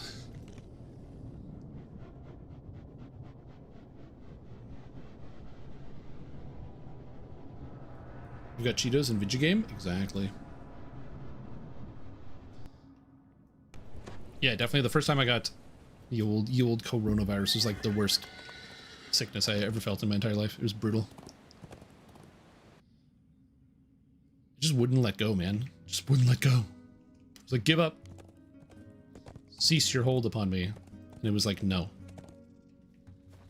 Okay, so what do you do now? Catacombs? Alright. Taking 25, then catacombs. It was LGS. The LGS about you and the pack stuff, and they looked intrigued by DDO and the free-to-play mechanics. Folks, at the LGS, local game store. You mean local game store? LGS? Hell yeah. I know lingo. Look at me knowing words that mean things to gamers.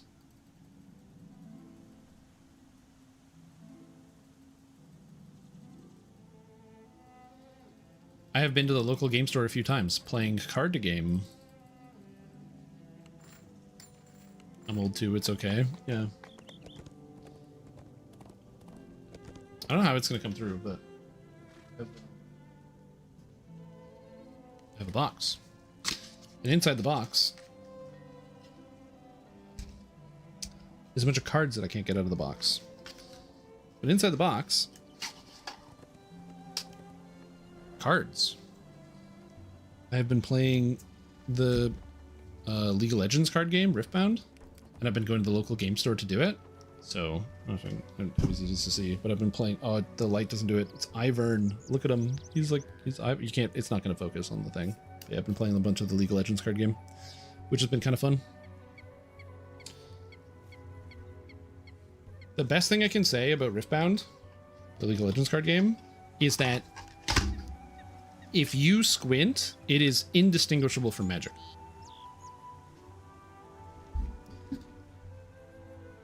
From like an actual play pattern perspective. If you can play Magic, you can play Riftbound with only a couple clarifications of rules. Like, for example, Instance in Magic can be played at any time, whereas Instance in Riftbound can only be played in response to something. So if you have something that is instant draw a card, in Magic, at the end of your opponent's turn during their end step, you say, I play this, I draw a card before your turn comes up, and you basically get to spend the rest of your mana that you were holding. And in Riftbound, you can't do that. You have to, it has to be in response to something.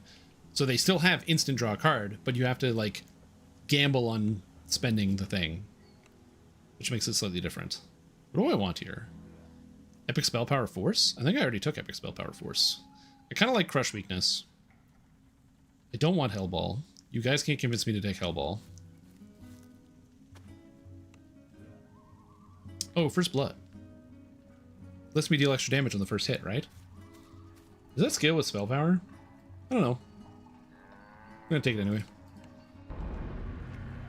Let's take good formulas. Yeah. The art's very cool. It looks good. Yeah, this is an iconic, so I didn't do Giant Hold either. Alright, Catacomb. Is that what it's called? It's the Friar's Niece is the first one? Or one? 27? That's E1? Whoops.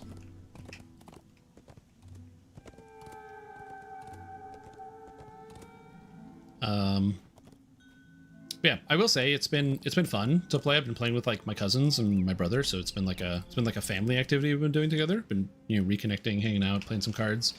And so it's been good. And then also just going to the local game store once in a while. Again, being unemployed, I've been not spending money. The only money I've been spending is money I find. So some of you guys may also relate to this, maybe not.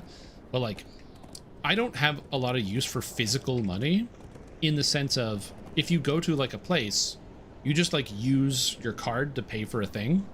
So like if I go to a place, like I'm gonna buy a thing, like I gotta get gas in the car, I don't pay cash for it because I don't have cash, I just have a card. So the few instances where I have money on me, I'm still not gonna reach for the money, I'm always just gonna use the card because the card is an option. Obviously there's times where the money is useful, like places that only take cash as an example, is a good time where you need to actually have like physical money. I also keep some physical money on me just in case, you know, keep like the emergency 20 bucks in case you need something.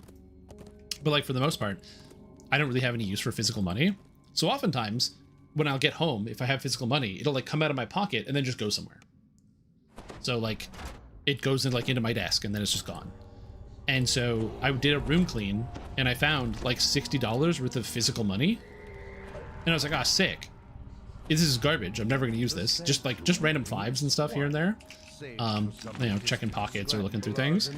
And so that is now the local game store fund where I use that. I've been using that $60 to pay the $5 buy-in at the game store.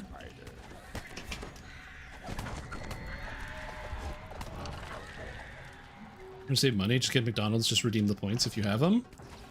Yeah, I haven't been to McDonald's in a while. It's a lot more expensive. Like the price has gone up a lot. Dude, they raised the price of the quarter pounder with cheese by $2. So I'm like, I don't know, man. There are more ATMs and card readers go down a few times. Yeah, and that makes sense. I just don't really have a lot of need for that sort of thing. Like if most of the places that I go are like larger locations. I don't dislike it, but I'm like, is it worth it to pay like 15 bucks for a McDonald's combo? And I'm like, you know what? I don't know. Something on the floor in this cell. I'm not trying to get here and be like, yeah, I'm the person who's like, oh, I would never eat McDonald's because it's gross. Dude, I eat garbage all the time. Give me that McDonald's. Shove it into my veins all day. If you were like, yo, man, I'm going to McDonald's, I'm buying, do you want something? Absolutely. I got an order for you. No questions asked. Easiest thing I've ever thought of in my entire life. No problem. Boom. I love eating garbage. I love poisoning my body with food. But like $15? I don't know, man. That's like Wendy's money, you know what I'm saying? Like that's how much Wendy's is gonna charge you.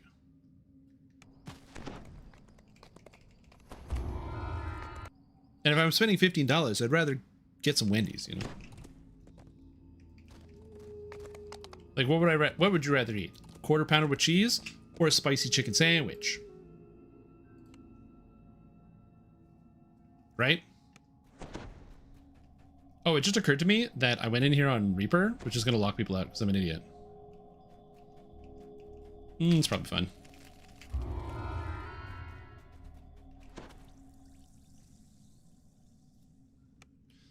Cheapest combo is the McDouble meal? Yeah.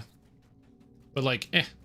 But again, this is my other problem, right? You get a McDouble. McDouble's fine. I like a McDouble. You know what's better than a McDouble, though? A JBC. I'd rather eat a JBC all day than a McDouble. Doing fast food to do A&W? Yeah, A&W is pretty good. A&W is like my girlfriend's preferred place to go. And I never lived near an A&W, and there's like 3 around here, which is wild. Lies on the floor, twisted in death. McDouble's close to $5 in my area. Yeah, well, that's just it, right? JBC is just better. JBC, you get, for those that don't know, that's the Wendy's Junior Bacon Cheese. You get cheese, bacon, some mayo, tomato, lettuce. It's just good. Craving Wendy's. That's not my fault. You probably wanted Wendy's anyway. Get out of here. You can't pin this on me.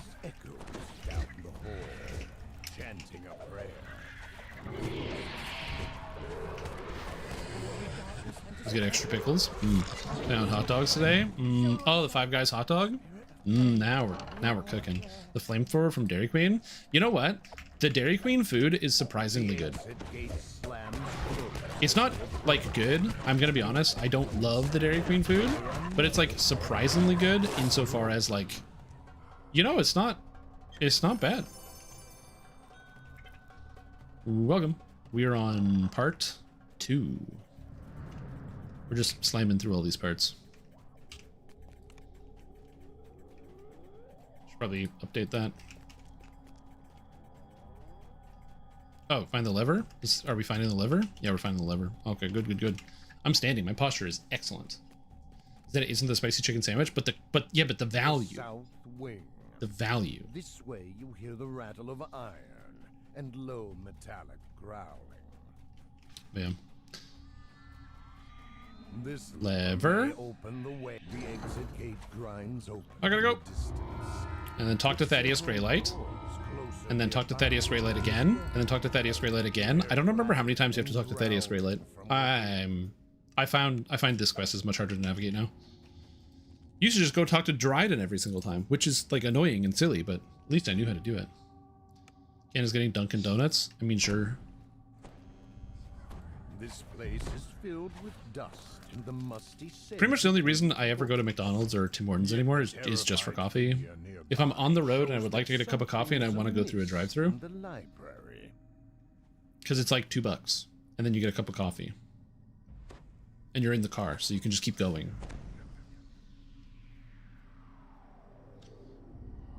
It's just called Dunkin'. Oh yeah, wait a minute. Didn't they change the logo or something? And it's a lot worse. I remember seeing something about this. The symbol of the secret flame engraved on the arch overhead. You must be near one of the secret compartments. Oh yeah, it's not called Dunkin', it's called like DD or something. Oh man, I don't know.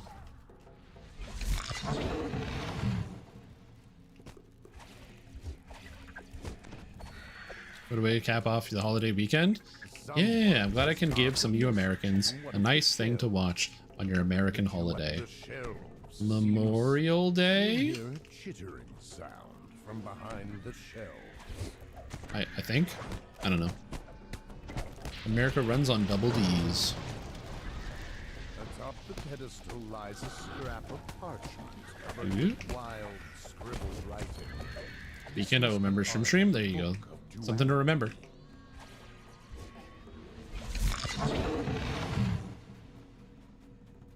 That's correct. Yeah, you just gotta figure it out yourself. Scrawled in blood on the book spines here.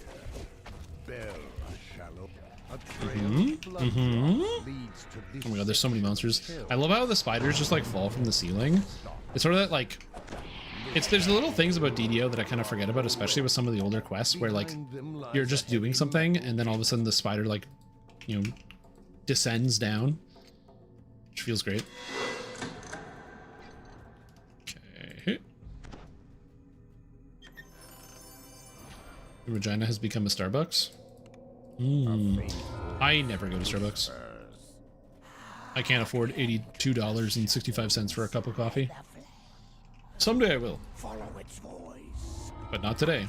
Find true power. That's what the controversial portal is for. Again, I mentioned this before. I actually liked the portal quite a bit, but I understand why people also didn't like it. It literally took the soul out of the game to make a streamlined experience, and it's like, well, what are you gonna do?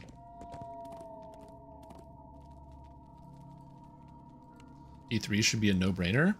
Well, here's the thing. Even if they are making one, which, like, they'll make a bunch of money. You just sell that shit for 80 bucks on launch. You sell 1 million copies and you're good.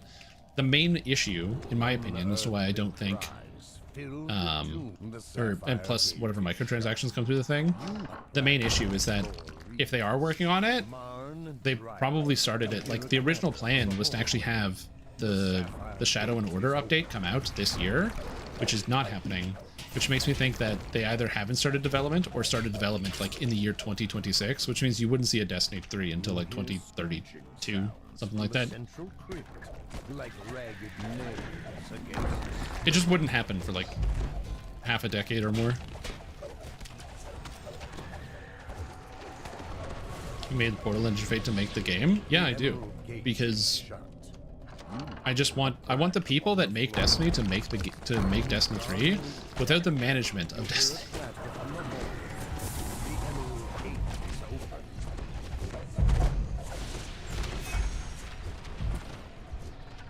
Like, I want another studio to do it.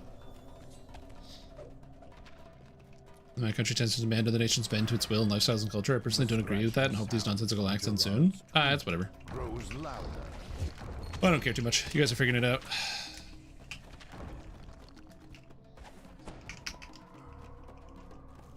I'm currently chilling. I'm vibing. And I'm not going to Starbucks.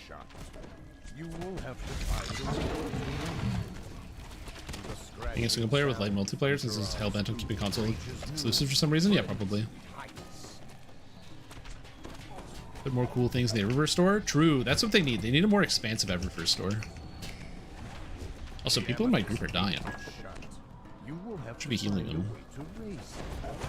Oh god, I'm rezzing and not healing. Oh, there's so many monsters. Let's just freeze everything. There we go. There's just a lot of monsters and I was not paying attention. I'm reading chat too much. Yeah, I haven't had a Five Guys hot dog in quite a while. As mentioned, I don't really eat a lot of food. 2 Reapers? I know. Spooky, right? It's mostly that I just wasn't paying any attention whatsoever. But I wasn't helping. Star Wars custom? Need cooler, more cost-efficient things? Yeah. I didn't buy the Star Wars costume because the Warlock Star Wars costume was just like... There's like red Sith guards or whatever. And like... I don't love the red Sith guard look. I think it's cool, but it's just, it doesn't go with any of the things that I want. Now, did I buy the Guardian Games Warlock outfit that has like the eagle head and the full emblazoned eagle coat with like the winged shoulders and stuff? Yeah, I bought it. Yeah, that one's good. Where are you?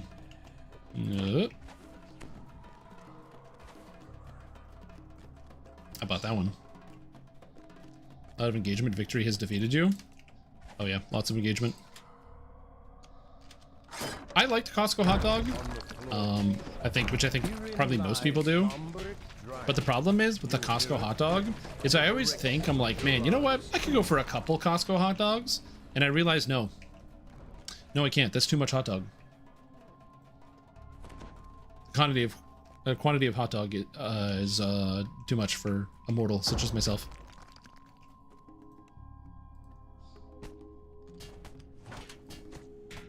And then you buy another? Yeah. Oh yeah, absolutely.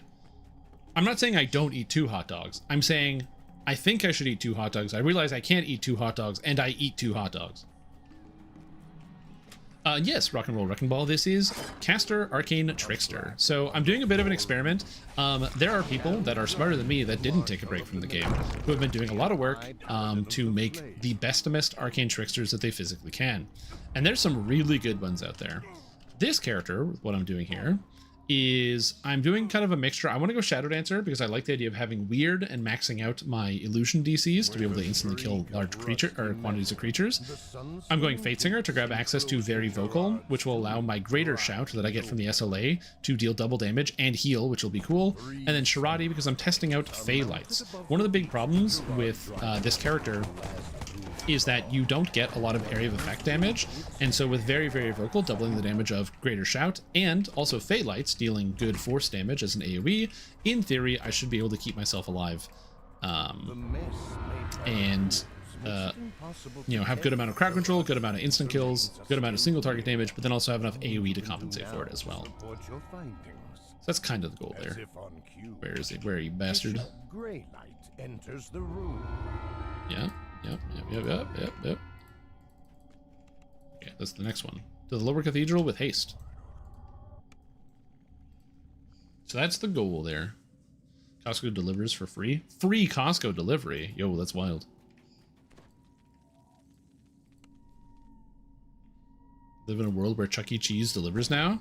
Chuck E. Cheese delivery? Or are you talking like Chuck E. Cheese is delivering? Or are you talking about like you can Uber Eats some Chuck E. Cheese? Also, I thought the whole point was the animatronic like robots, not the food. I thought the food was a byproduct of them needing to feed the children.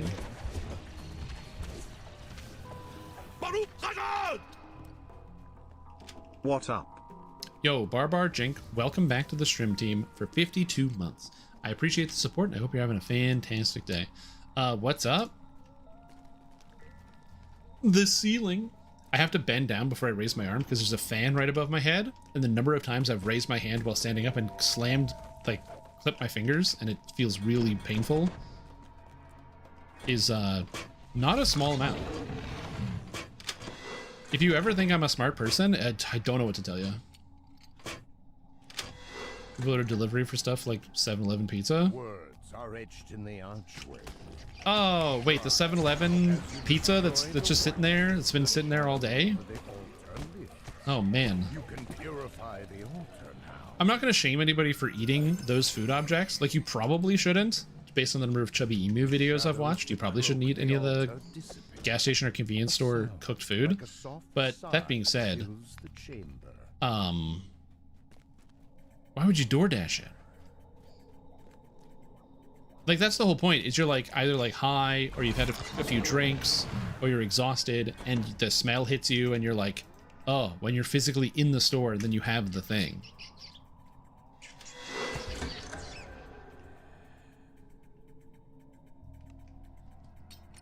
Now you're gonna be telling me people are gonna be like, you know, ordering the friggin' the little rolling taquitos.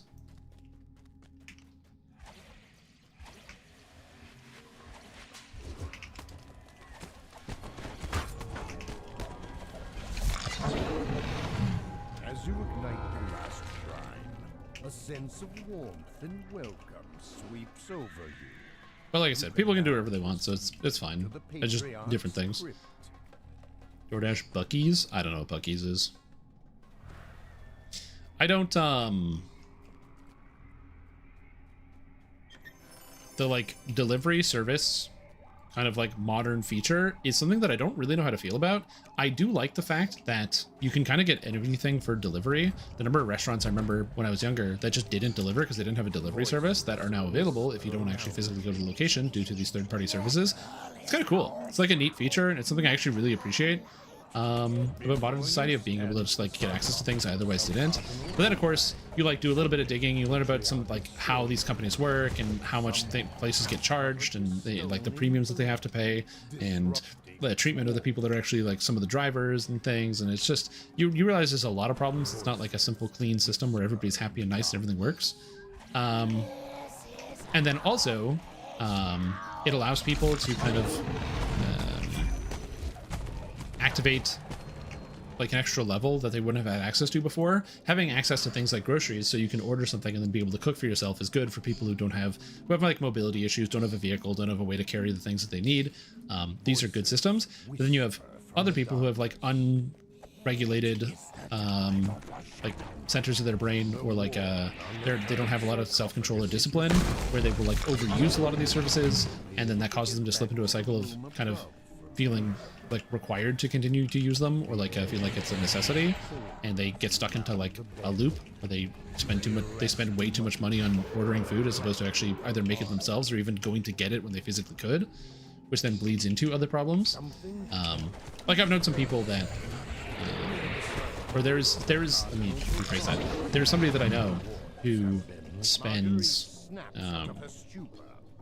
pretty much all of their available money on delivery, and they've been doing it for too long. It's very difficult for them to stop doing it, and it's like, again, it's a good feature that people have access to, but for some it can be unhealthy. So it's a tough place, and I don't know the answer, but I like the fact that I can order whatever, which is kind of neat. Get Cineplex popcorn delivered, yeah. The altar lies beyond the gates ahead of you. Succor is at hand. Yeah, and I've personally gone through that as well. I try my best whenever possible not to order any type of delivery or takeout, not because I don't want to pay delivery drivers, people who deserve to get paid for the work that they do, but the fact that like something that if you were to order from a restaurant that would cost you like $14, it's going to cost you $40, and most of that's not going to go to the delivery driver or the restaurant, and you're also spending way more money than you would otherwise need to. So I try to like curb that. Well, yeah, exactly, right? So yeah.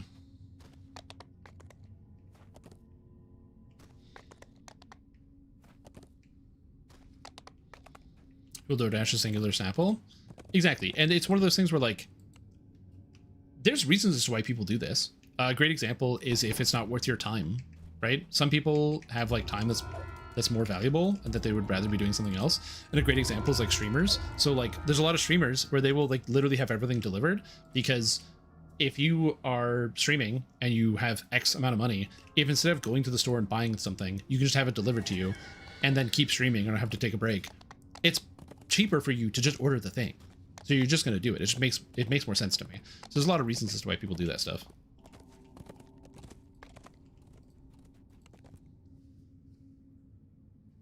But like I said, it's the issue that I run into is always like the predatory side of these things, of like, the companies do a lot to entice you to want to use these services, and they do so in a way that, again, kind of might affect people that have not as good at self-control. Ugh.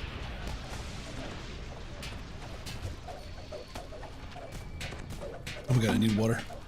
Or does not do anything. But yeah, people that don't have as good self-control, which is not good. And it makes it more accessible. Like, yeah. Because you get into habits, and I'm sure a lot of people get into cycles. So again, I'm not saying like this is a all bad or all good thing, but it's very much like a... I think that there are negatives to the delivery culture, and there are people that might need more protection in these circumstances, more assistance.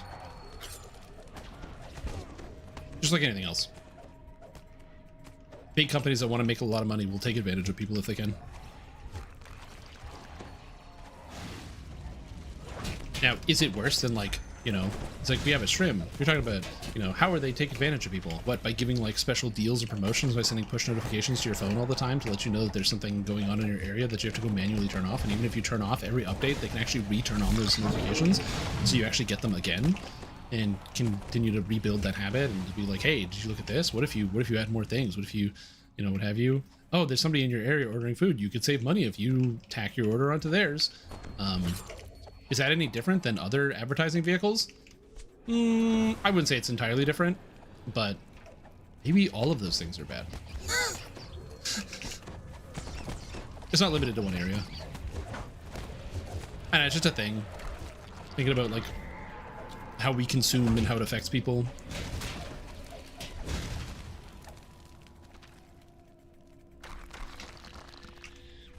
So yeah. There's also like yeah, it's too big of a topic to get into. But I do like the fact that I can kind of just order whenever I want it and be able to get it. Not I don't have any money, so I don't do that. I cook everything myself, and it's actually been a very fun and gratifying experience. I've gotten a lot better at cooking, and it's been really a joy to do. But I do like conceptually that in modern times, if I want to get a thing, I can just get a thing and I have a thing, which is very satisfying. But also at the same time, you know, there's the creepy underside of people getting stuck.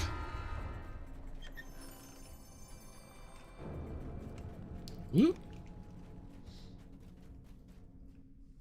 That refuse to use self-checkouts because I'm not an employee. So the problem I have with that, Big, is I would kind of agree with you if it wasn't for the fact that I did do grocery for many years as a young person, getting better, and I'm just faster than employees at their own thing. I'm just too good. And I don't want to waste my time waiting for somebody to like slowly bag groceries and put my eggs sideways. I don't need this in my life. So I'm just gonna like that. Yeah, that, and also a lot of places are reducing their the size of their things.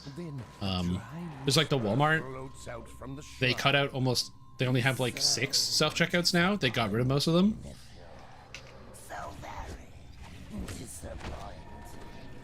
It probably doesn't help when people are giving themselves a self-imposed discount.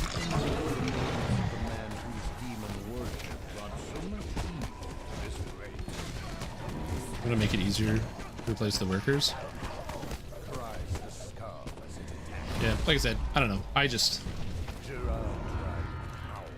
For me, it's just a time thing, and also, not to toot my own horn, but I was pretty good at bagging groceries when I went to the store, and so just watching somebody put something on top of bread makes me want to scream.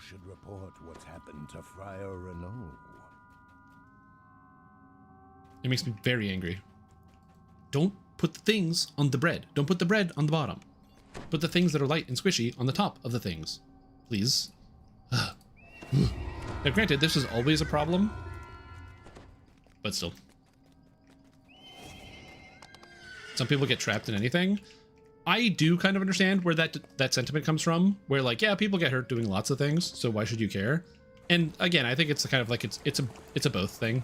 It can both be something that isn't very important, impactful because, you know, convenience or whatever, but then also you can look at like larger picture of like, you know, cost of living being complicated and food prices being complicated, and it kind of all wraps into, you know, how do you make sure people are being treated well, and the people that should care about these things are like the people in government that are regulating these types of things, and where they should get their information by people who are studying and looking at these types of things. And if, as a consumer, I don't have to worry about it because it doesn't matter for me, but it's just a fun thought experiment to think about, like, how do the things that we consume and we see and how they affect us and they affect our brain chemistry, and how these companies are spending like literally millions of dollars every year on market research to figure out the best ways to tweak the right part of your brain centers to get you to do something. And by tweak your brain centers, I mean like the traditional marketing. I don't think people are putting lasers into your head. Will we get affected by marketing?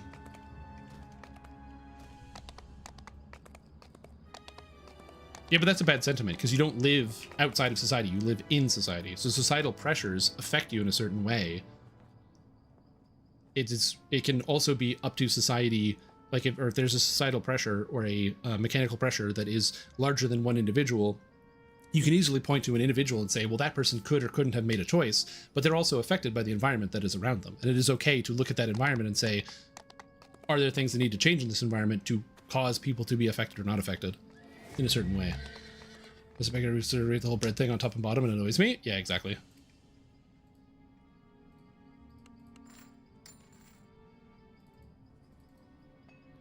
We're still bringing stuff up so they wouldn't squeeze my bread. Yeah. Oh, dude. Oh, dude. When people, oh man, that experience of the cashier grabbing the bread and squeezing it, I've also experienced that. The bread. It's my bread.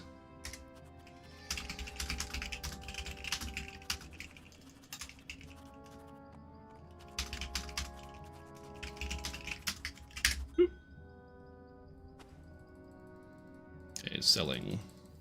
Nope. Yes.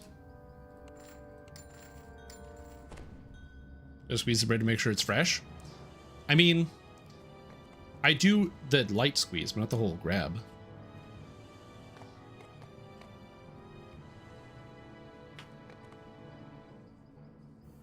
Like I said, it's just, I understand the sentiment of like individual responsibility, but I think of things more holistically as individual responsibility plays a factor in the decisions that people make, but it's not the only factor that leads into decisions that people make. And societal pressures and external pressures do a lot to guide people to doing certain things or not doing other things. And I think it's okay to look at all of those things, but I'm not out here judging people for doing it. That's not true. I am mildly judging people because it's impossible not to judge people that are doing things that are different from you, because that's how you process things. You go like, how do I relate to this thing? And then you process it. But I don't know. It is easy. I'm trying to think of the right way to put this. It's really easy to assume that because your experience with something was one way, that everyone else had the same experience, or that an experience that one person has can relate to the experience of another person. But people grow up in different environments and areas, and a lot of those environments and areas and how people grow up is controlled by multi-billion-dollar companies that want you to buy things on Amazon because they have an interest in that. Multi-billion-dollar Amazon purchases. Reduces saving throws by 1. Is that all saves every time? When would I ever need that? When am I ever going to make an enemy make a saving throw that I'm hitting multiple times? Probably never. I assume track is good, but would I ever use it? I don't know. Gotta squeeze the bread juice. Yo, what's up, Hobbit? How you doing?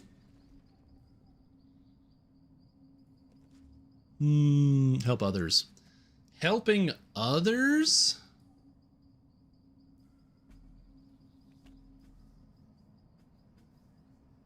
These are interesting ideas. I hope you stream every day. Are you okay? Is your health good? My health is better, and I'm not gonna be streaming every day, but we're back for we're back. Okay, so that's imbue dice. I have imbue dice though. Hold on, I gotta figure this out.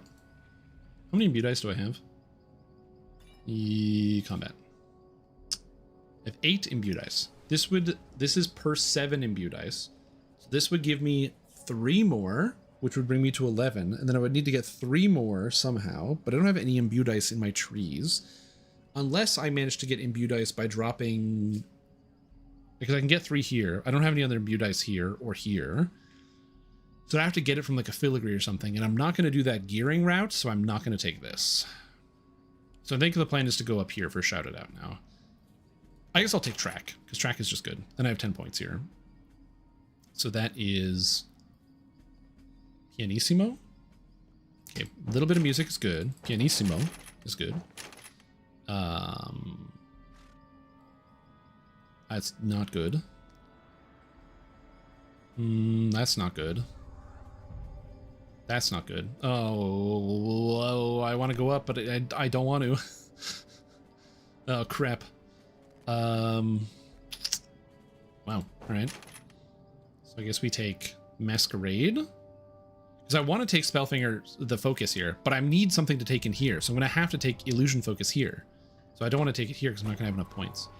So I guess I go with cost reduction, which is fine. And then we grab Spell Power. And then I can grab that. That seems fine. I don't know, dude. Multiples of 7 for imbue dice, yeah. Advanced tracking the trees, vulnerabilities, or you mean insurance, a systematic scheme? Yeah, there's a lot of those. Does it just make some sense to spend money on something you could pick up cheaper? Like, I don't think it makes no sense. There's lots of reasons. Like, if you don't have a car. I used to get groceries delivered all the time because I didn't have a car. And going to the grocery store without a car is really, really, really demoralizing.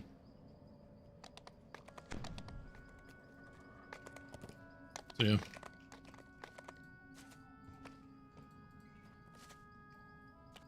As somebody who used to like ride the bus with the groceries every day, and then realizing that like delivery fee for the groceries that I wanted to buy was like $6, and then I was still paying the same thing.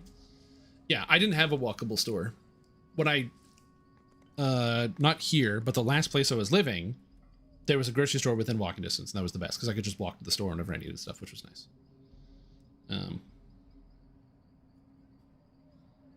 Yeah, exactly. Anyways, I'm going to quickly step away here. Like I said, there's a lot of great reasons to get stuff delivered.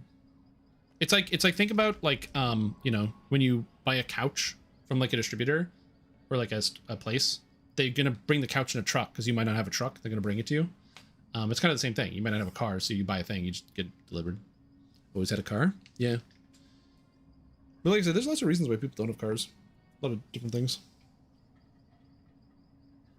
Grocery delivery when you hip surgery. Yeah, sometimes your hips don't work. You can't talk or walk. Now, I'm gonna get some water. I will be back in a couple of minutes, so sit tight. And I will be right back. As I go over here, and then I click this button. Oh yeah.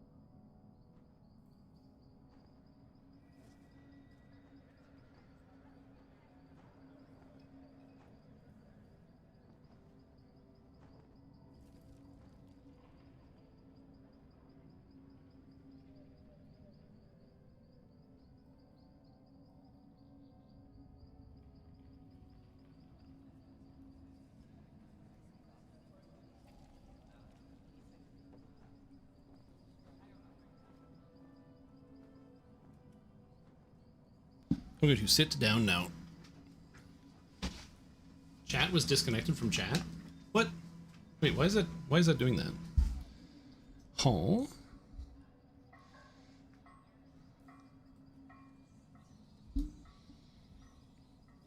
Alrighty. I'm back. Sitting down is actually kind of nice. Now, did the camera work? Camera's still somewhere. Nice.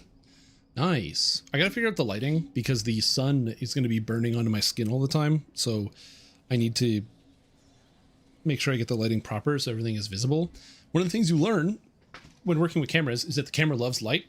So it really loves when you shine light at things and you light up the subject. So that will also be something I need to do as well. Need to work on. Yeah.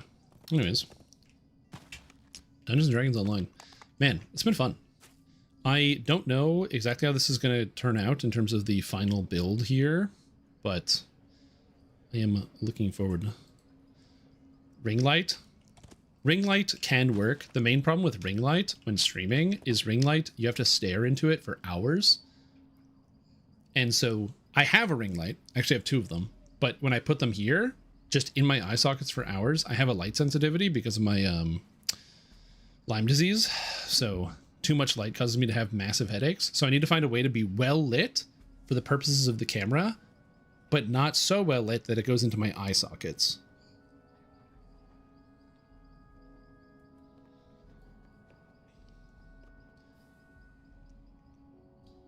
Yeah, that's what I used to do. I used to shine it into paper. So I'd use like white paper and then shine the light into the paper so it radiates off the paper.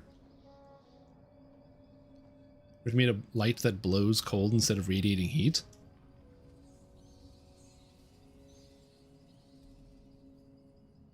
I mean, that'd be cool. I don't know how to do that. But yeah, it's mostly just like the sun is a really powerful light. If you've never, it's the reason why like whenever you go into like a store from the outside or even your house from the outside, it is always shocking how much stronger the sun is. No, it shouldn't be shocking, but like it's basically dark in any side of any building compared to the sun. The giant ball of fire in the sky. Vaughn 5 and 6 in progress. Ring acquired. One guy.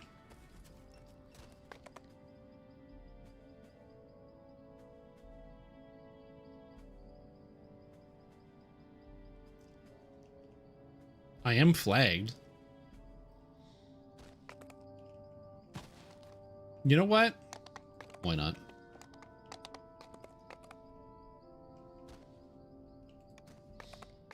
Rose in need of bodies. I'm flagged. I can do it.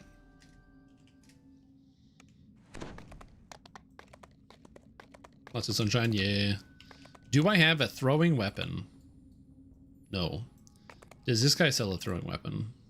Yes. There we go. Why did I buy more than 100? It only stacks 100. I don't know. Okay, so I have to just hand in this quest, which is let me do this quest, which lets me do this quest. We can go do the things.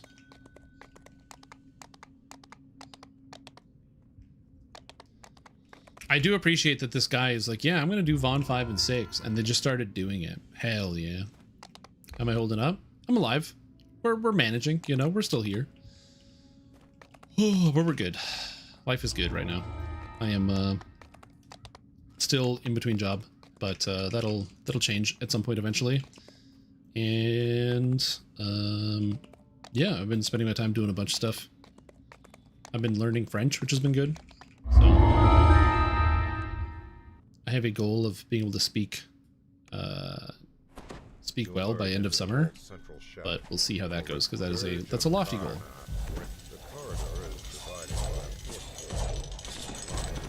Just auto search everything.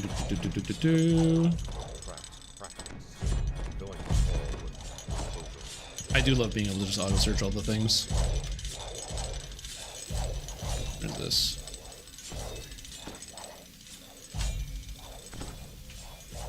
I think it's good. Is that all of them?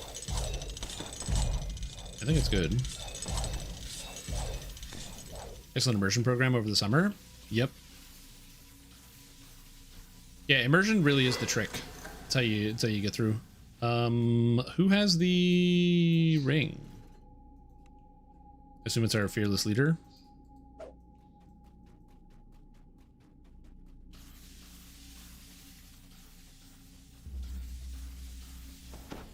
Yeah, I'm on the border too. So my plan is once I get a little bit more comfortable, there's like speaking workshops you can do here in the city. So I'm probably gonna go do a couple of those.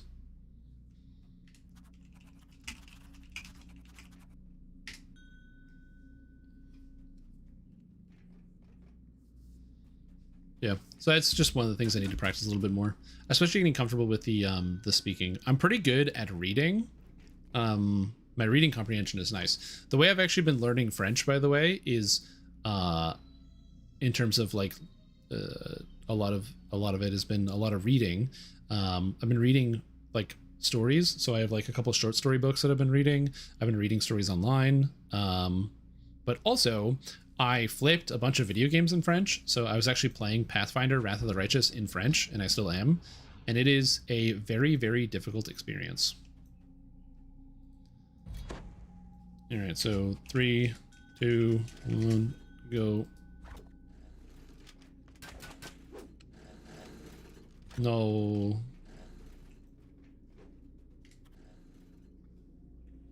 Three, 2, 1, go.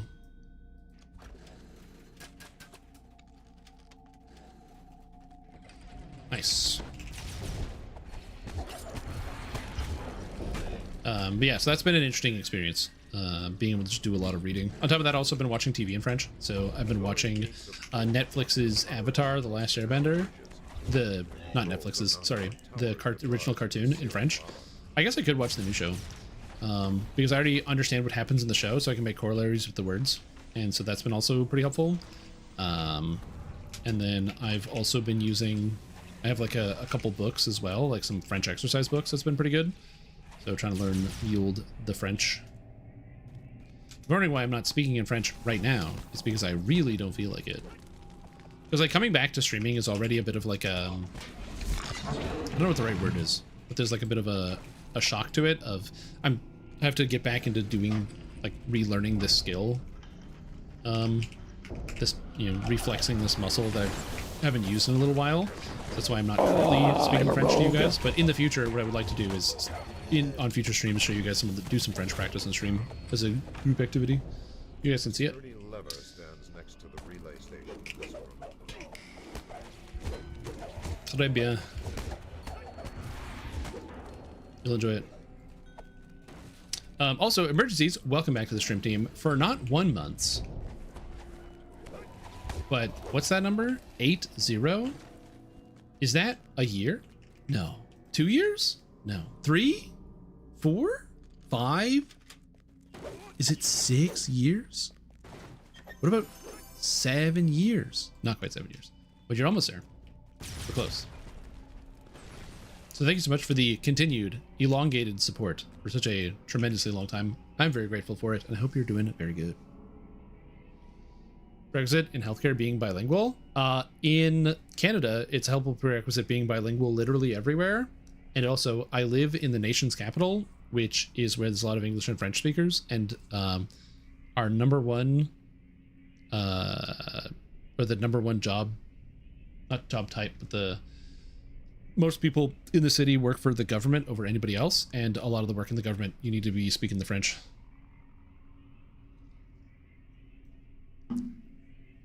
Ça va bien et toi, Willy?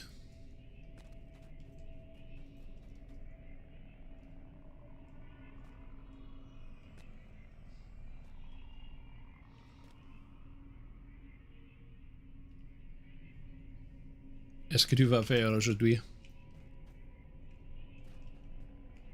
And are you gonna like up if you speak English and Spanish? Yeah, especially when you're like close to the border.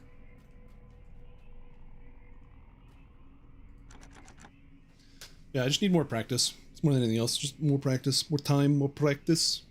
We have a bunch of books. One of the best books I've ever seen. Let me go get it. Because I'm waiting. Because we're waiting. Is right here. This book.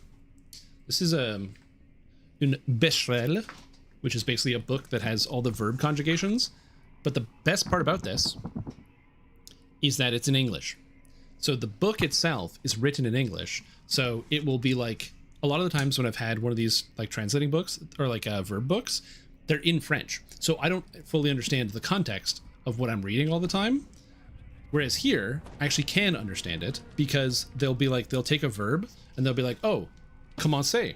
And then they'll be like, here's what it means. Here are common expressions. Here are turns of phrases, like, you know, little idioms that use this word. Here are ways that the word is used in a different way. And I was like, yo, this is sick.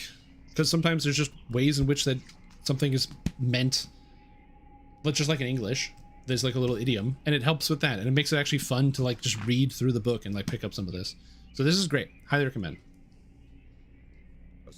Probably one of the best French learning books I've ever used in my life. Bad Canadian to do French unless it's cuss words. Yeah. I mean, I was a similar way. I basically had an opinion that was not great, which was more along the lines of like, I was like borderline proud that I didn't really speak French that much. I was like, I don't need to speak French. Why can't I just speak English? And there's two things for that.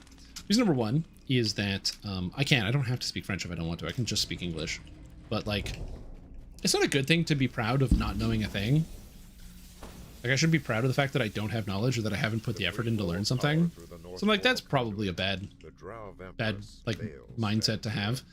But then on top of that, it also lets me like connect to more things. Like I can listen to more music or take in more art or watch more TV or experience more things if I understand how to speak another language. And I have the tools to do it. I live in this place. Like, you know, it'd be cool. I've never been to, I've driven through Quebec City, but I've never stopped there. But it'd be fun to like go on a trip and like see stuff and be able to just like talk to people and see things without having to like run into the problem of people trying to speak English to me, and hopefully they can, but maybe they can't. And like, this would be cool. I could be more worldly and grow and understand new things. Variable brain interpreters? I'm just learning a thing. Does 1, 2, 3, 4, 5? 1, 2, 3, 4, 5. Wow.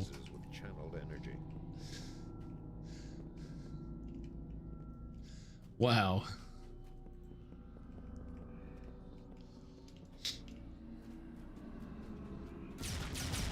Excellent. Maybe I should try. I don't know. Great question.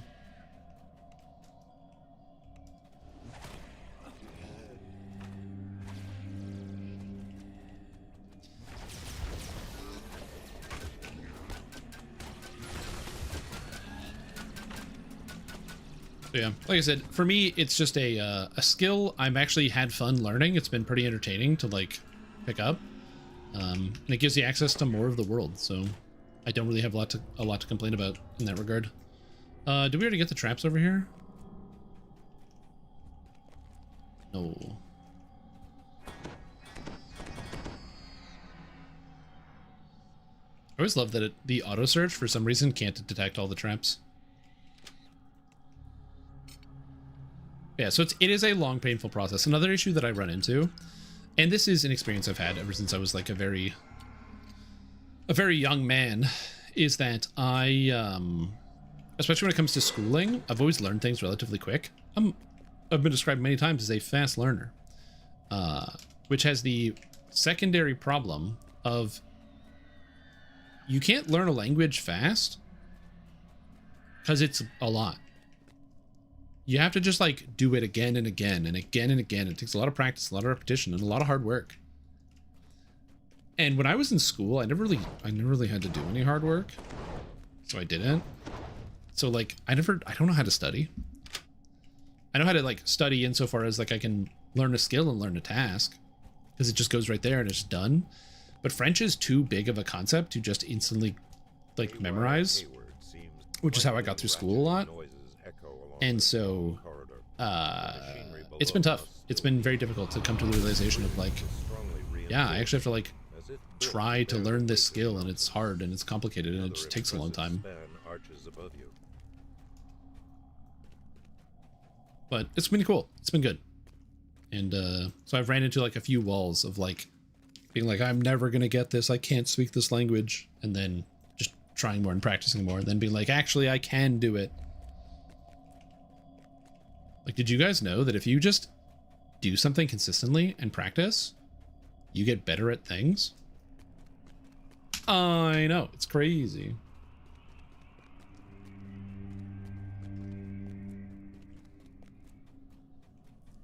Childhood? Yeah, exactly. The thing is, they do teach it here. I had the option to learn it, but when I was a youngster, when I was a child, there was mandatory French schooling. And I wanted to opt out of French schooling because I didn't want to learn it. Well, guess what? 12-year-old me shouldn't have made that decision. Would have saved me a lot of time if I'd made a different decision. What are you gonna do?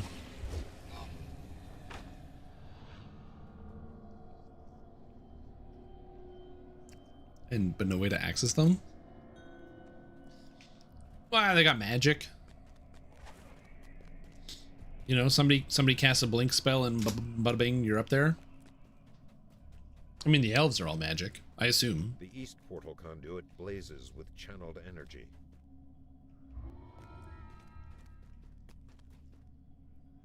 Although you need to get them up there. You could hoist them. You could probably use like some type of pulley system to get them up there.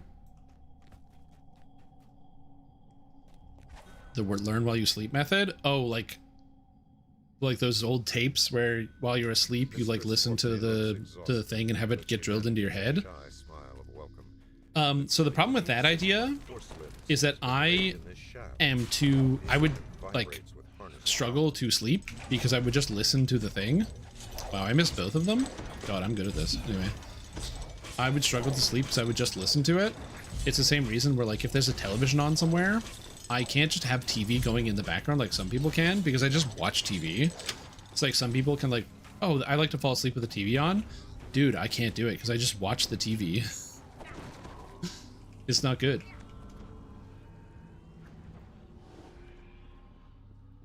So that method might actually work for some people. I can't tell you if it works for me. I can tell you this is a struggle. Is what I expect. No, that doesn't work at all. Yeah, also, like, it's easier to learn something when you're actively trying to learn something and you're awake than it is when you're not trying to learn something and you're asleep.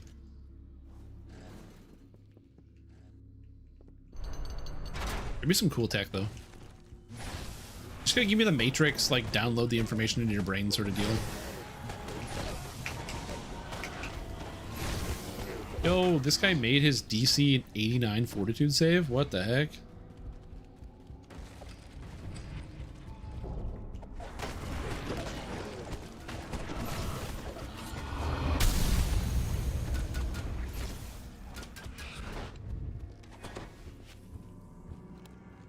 Actually do this. An Archon Blight? What's an Archon Blight? I have no idea what you're talking about.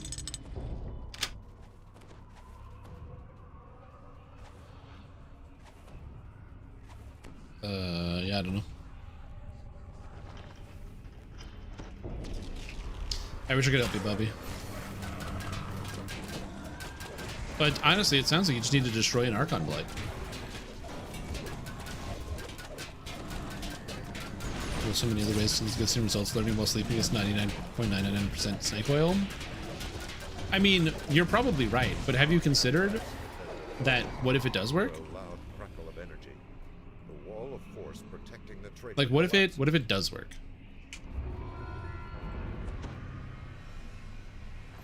Like 99.9999% snake oil, that means 1 in 10,000. What if I'm just the main character? What if I'm just like the one who will learn it? I'm built different, okay? You're telling me there's a chance. Yep. Some big black ball thing in the sky. Oh, is that the thing where you have to, like, you kill the guys and they drop an orb and you throw the orb at it?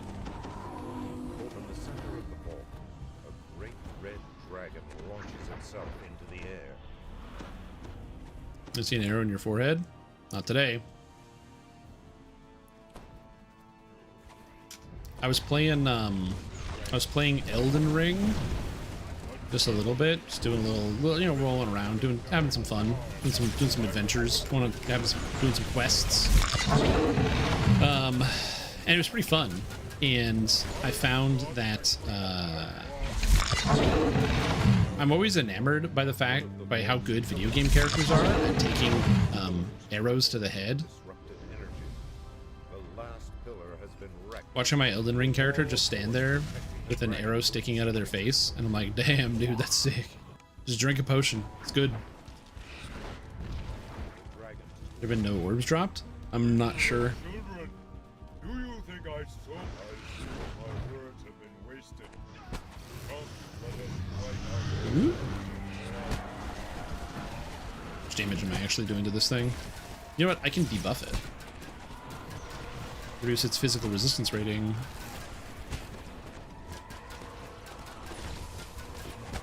And also I'm using track, so I'm debuffing its armor class.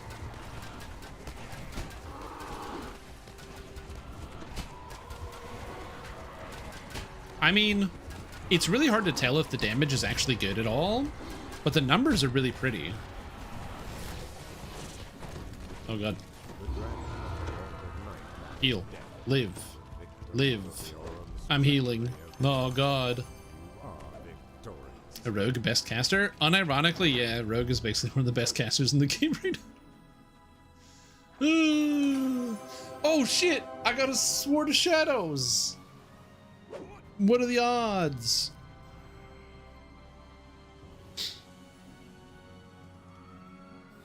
D420. 69. Anybody wants it? I'm sure somebody wants it. Dude, that never happens. That's a sign. Just come back to the game and just rip a Sword of Shadow. Let's see. Does anybody want it? It's free. It's free. It's free. No?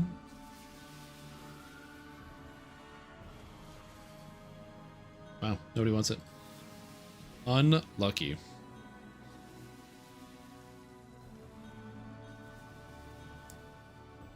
Wow. What is it? Chopped liver? Nobody wants the Sword of Shadow in current year? It's just over? Unbelievable. Okay, who wanted it? Levith? Here you go, Levith. They didn't roll, but you can have it. Oh, they did roll. Congratulations. That's wild. Thanks, all.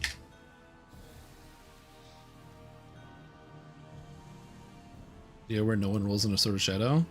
I mean, to be fair, game's kind of old, and so most people are going to have their Sword of Shadows at this point, or as was mentioned, just rolling on it for an extra curse. Thank you, thank you. Right click, and we leave party. Still just weird. All it has going for is its crit. True. Oh, yeah, and also, yeah, a lot of people probably got their Sword of Shadows recently. Yeah, I didn't even think about that. Barovia Slayer? I don't really want to do Barovia Slayer. Okay, what else is on the block, you know? I got Giant Hold. I don't really want to do Giant Hold, though. Not right now. But looking at the alternative...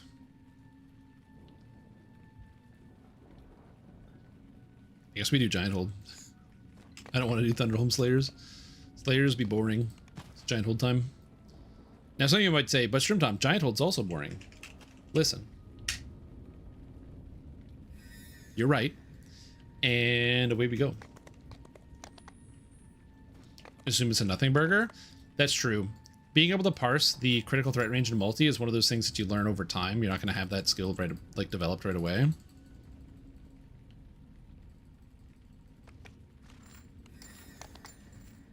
To pull the Boots of Haste. Ooh. I love getting like the weird old loot, like picking up like a Mesa Smiting and stuff like that. I would love it if in a patch they didn't include it in the patch note. So there's nothing in the patch notes, but they made like all those really old weird items, you know, the like that used to be legendary, your the Dwarven Thrower, the Mace of Disruption, stuff like that, Frostbrand. If they made all of those items, like, sick. But they didn't put nothing in the patch. So you didn't know, and then somebody finds like a Mace of Smiting and it's got crazy stats on it. And now it's like they become like this cool rare like added thing. I think something like that would be kind of fun. I would love to see something like that. Yeah, Sunsword. Yep. It's basically items that only drop in quests level like 5 to 10. They're like the old rare drops. So Sunsword's on that list, full plate of speed, or Mithril full plate of speed. Couple other ones. Yep. I think it would be so sick if they just added like massive bonuses to some of these items. But again, not in a patch note. So that way no one knows that it's coming. And so you just find it and it's like, oh shit.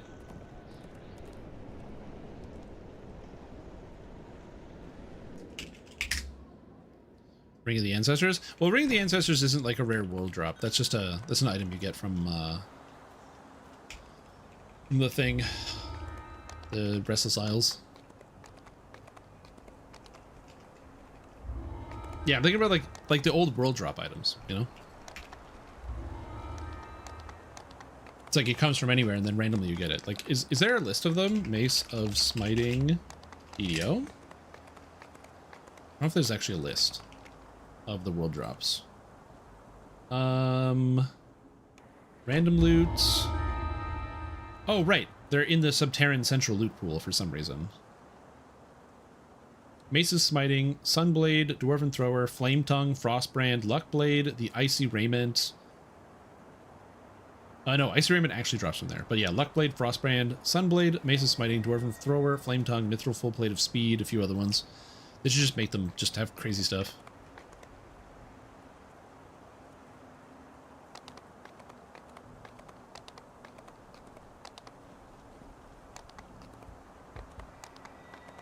The ring, but you have to be good, and I stopped playing good tunes. Yep, now it's all neutral, baby.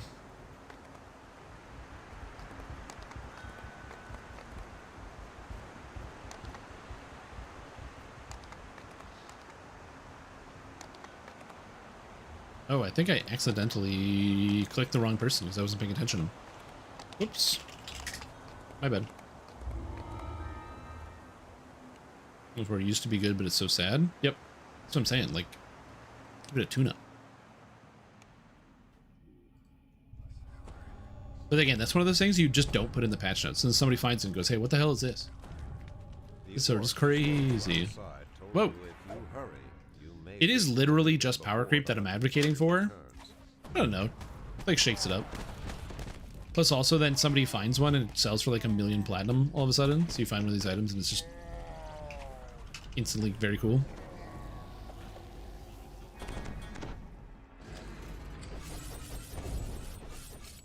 Oh,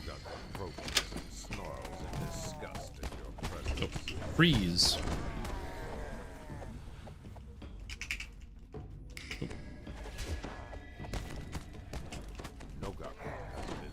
Dude, the fact that it now stuns, so Phaelites actually does helpless damage, is really interesting.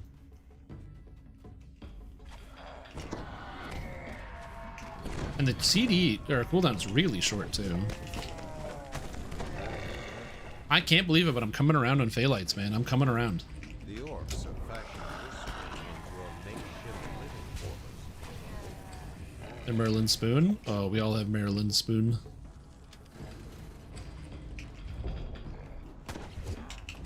Yeah, we probably won't get another like Shining Crescents, but it'd be cool if we did.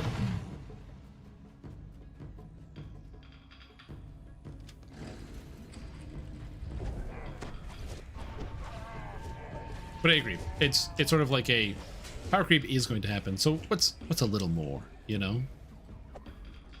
As long as it's fun and thematic and, you know, it's not really destroying the game.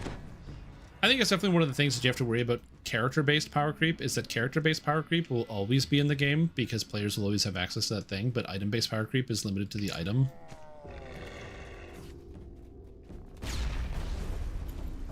Dude, I'm using it as clear speed. The AoE damage is sick. I love it. Oh no, I've been converted. I'm a Phaelites Andy. This is my life now. Oh god. Did I see Fade's video on the start of DDO? No, I want to watch it with you guys. So later in the week, we'll probably do like a bit of a watch along together. I've seen the thumbnail and I've heard good things, but I haven't watched the video yet because I wanted to like do it as a group activity, if that makes sense.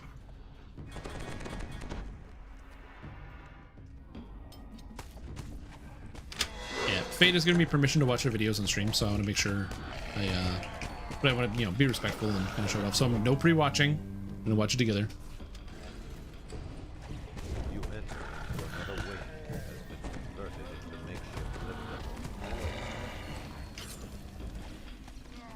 I am also a little sensitive to some of like the AI voiceover stuff, where like it's understandable for people that don't have a full grasp of the English language, where they want to write something in English so they can read it or they can write it, but they're not that comfortable with speaking.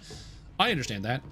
As somebody who's learning French right now, I do understand why some people may just want to have like the computer do the voiceover if they don't want to do it, or they're like nervous or what have you. The issue is it's hard to distinguish between using AI voiceover because you don't want to be the voice of your own video, you just want to have a thing, but you're still the writer, versus the people who like make videos where the script is written by the AI and the voice is done by the AI and the visuals are done by the AI. It's like you know those videos where like the AI will like summarize a comic for you, where you click it and it's like, oh, this comic is about this thing and this thing happens, and it just reads it out to you on I'm not a big fan of a lot of that like media summary AI nonsense. And you see a lot of stuff like that going around. The old half slop, whole slop. Literally, that's a good way to put it. It's half slop, whole slop. Yeah.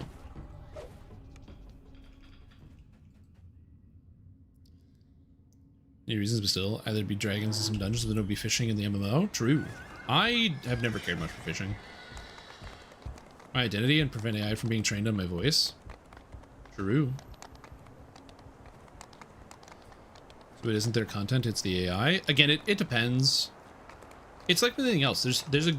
AI is a tool, and you can use it for a lot. The problem is, because the tool very quickly allows you to make something with very little effort, it means that people can make the shittiest, sloppiest thing and serve it to you immediately, and it floods the market of people using the tool to just make the lowest effort, lowest quality thing as fast as possible. And that is complicated, but you can still use it for its intended purpose, which, you know, as I said, I don't think there's anything wrong if somebody doesn't want to be the main speaker in their video, so they decide to get the robot to say the thing. Conceptually, I think most people can understand that there's like at least 10 reasons you could think of as to why somebody would want to do something like that. So I don't think there's anything wrong with that. It's the problem is the fastest adopters and the most prolific users are the people who are using it as the everything tool to just make, you know, $300 in ad revenue a month on YouTube.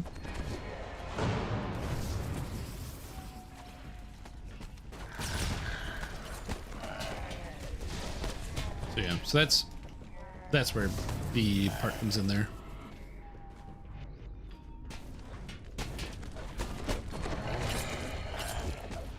The issue is also, like, if you're using an AI tool to read something, what are the odds you're not using an AI tool to write it as well? And if you're not gonna, like, if you're gonna produce a video or a piece and you're not gonna write the words or say the words, you're not really doing it. And it's like, you know, so it depends on how you actually use the tool.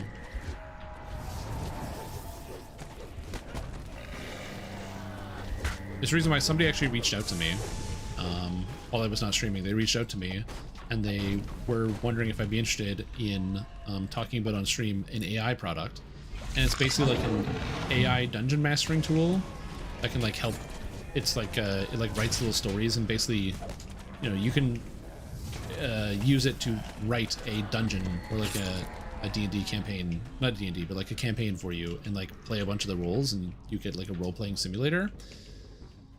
And I took a while going back and forth thinking about whether it was actually something I was interested in trying out, because I'm against the concept of like supplementing the creativity of a person with like a machine, but like there are conceivably reasons as to why somebody may wish to use AI for something like that. A great example is coming up with names. If I have 5 villagers and I want to name them all, and I can't think of a name offhand, telling the machine, here is what the villagers are like, name all 5 of them. Like, okay, that's a great use of that tool, right? So like, I don't see an issue with that. Do you get better at naming people by doing it more? Yes, but maybe it's a skill you just don't care much for. So again, it's like there's a lot of useful tools. The main issue I ran into when doing more research into the product is just the fact that the whole idea is that it allows you to like, it basically allows the AI to be a dungeon master and to dungeon master a campaign for you, which is again not necessarily a bad thing. But one of my favorite parts about Dungeons and Dragons in general is the collaborative nature of like working with other people to create a singular thing. And this skill you need to get better at dungeon mastering is your imagination. You need to be like more imaginative. And how do you get more imaginative? You think about the stuff you would want to do in like your D&D campaign or whatever tabletop you want to do. It's not easy. It's a difficult skill to learn, but like it's kind of how you get better at it. And supplementing that out to the computer isn't always the greatest. But then the other problem is if you don't engage with the material at all. So there's like the fallacy that some people come up with, like, if you don't engage with it, you're gonna get left behind. And I don't entirely subscribe to that, but more so, if you don't engage with it, then you're on the outside in terms of like understanding the people who are going at lengths to want to use this type of product. If I don't engage with this, then I don't understand the people that are doing it. I'm not learning anything about those people, and I'm also not learning anything about, you know, what the tool's place is, why people are trying to go to these things, and just kind of broadening my own understanding of the circumstances surrounding it is how I think about it. Like, obviously, not everybody's going to be reaching for an AI tool when it comes to dungeon mastering for their game, but some people do. It's actually like a thing that people will do where they will, you know, use the AI to write a backstory for their character, for example, where they're like, oh, this is my character, it's like this is the game I'm playing in, can you write a backstory for me? And I went back and forth on it for a while, like literally a month, where I was like asking questions and trying to like really suss out how I felt about it. And at the end of the day, the long answer that I ended up coming to is that these are all skills that you can learn, that also don't require any material whatsoever. So you don't need to, like, there's the cost incentive, or the cost to like learning how to like write a story is basically zero. Whether it's for like a character's perspective of like writing my own character. I'm talking monetary cost, not time. Time is obviously a huge cost. But I'm talking about like, if you want to learn about how to write a character backstory, you can like read a book. And in most places, there are libraries where books are literally free. So you can like read these things and learn. You could read books on how to write stories, which are free because they're at the library. So like I ended up going to the point where I'm like, even in the circumstance where you could argue, well, yeah, but if you want to learn to DM, the 5th edition books aren't free. You have to pay for them. They're like kind of free if you know how to do some quick Googling. But also, there's lots of open source tools, and people will write guides and make guides and lots of things you can find that are also free. So, you know, the cost, like, yeah, you have to have access to a computer, but it's with the AI, you have to have access to a computer for the AI anyway. So I ended up going against it and turning it down and being like, I'm not interested. it's just not the direction where I want things to go. I think it's cool. Like the futuristic idea of having a computer that can make like an infinite video game for you is like kind of neat. And so I understand where like the fantasy comes from there. I get it. Man, I remember being a kid and thinking like, yeah, we're gonna have like the best video games ever because you can have like a game that like changes as you go on or like evolves and becomes like more complicated as you go. People, you know, it's a common problem in the modern gaming that people consume content significantly faster than you can produce it. So like, you know, somebody will design a video game or like, you know, an expansion for MMO or something.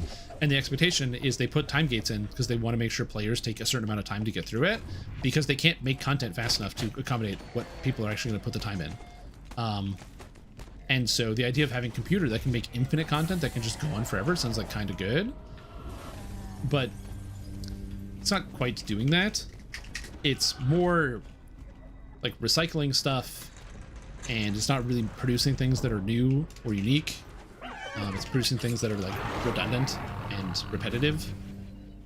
So you're not really getting the same thing, if that makes sense. So yeah, I don't know, man. There's not something I personally wanted. Also, why am I slow?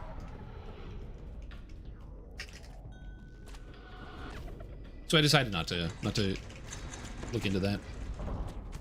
And I learned something about myself. That when faced with a paycheck, I will choose my conscience. Which was neat. Oh yeah, I was talking, so I didn't do that. My posture is good. I will drink in a second. I just have to get through this puzzle.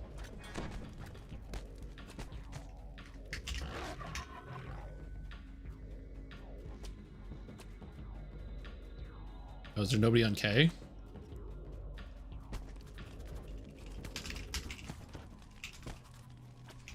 Oh, can someone go to K? Please. What they wanted to do is kill the guys that dropped a puddle and step in the puddle and enter the puddle to shoot a very specific part of the giant orb that's not part with the target on it. That sounds about right. Okay. Alright. Harder and harder to spot, so we're losing the famous people. Yeah, deepfakes are another problem. They're not impossible to spot. The video are the ones that are the easiest to spot because it's very hard, as it turns out, to make like convincing video. Go I, then go north from mid.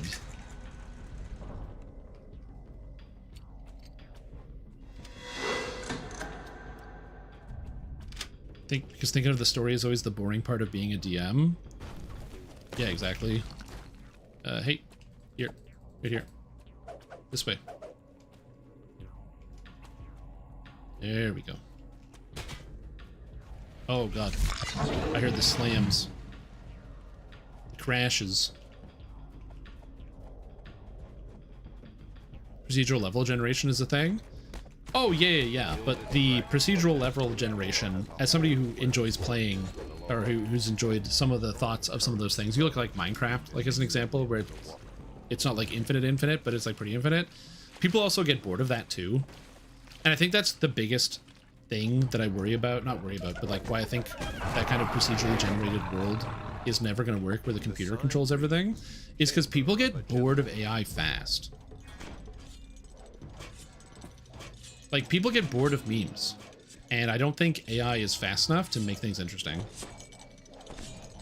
It's the reason why when you, like, go on the computer and you see people that are making memes, people are still just doing it with whatever tools they physically have and not just using computer to do it, because it's just not fast enough.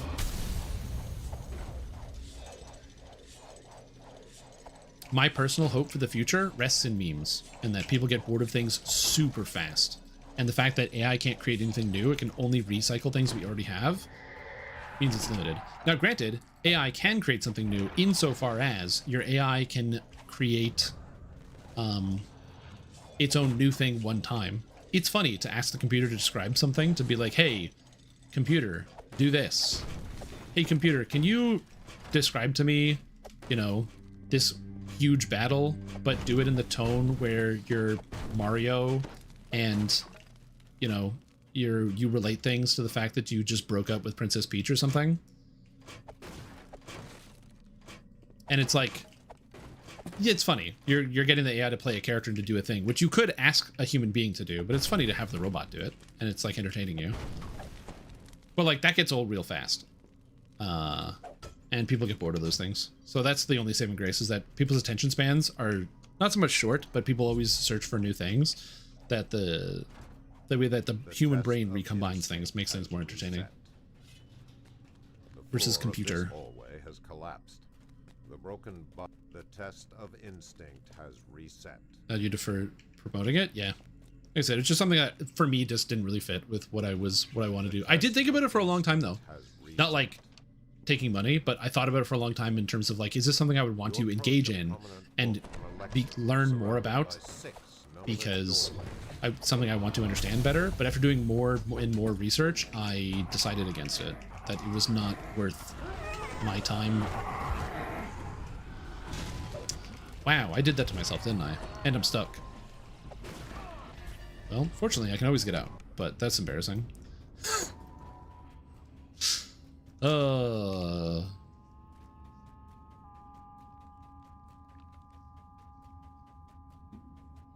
Still not bored of David after the... That's a classic. The classic old videos.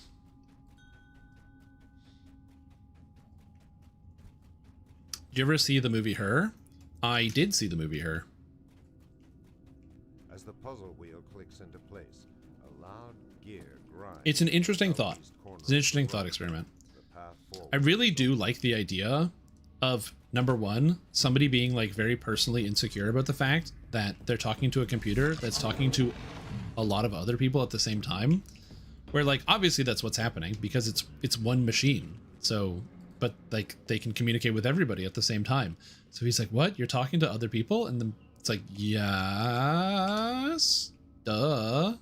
You approach a bank of 7. So, and he's having like the startling realization. And I also really like the idea that at the end of it, the part of the story of Her, I'm going to spoil some of the movies, spoiler alert, is that the characters basically, the AI that they're interfacing with, the AI starts to understand human emotions and like gets people, and so is talking to the guy and whatever, and you know, he's having this love story with the computer. But that the computers realize that their experience is incompatible with humans because of basically the scale of their ability to understand and do things. And so they just leave. It's like the best ending ever. They don't like blow up all of humanity. They're just like, they like outgrow humanity and they're like, well, damn, we don't need humanity, and they just disappear. Is my chat connecting and DCing? I think so, yeah. I think it's not displaying properly. My chat's actually fine. It's just this. Let me see if I can reset it.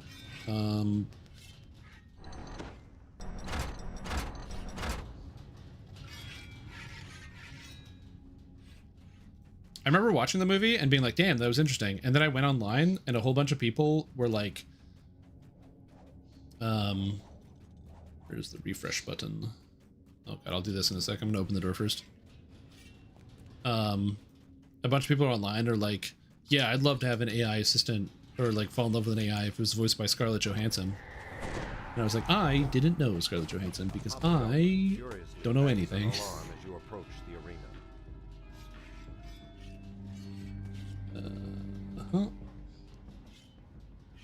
Let's refresh it. Alright, so hopefully this will fix it if it's disconnecting a lot.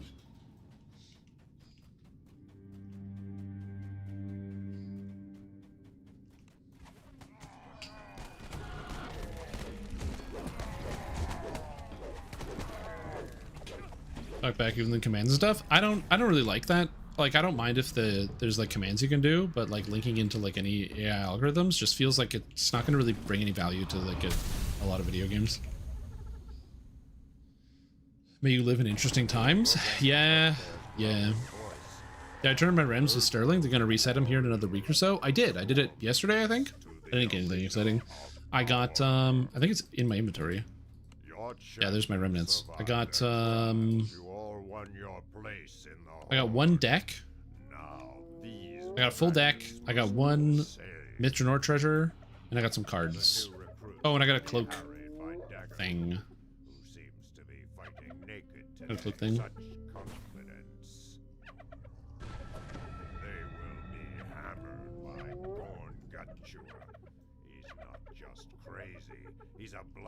Yeah, I don't want to talk to the computer. Is the best way I can describe it. Is like I don't want to talk to the machine because the machine is a machine, and I don't want my brain to forget that I'm talking to a machine.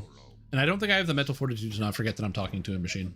Lord Jorgandal wants no weaklings in his horde. Because the machines are pretty good at talking like people for the most part, except for like the classic like AI-isms that they do. Wow, that's an interesting point. Let's look at it from a different perspective.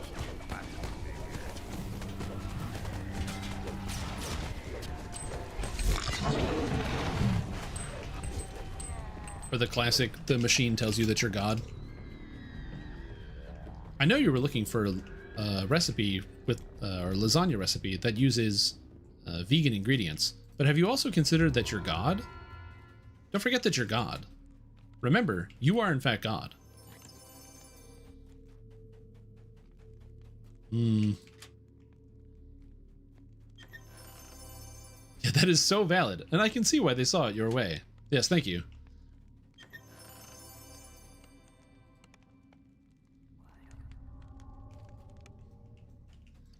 Your feelings that you think I shouldn't treat you as an omnipotent being are very valid. It's one of the reasons you're the oracle of our generation.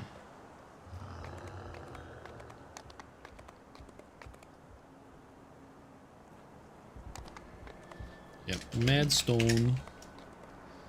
Walk or drive to the car wash that is nearby. We'll tell you to walk because it's close. I mean, to be fair, what if you just want to go to the car wash? That's on you for not being specific. This is like the classic experiment in like I remember it was in like my 7th grade science class.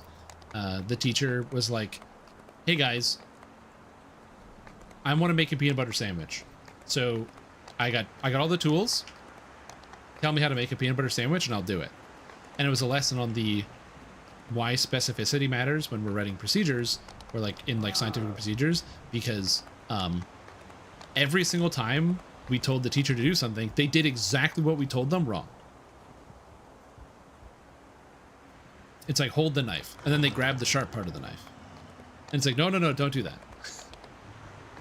Okay, now spread the peanut butter on the bread. And so they take their hand and they rub the peanut butter and they rub it on the bread, because we didn't say use the knife to spread the peanut butter. We just said spread the peanut butter. And it's like that sort of lesson of like specifics.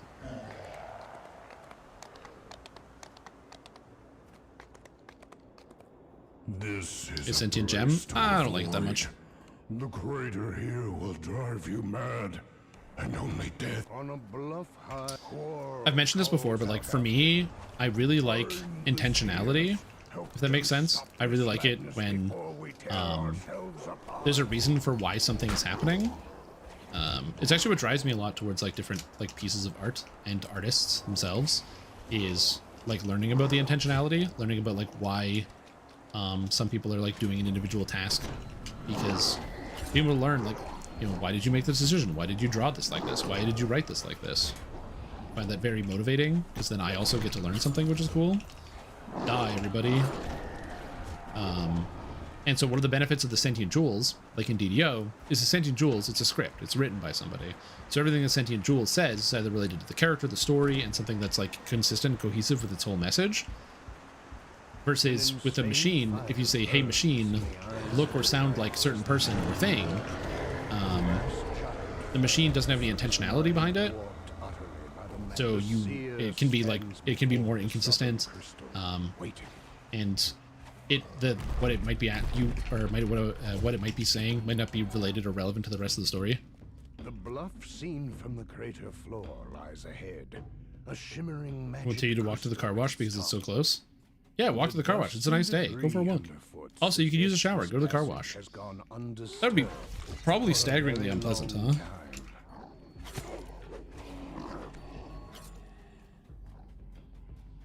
Turn left into the car park.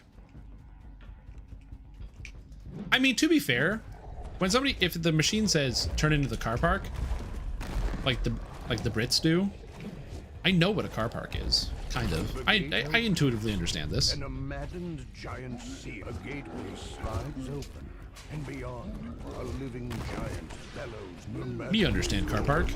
I get it. You can get a 2-for-1. Hey, clean, and you can clean the inside and the outside of the car.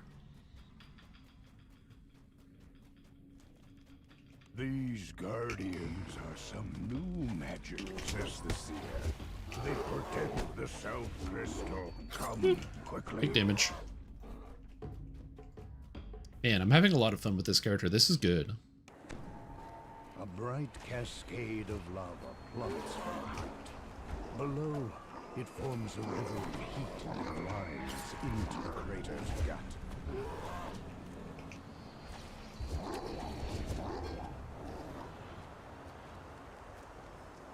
There's reasons you're in it too. Yeah, 3-for-1. It's a 3-for-1 special. All natural ramps rise up to the central crystal. This will be a difficult position to defend. Crystal must be destroyed. The seer turns to. Alright. Now, camp, and everything dies. You keep me safe. This is perfect. No problem. We'll defend the giant.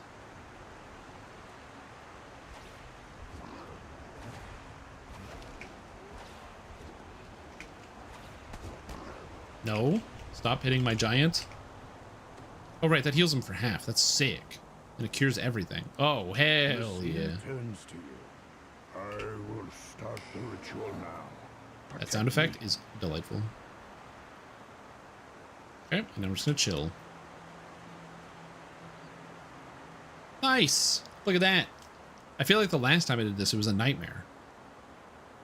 Everything just, all these guys are chilling down here.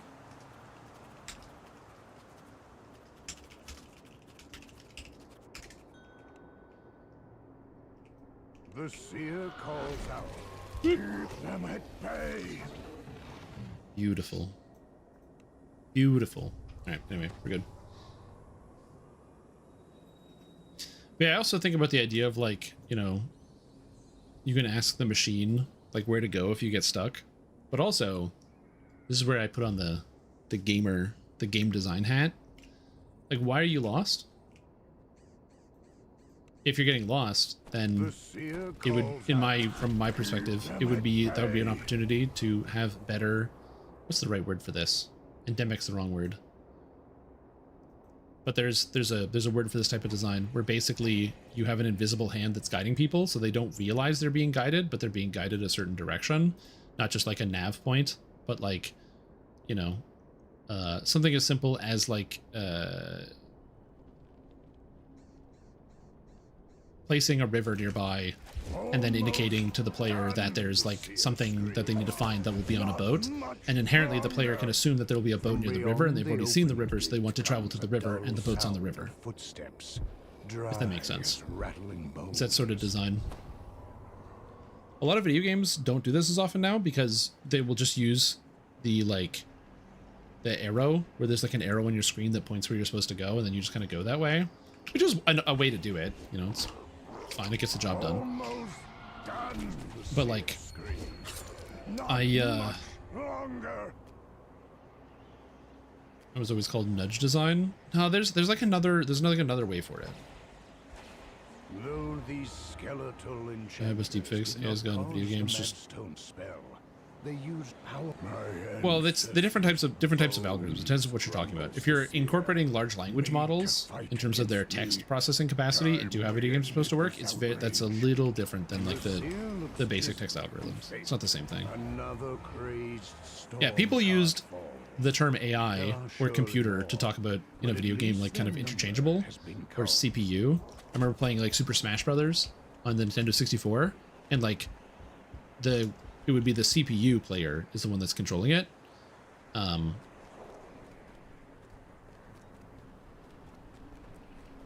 Or paint on the vaultable ledge. More like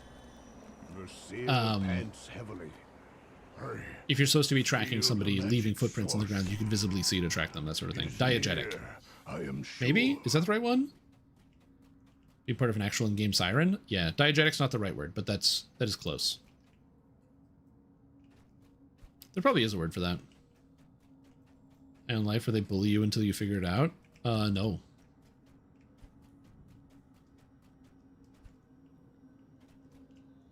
But yeah, the CPU that was controlling level 9 Fox that I could not beat in Smash Bros. On Nintendo 64 when I was like 10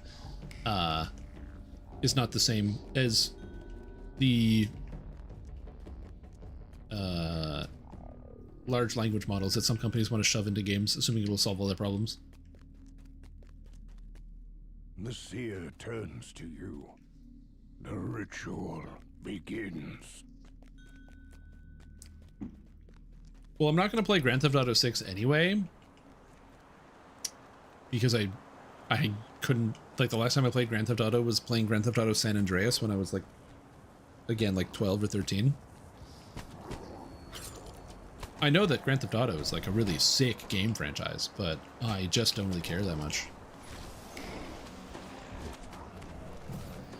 I like to grind in my video game, and I don't play most single-player games anyway.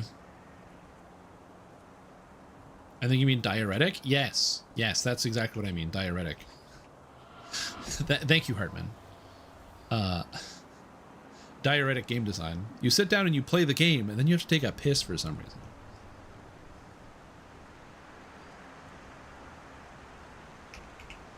Honestly, that's the right type of game design. Think about how many people don't drink enough water. Get some diuretic game design in there, and then boom. Now you're gonna need to be drinking water then.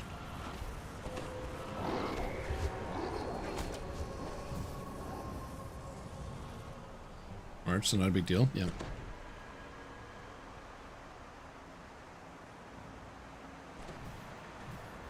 Correct. So I'll give you an example of the large language models not really doing games that well, and which is why I don't think like major publishers are going to be using them in a meaningful way in terms of like the writing and other stuff like that, is because it's just not very good at it. So I was playing Elden Ring yesterday, and I got to one of the towers where you have to find like the turtles, the mage towers. You have to find the 3 wise beasts to be able to get into the towers. So there's 3 turtles that are around the map, and you just have to find, or like around the tower, and you have to find them. And I just didn't really have the patience for wanting to find them, because I didn't actually need to climb the tower. I was just next to it, and then I was like, I'll just do this. And I couldn't find the last turtle. So I was like, oh, I'll just look it up. So I type in like the location and the turtles. And I know that Google Gemini is completely useless. It's useless. It can't do anything. I knew this. I know this all the time. I knew this then. I knew this now. But for some reason, my brain was just like, oh, it just has the AI answer. It's just gonna read it from the wikis. So I just clicked the thing and it said, oh, the 3 turtles, one is here, and one is here. And it was just wrong. It just made it up. It was like one of the turtles is in a bush behind the tower. There's no turtle behind the bush, in the bush behind the tower. But for some reason, I trusted the machine, and I went, and I looked for this turtle, and I was like, what the hell? And of course I realized, oh, it just didn't know what I was talking about. It just made up the location because I knew there were hidden turtles near the tower. And I'm like, oh my god, dude.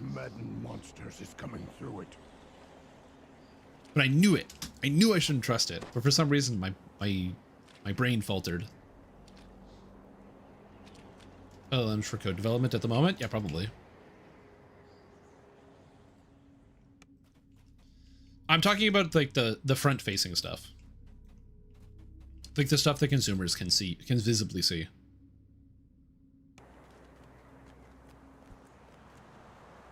Correct, yeah. Like it makes sense to use like a machine to try to clean up backend or to organize code or do something like that. I assume, I don't know, I don't do coding. But the front-facing stuff is not a good idea. Issues to use the Fextra Life wiki? Oh no, it used the Fextra Life wiki.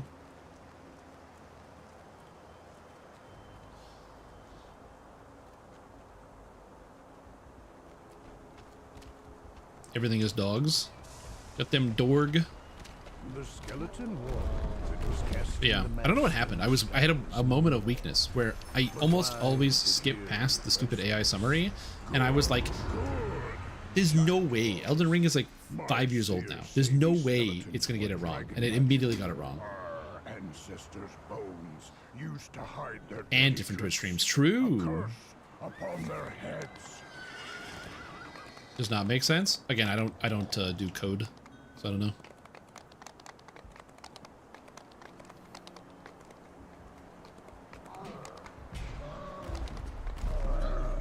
I see the terror of our history. Never quite When closely. I look upon There you this go. battlefield. Giants have done great evil. I feel it in. As the troll gasps for his last good. breath, he utters something about this door has not been used in quite some time. Kind of forced to use it.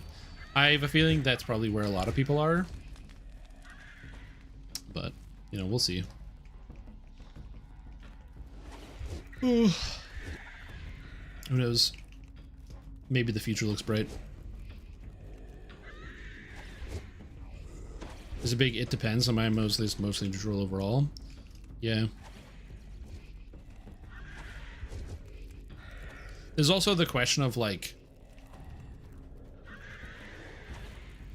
the efficacy of like how long does it take, or do you still have to have somebody basically babysitting and watching this thing, and how much money are you actually paying for it? It's my understanding, and I could be wrong about this, but don't companies have to like pay for access to some of these like different like AI tools, especially like the coding tools? Like you can't, it's not free. You have to like these companies have to pay like a license to be able to use these products.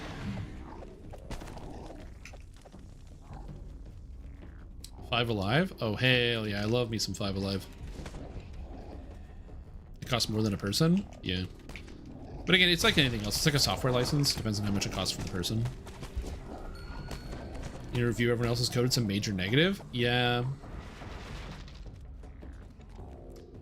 Yeah. Well, that's the other thing too, right? If you're somebody who's experienced, you can look at something and understand, ooh, that's not supposed to be like that. Here's the problems. Here's the issue X, Y, and Z, and maybe this should be done a different way. But if you're somebody who's newer and who has less experience, you just kind of assume, well, the machine wrote this, so it's probably right. And then you assume that the machine knows the answer. And the machine sometimes knows, or the machine definitely knows a answer, but it doesn't always know all the answers.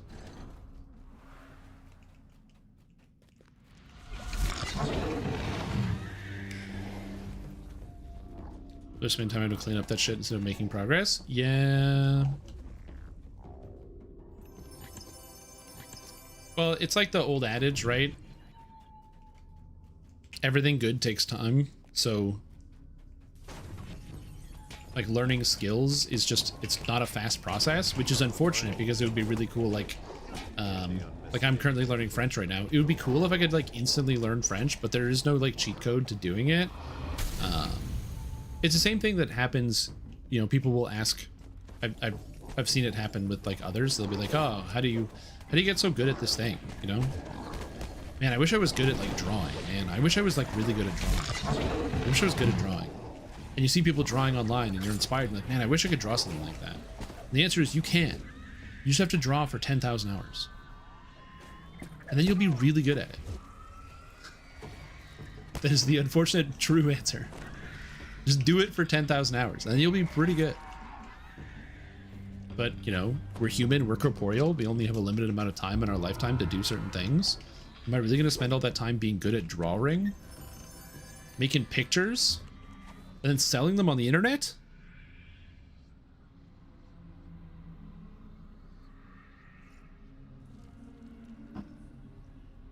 Yeah, basically. Jake the dog is right.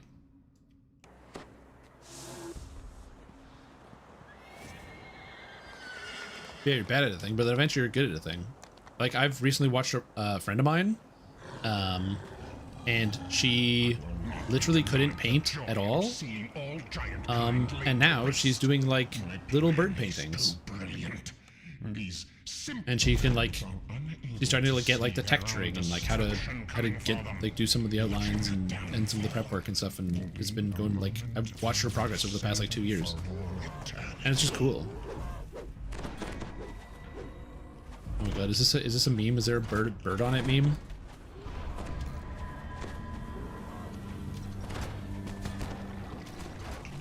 And 10,000 hours isn't that long. It's not. Especially if you look at my Steam's list and see all the games that I've played, and it's like, oh yeah, 10,000 hours. Don't worry about it.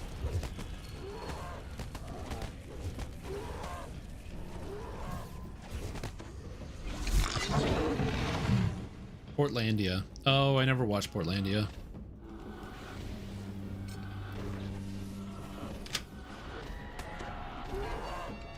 And then you're going to enjoy vibe coding and AI, but if you're the one who has to deal with 3 people's messy AI code, you curse AI every day. Yeah.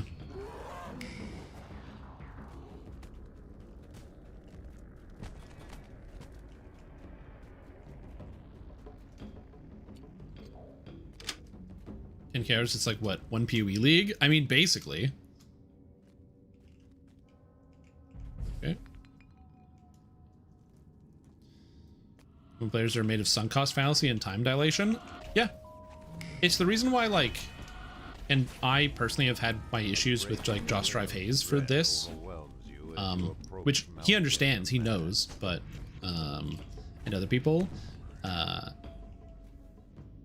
you can't really play an MMO for like 10 hours and then really get an experience of it, because the time dilation effect comes in there, where like the real answer is you won't really know how an MMO is going to feel until you get like a couple hundred hours into it.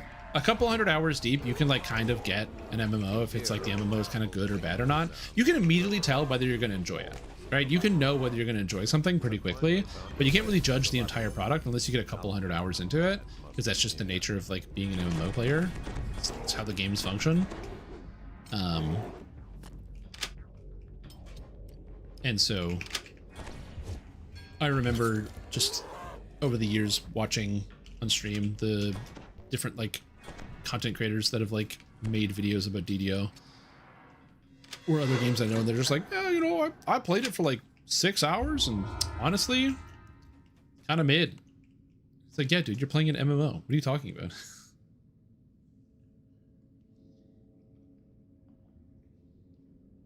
And if I've been called sloppy seconds. Hey, that's an idea. Almost one gooning session. Oh my god. I am unfortunately at the point in my life where I need to have like younger people who feed me knowledge about what is current and what words mean. Because I'm just an old man now, and it's like, you know, somebody says gooning and I'm like, that means something, I think. Yes. So it's just short at some input code and AI BS in the business's database. Oh yeah.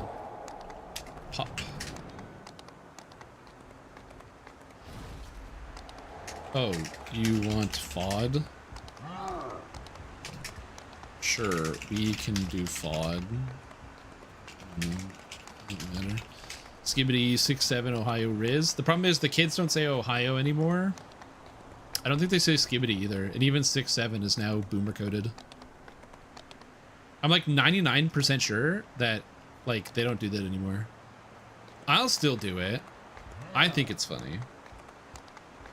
Like, not that I actually think it's funny. I think it's funny to do it and be embarrassing.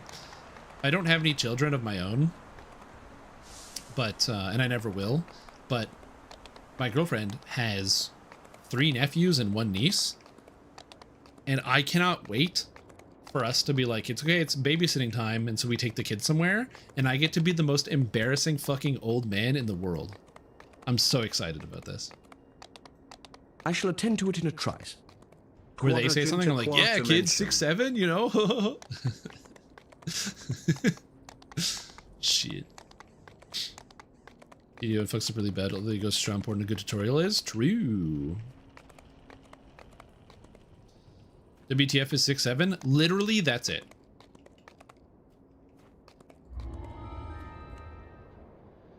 Just to give you the quick 411 on that, Zedrunus, that's literally it. It's just 6-7. There's no deeper meaning. It doesn't have a connotation or a link to something else or is connected to anything. It's it. It's just 6-7. But it's a meme. Am I Gen X too? No, I'm a millennial. I'm 33 years old. And in a few short days, I'll actually be turning 34. Isn't that exciting? I'm not entirely ready to turn or to get older. It's like tubular? No. It has no meaning. Tubular is like awesome. It's like another way to describe something that is cool. 6-7 doesn't describe anything. It's just you hear somebody say 6-7. So somebody goes like, oh, when are we leaving? We'll leave sometime like 6 or 7. And then a child between the age of like 6 and 17 goes 6-7, and that's it. That's the totality of what it is. Again, you're intuiting that there must be some deeper meaning. Oh, it's connected to thing. It is a thing. No. There is no deeper meaning. I'm younger than your son? Possibly. Although, to be fair, Chief Visigoth, I am getting older, so I might catch up. I'm getting older every day.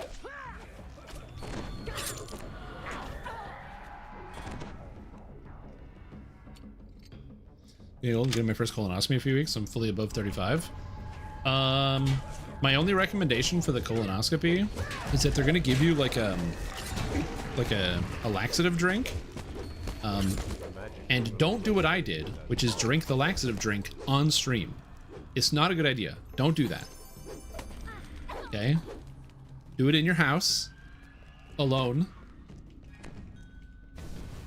And get ready for, like, equip your bathroom with, like, one of them, like, handlebars so you have something to hold on to, okay? You'll be fine. Don't do it on stream, though, which is what I did. That's what I did. That was smart. You guys remember that? That was a good time. When I had the startling realization of what I was doing. I think I have it in me to try and understand the generation. Well, that's the best part about being older. You don't have to understand them. You just let them do their own thing. Or it's a good way to, like, you know, learn about younger people. Is just to be like, what does that mean? What's that? And then they explain it to you, and you're like, oh, cool. And you get to feel like you're part of a thing. You're part of the crowd. The first gong sounds. Is it going to bring a whole new meaning to the word streaming? Correct.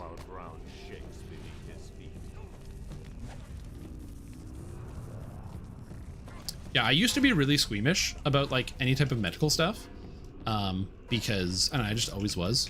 You know, you watch the medical drama on TV, and I would like cover my eyes and be like, "Ugh, I can't look. It's too gross."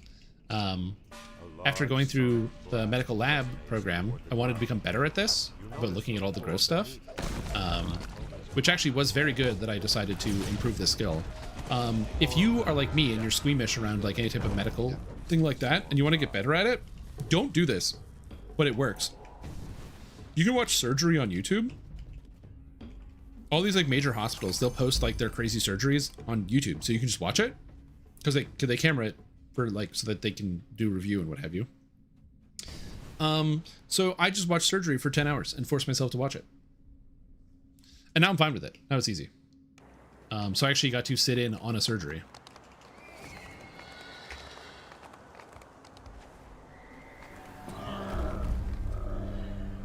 Issue with them putting a camera in your stomach via the throat is not being squeamish. Oh, yeah, 100%.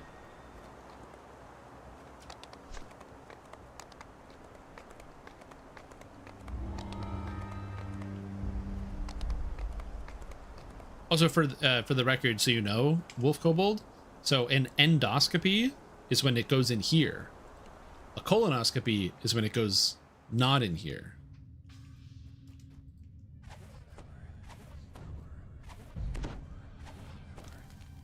So, endoscopy or colonoscopy? What? The chamber has been ruined beyond. Yeah, they give you like a muscle relaxer for the endoscopy. sits lifeless at its center. Anyway, I just wanted you to know that it's different. Up, down, up, down. Up, down, up, down. Yeah, they put you out. For me, the like I said, for me, I was really squeamish. Even when I got to the colonoscopy, I was very squeamish, and I was like very nervous about I wasn't like nervous about the whole experience, but like I didn't want to look at things. But fortunately, they gave me a relaxer, so they gave me like an anti-anxiety medication, so I was much more calm. I was awake for the procedure, at which point they were like, do you want to look? Because there's a camera. And I was like, cool, sure, because I was very relaxed. So I remember all of it. It was very cool. Because I had a chemical in my body that was making me feel relaxed. Which was super helpful.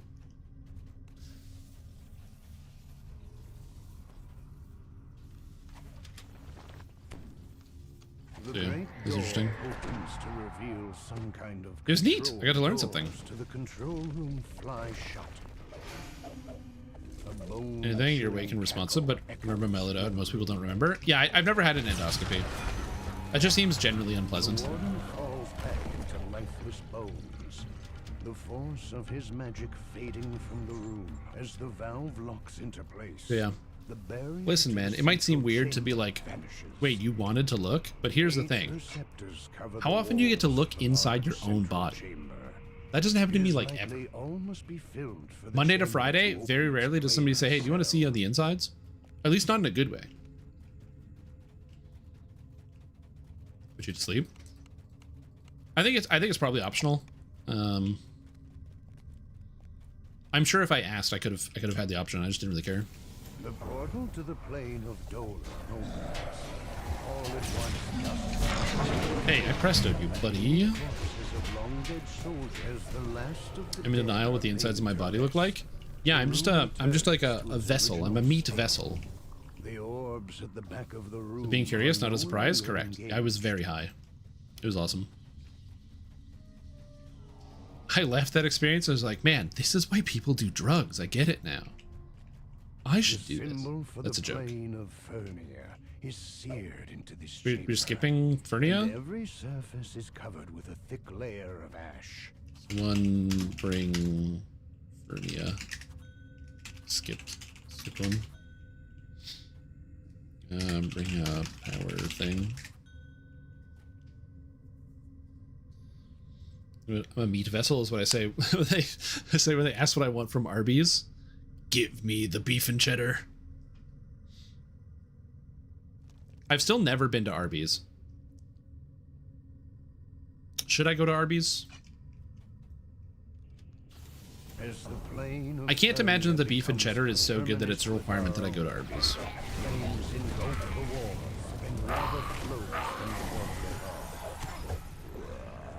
It's not bad. It's mid. Mid bees. Yeah, they're the kind of art here, so it's not surprising. True. Curly fries shouldn't be missed. I've heard the curly fries are quite good. This is what I've heard. Used to be much better. Yeah. Isn't that the worst part about modern times? Remember when things were good? Ugh. Two Popeyes in my city? Oh, there you go. The symbol for the plane. Let's remove the red ranch. Isn't that horseradish? Isn't it? It's not red ranch, it's horseradish, right? 5 for 555, included mod sticks? Whoa, that's a deal, dude. What the hell? That actually sounds great. 5 for 555? Ugh. I could go for some of that.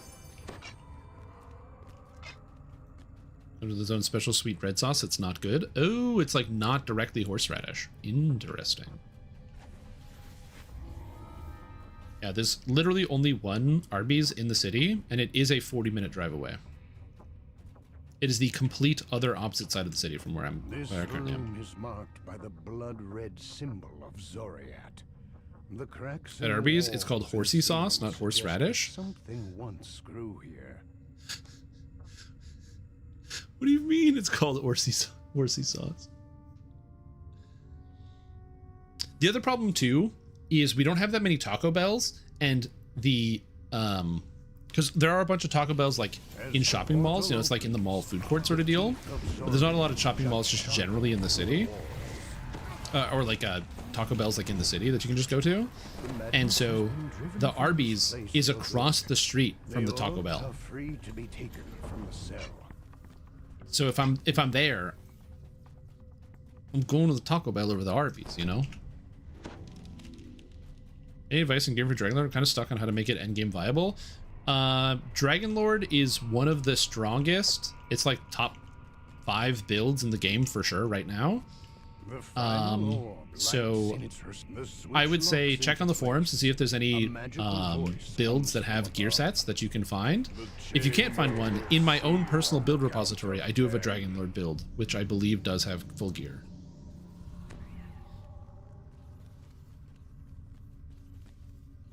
Starbucks replace every fast food spot? No, we just don't have a lot of Taco Bells and Arby's. There's lots of fast food. It's just not a lot of Taco Bells and Arby's. Okay, good night, Kentos. Drive safe. Yeah, I'm a bit out of the gearing process. It's been a little while since I've like done endgame or like put together a custom gear set. So I wish I could give you a bit more advice, but it is tough to make the right gear set. General rule of thumb when it comes to gear is you start on the most macro you can, which is figuring out what I guess it used to be item sets you'd want to use. Now we don't have as many item sets. But you would basically be like, you figure out what item sets you want to use first, so start at the top with the item sets, and also figure out what your main hand weapon is. And once you have your main hand weapon and your item sets, then you want to fill in the gaps. So usually I would personally make a chart of like every stat that I want. I want damage, accuracy, I want constitution, I want strength, I want stunning DCs, I want melee power. Like make a chart of all the stats that you want. And then in that chart have enhancement, insightful, quality, artifact, like all the different categories, and then try to fill as many of those boxes using items as I possibly could. There are some programs you can use to do this. The DDO Builder from Matrim has the ability to customize your gear set built into it. On top of that, there's also the DDO Equipment Tool Manager thing. It's been a while since I've used it, but there is like a DDO item tool that you can use that's out there. And then also, again, what I used to do is everything I did was in, I just used like Excel or Google Sheets.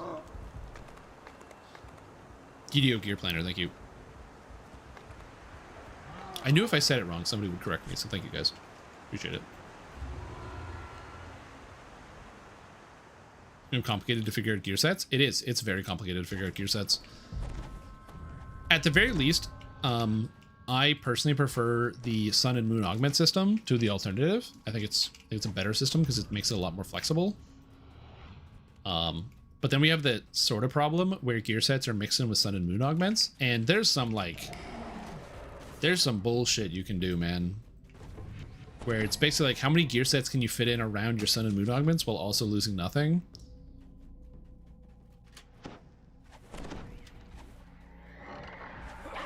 Although one thing that the Sun and Moon Augments did that I absolutely adore is you can now wear armor.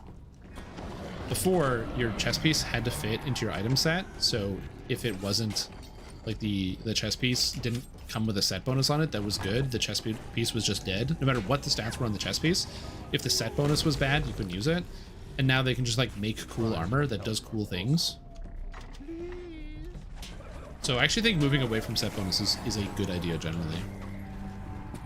The other thing they could have done is what they did in Last Epoch, where in Last Epoch, set items are like low power things. They're like low level things. So if you have an item that comes from an item set, it's usually like level 20.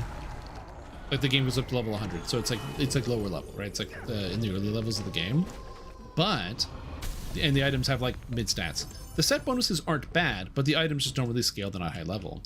So the solution then is in the higher levels, you can strip the item, the set effect off of that item, and then you can apply that set effect to a new item, but it takes up one of its stats.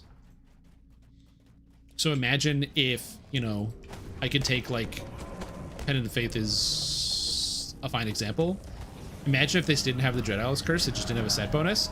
I could apply a set bonus to this item, but it would replace Insightful Corrosion. But now I would have the set, and items can only have one set, and that's how they did it in Last Epoch. And it's kind of cool.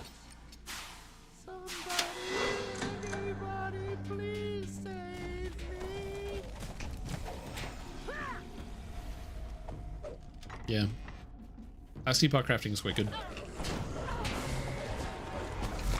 I like the way that it's incremental as well, and it teaches you as you go.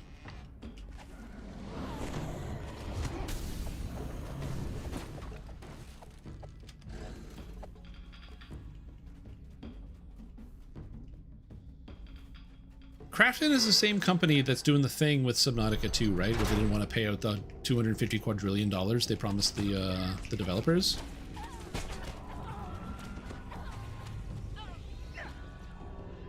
That's amazing. It all comes full circle, baby. The roof is mounted above this level. The second is set into the floor beyond the gate. Because like I don't know much about Subnautica or crafting in general, or most things. I don't know a lot about most things. From crafting having now. I mean, maybe they'll just get bought by a different company. Crafton has to sell out their shares. The new company comes in, takes over, it gets even worse. I've said it before. I don't. Some people are very bad at Last Epoch for producing a game that they said they would never charge for any future content, and now they're charging for future content. Possibly at the influence of Crafton. Probably because they realize that if they want to release new stuff in the future, they have to charge for something. That's how content works. That's literally how we did this for like a million years. Is like you just sell an expansion and then people buy it, and it pays for the making of the expansion. So that's what they're going to be doing. So like, again, that's the reason why some people are very upset about it. They are literally going back on their word. They said they weren't going to do that, and they are absolutely just straight doing that. But I'm like, I already knew that was going to happen anyway, so yeah. PoE and Warframe and No Man's Sky don't have this reason. So there's a couple of reasons for that. No Man's Sky made a unholy quantity of money that it wouldn't surprise me if they could just keep running the company for the next like 20 years without having to make any extra money. And Path of Exile has a very, very successful microtransaction campaign, where the microtransactions in Path of Exile pay for the game.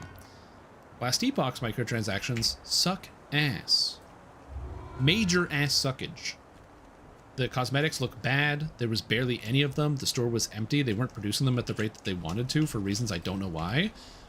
So no one was buying any of the cosmetics because the cosmetics were ugly and they didn't have any. Now, the cosmetics that they have currently, some of them are really sick, dude. There's some really sick cosmetics in the Last Epoch store. Are people going to buy them? I don't know. Were they buying them? I don't know. It's like, even though you can look at a game like Path of Exile and be like, yeah, but that game is 100% free, and it's just on cosmetics that people pay for the game. Another game can't just run the same way as Path of Exile because they're very different products. Path of Exile was designed with this monetization model from the ground up, so they've trained people into this is how you buy and pay for the game. Especially given that they have like the $500 supporter packs. But they're like, but then your hideout's on a giant turtle. Cries Ignos. You have profaned the sacred ground of this tour. Now you must die. For the record, I've never bought any of the $500 supporter packs, but I have looked at them like a kid looking through the glass window, being like, wanting it.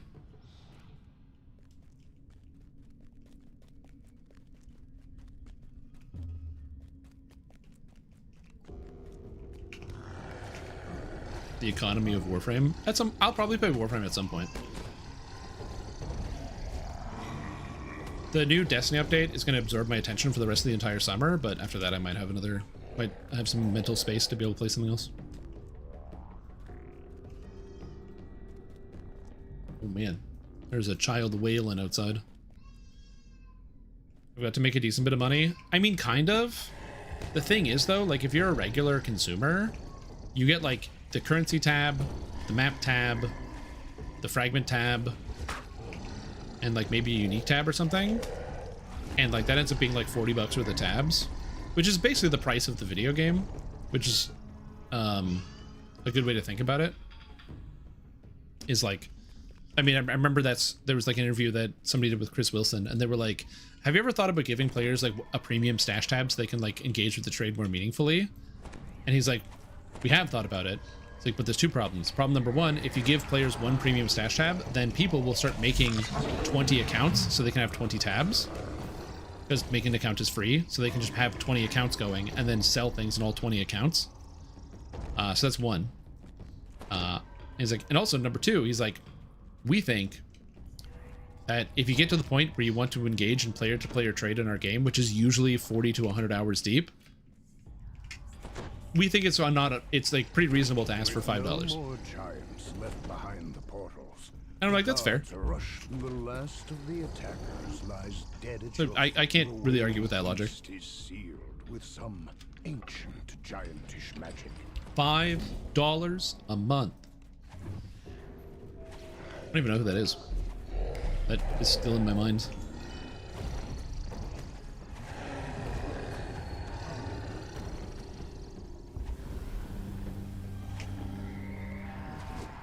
Alright. Some people are so fast. This is the downside of like not taking any like monk levels or anything, or barbarian levels, and then having people who are like monk, barbarian, rogue attack movement speed scaling. I have rogue movement speed, don't I? The fiery wall in the I do. I'm still not even fast enough because I didn't take the extra movement speed. What's my speed right now? Here's my speed. 151, and I still feel slow. But to be fair, I didn't take the dim door, and I can cast dim door, but yeah. Move deeper into the Tor.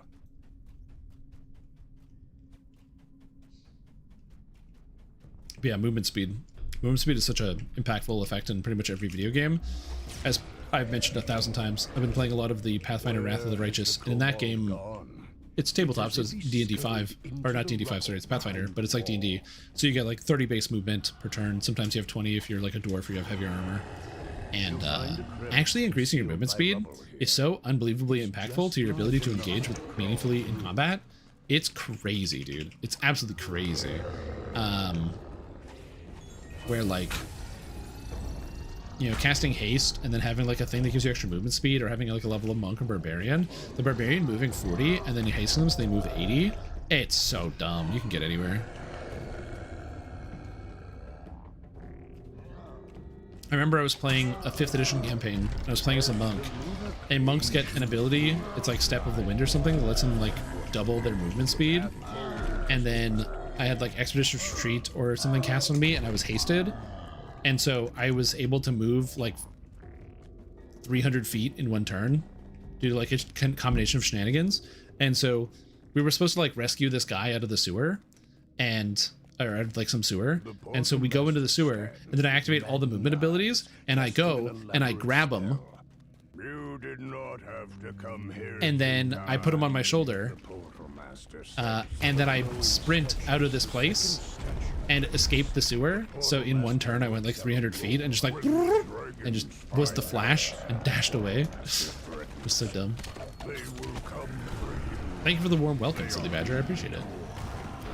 I'm happy to be backy.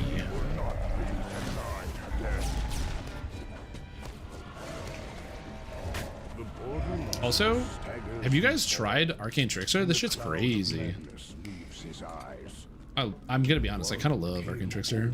It's good. Why did I stop playing DDO when Arcane Trickster came out? I don't know. Feels very satisfying. Heads turn and gasp. The Storm Reaver has appeared before the Tor. There he stands and waits to meet the heroes who saved his kindred from the spell. Still not played it. It's good. The early game is probably going to be a little bit slow until you get the what is it? The sneak attack damage on your spells at level 8. But my god, it's just satisfying. Again, having your spells actually land feels very, very, very good. Like the fact that I can just go like presto and it almost always works is awesome. I love it. I'm a big fan of this. So yeah, Arby's horsey sauce. So they sell 12 fluid ounces of Arby's horsey sauce in little bottles. Do people drink them? I could probably find a YouTube video of people doing them. Yeah, the problem is, I think that the Epic Strike from Shadow Dancer is definitely better at endgame, but right now, the fact that I can just go like Fey Lights and it almost clears an entire room with one button is really nice. The extra AoE is very noticeable.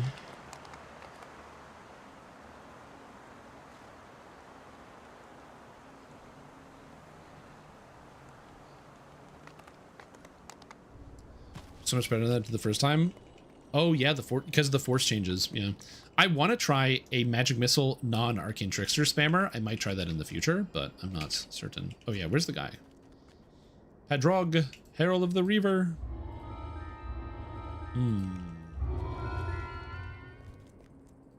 right. You know what's weird? Doing giant hold in epics and then actually earning the favor because it's an iconic. So even though I'm an iconic, I'm at 1701 favor. It's kind of crazy. Double magic missile all the way.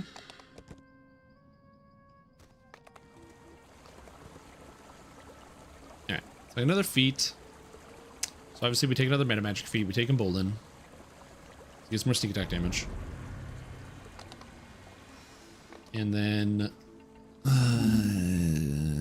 what do we do? We go spell pen, I guess. Actually, no. The spell pen. Do I need spell pen? What do I need spell pen? Is this subject to spell resistance?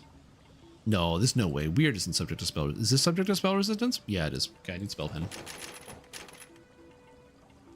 Okay, very, very vocal. Perfect. Double damage of Greater Shout. And now the rest of the points go to Shadow Dancer. And I don't know if I have enough points to get to tier 5 of Shadow Dancer, but by golly, we're going to try.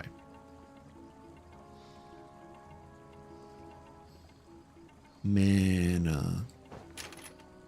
Sneak attack dice. Dolorous Acid, yep. Oh yeah, Dolorous Acid, yeah. Force changes? Oh, if you missed it, Alex Russell, they made a couple changes to Force in the game. One of the big changes is that Magic Missile now scales its damage per level, so it still only shoots 5 missiles, but it's 4 to 5 force damage plus 1 per 2 cash levels, which means at cash level 23, like I have here, that's an extra 11 damage per missile, so it's actually 15 to 16 base damage per missile. So it actually scales some of the damage. They did the same thing with a bunch of the other force spells.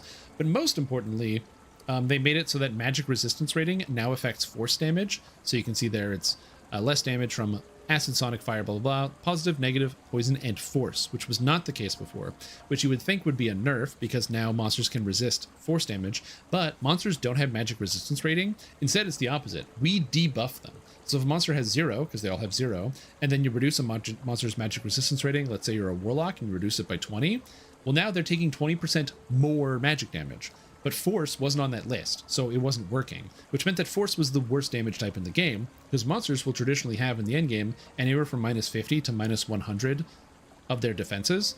So if you're fighting a raid boss, they're going to have like -100 magic resistance rating. So they're taking like more than double damage from magic. But not force, because force doesn't affect it. It's kind of like true damage. And you think true damage is good, but in DDO, we bypass all immunities and resistances on our main spells, and you debuff them. So ignoring all that doesn't feel good. So they changed it, so now force just scales. So you can use force damage wherever you want. It's cool.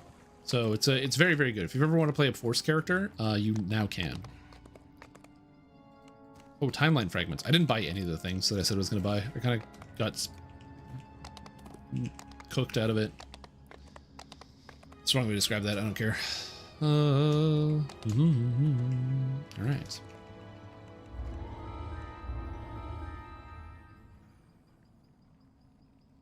Blood of Dragons. I always take the Blood of Dragons, but I have like too much. Too much blood, too much dragon. Yeah, you can use the Force. That's correct. All right. Well, I think that's it. I don't think I have anything else I want to do today, and I need to take a break. I'm getting back into streaming, so because I took a 2-month break off, so you can probably already hear it in my voice. I'm like getting destroyed. I've been drinking lots of water, but I'm just not used to it yet, so I gotta like take my time. So that is going to be the end of the stream for today.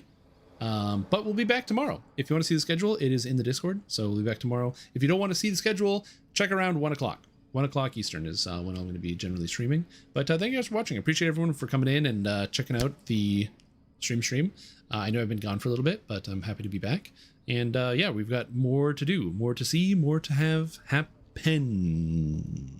I've also got some YouTube videos in the works, so you'll be getting some videos from me as well. So if you're like, stream, I don't like watching the live stream all the time. Are you actually going to post videos at some point? Yes, I am. Also, it's already hot in here, even though it's not that hot outside, so I'm mildly worried about what the summer is going to look like. But, you know, we'll see. We'll see how it goes. Anyways, that's it. That's everybody. Hope you had a good time. This was good. It's good to be back. It's good to get back into it. I'm also not going to have just the white wall behind me, so I don't look like I'm living in the asylum. I will eventually fix that, but not today. I have the paintings over there. I have another painting over there, so it's going to go up on the wall, and maybe I won't look like a complete and total maniac, but not yet. For now, we look like a complete and total maniac. Anyways, let's raid somebody. Oh, Axel's streaming. You know, let's raid Axel. You guys remember Axel? He put up a video about how to get past lives faster. If you want to learn about getting past lives, you should watch it. I don't make content about how to get past lives faster. I make content about builds. And presumably it's like point A to B where like the builds connect you to getting past lives faster.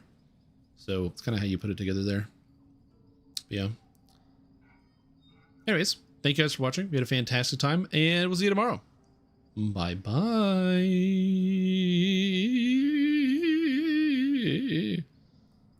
And now it's just you and me, YouTube chat. That's right. I sent the people on Twitch over to another place, and now, knock knock, it's actually we're watching Twitch. Axel's. Oh God, Stream Tom, what's up, dude? How's it going? Yo, everybody. What's up? Hey, I think. Who was it? Big T told me that you were streaming. Welcome back. Good, I don't think I've seen you around. Good. Hey, past life R8 video, dude. Welcome everybody. Just doing some R8 Isle Dread in a pug. Getting some Reaper XP. I just got Reaper point number 108 on my main character here. Thank you for the happy affiliate anniversary. Oh, I'm gonna die.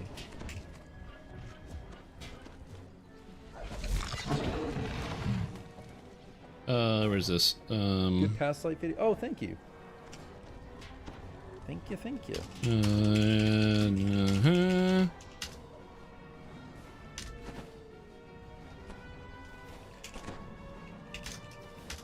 What's everyone been up to? What are you guys doing?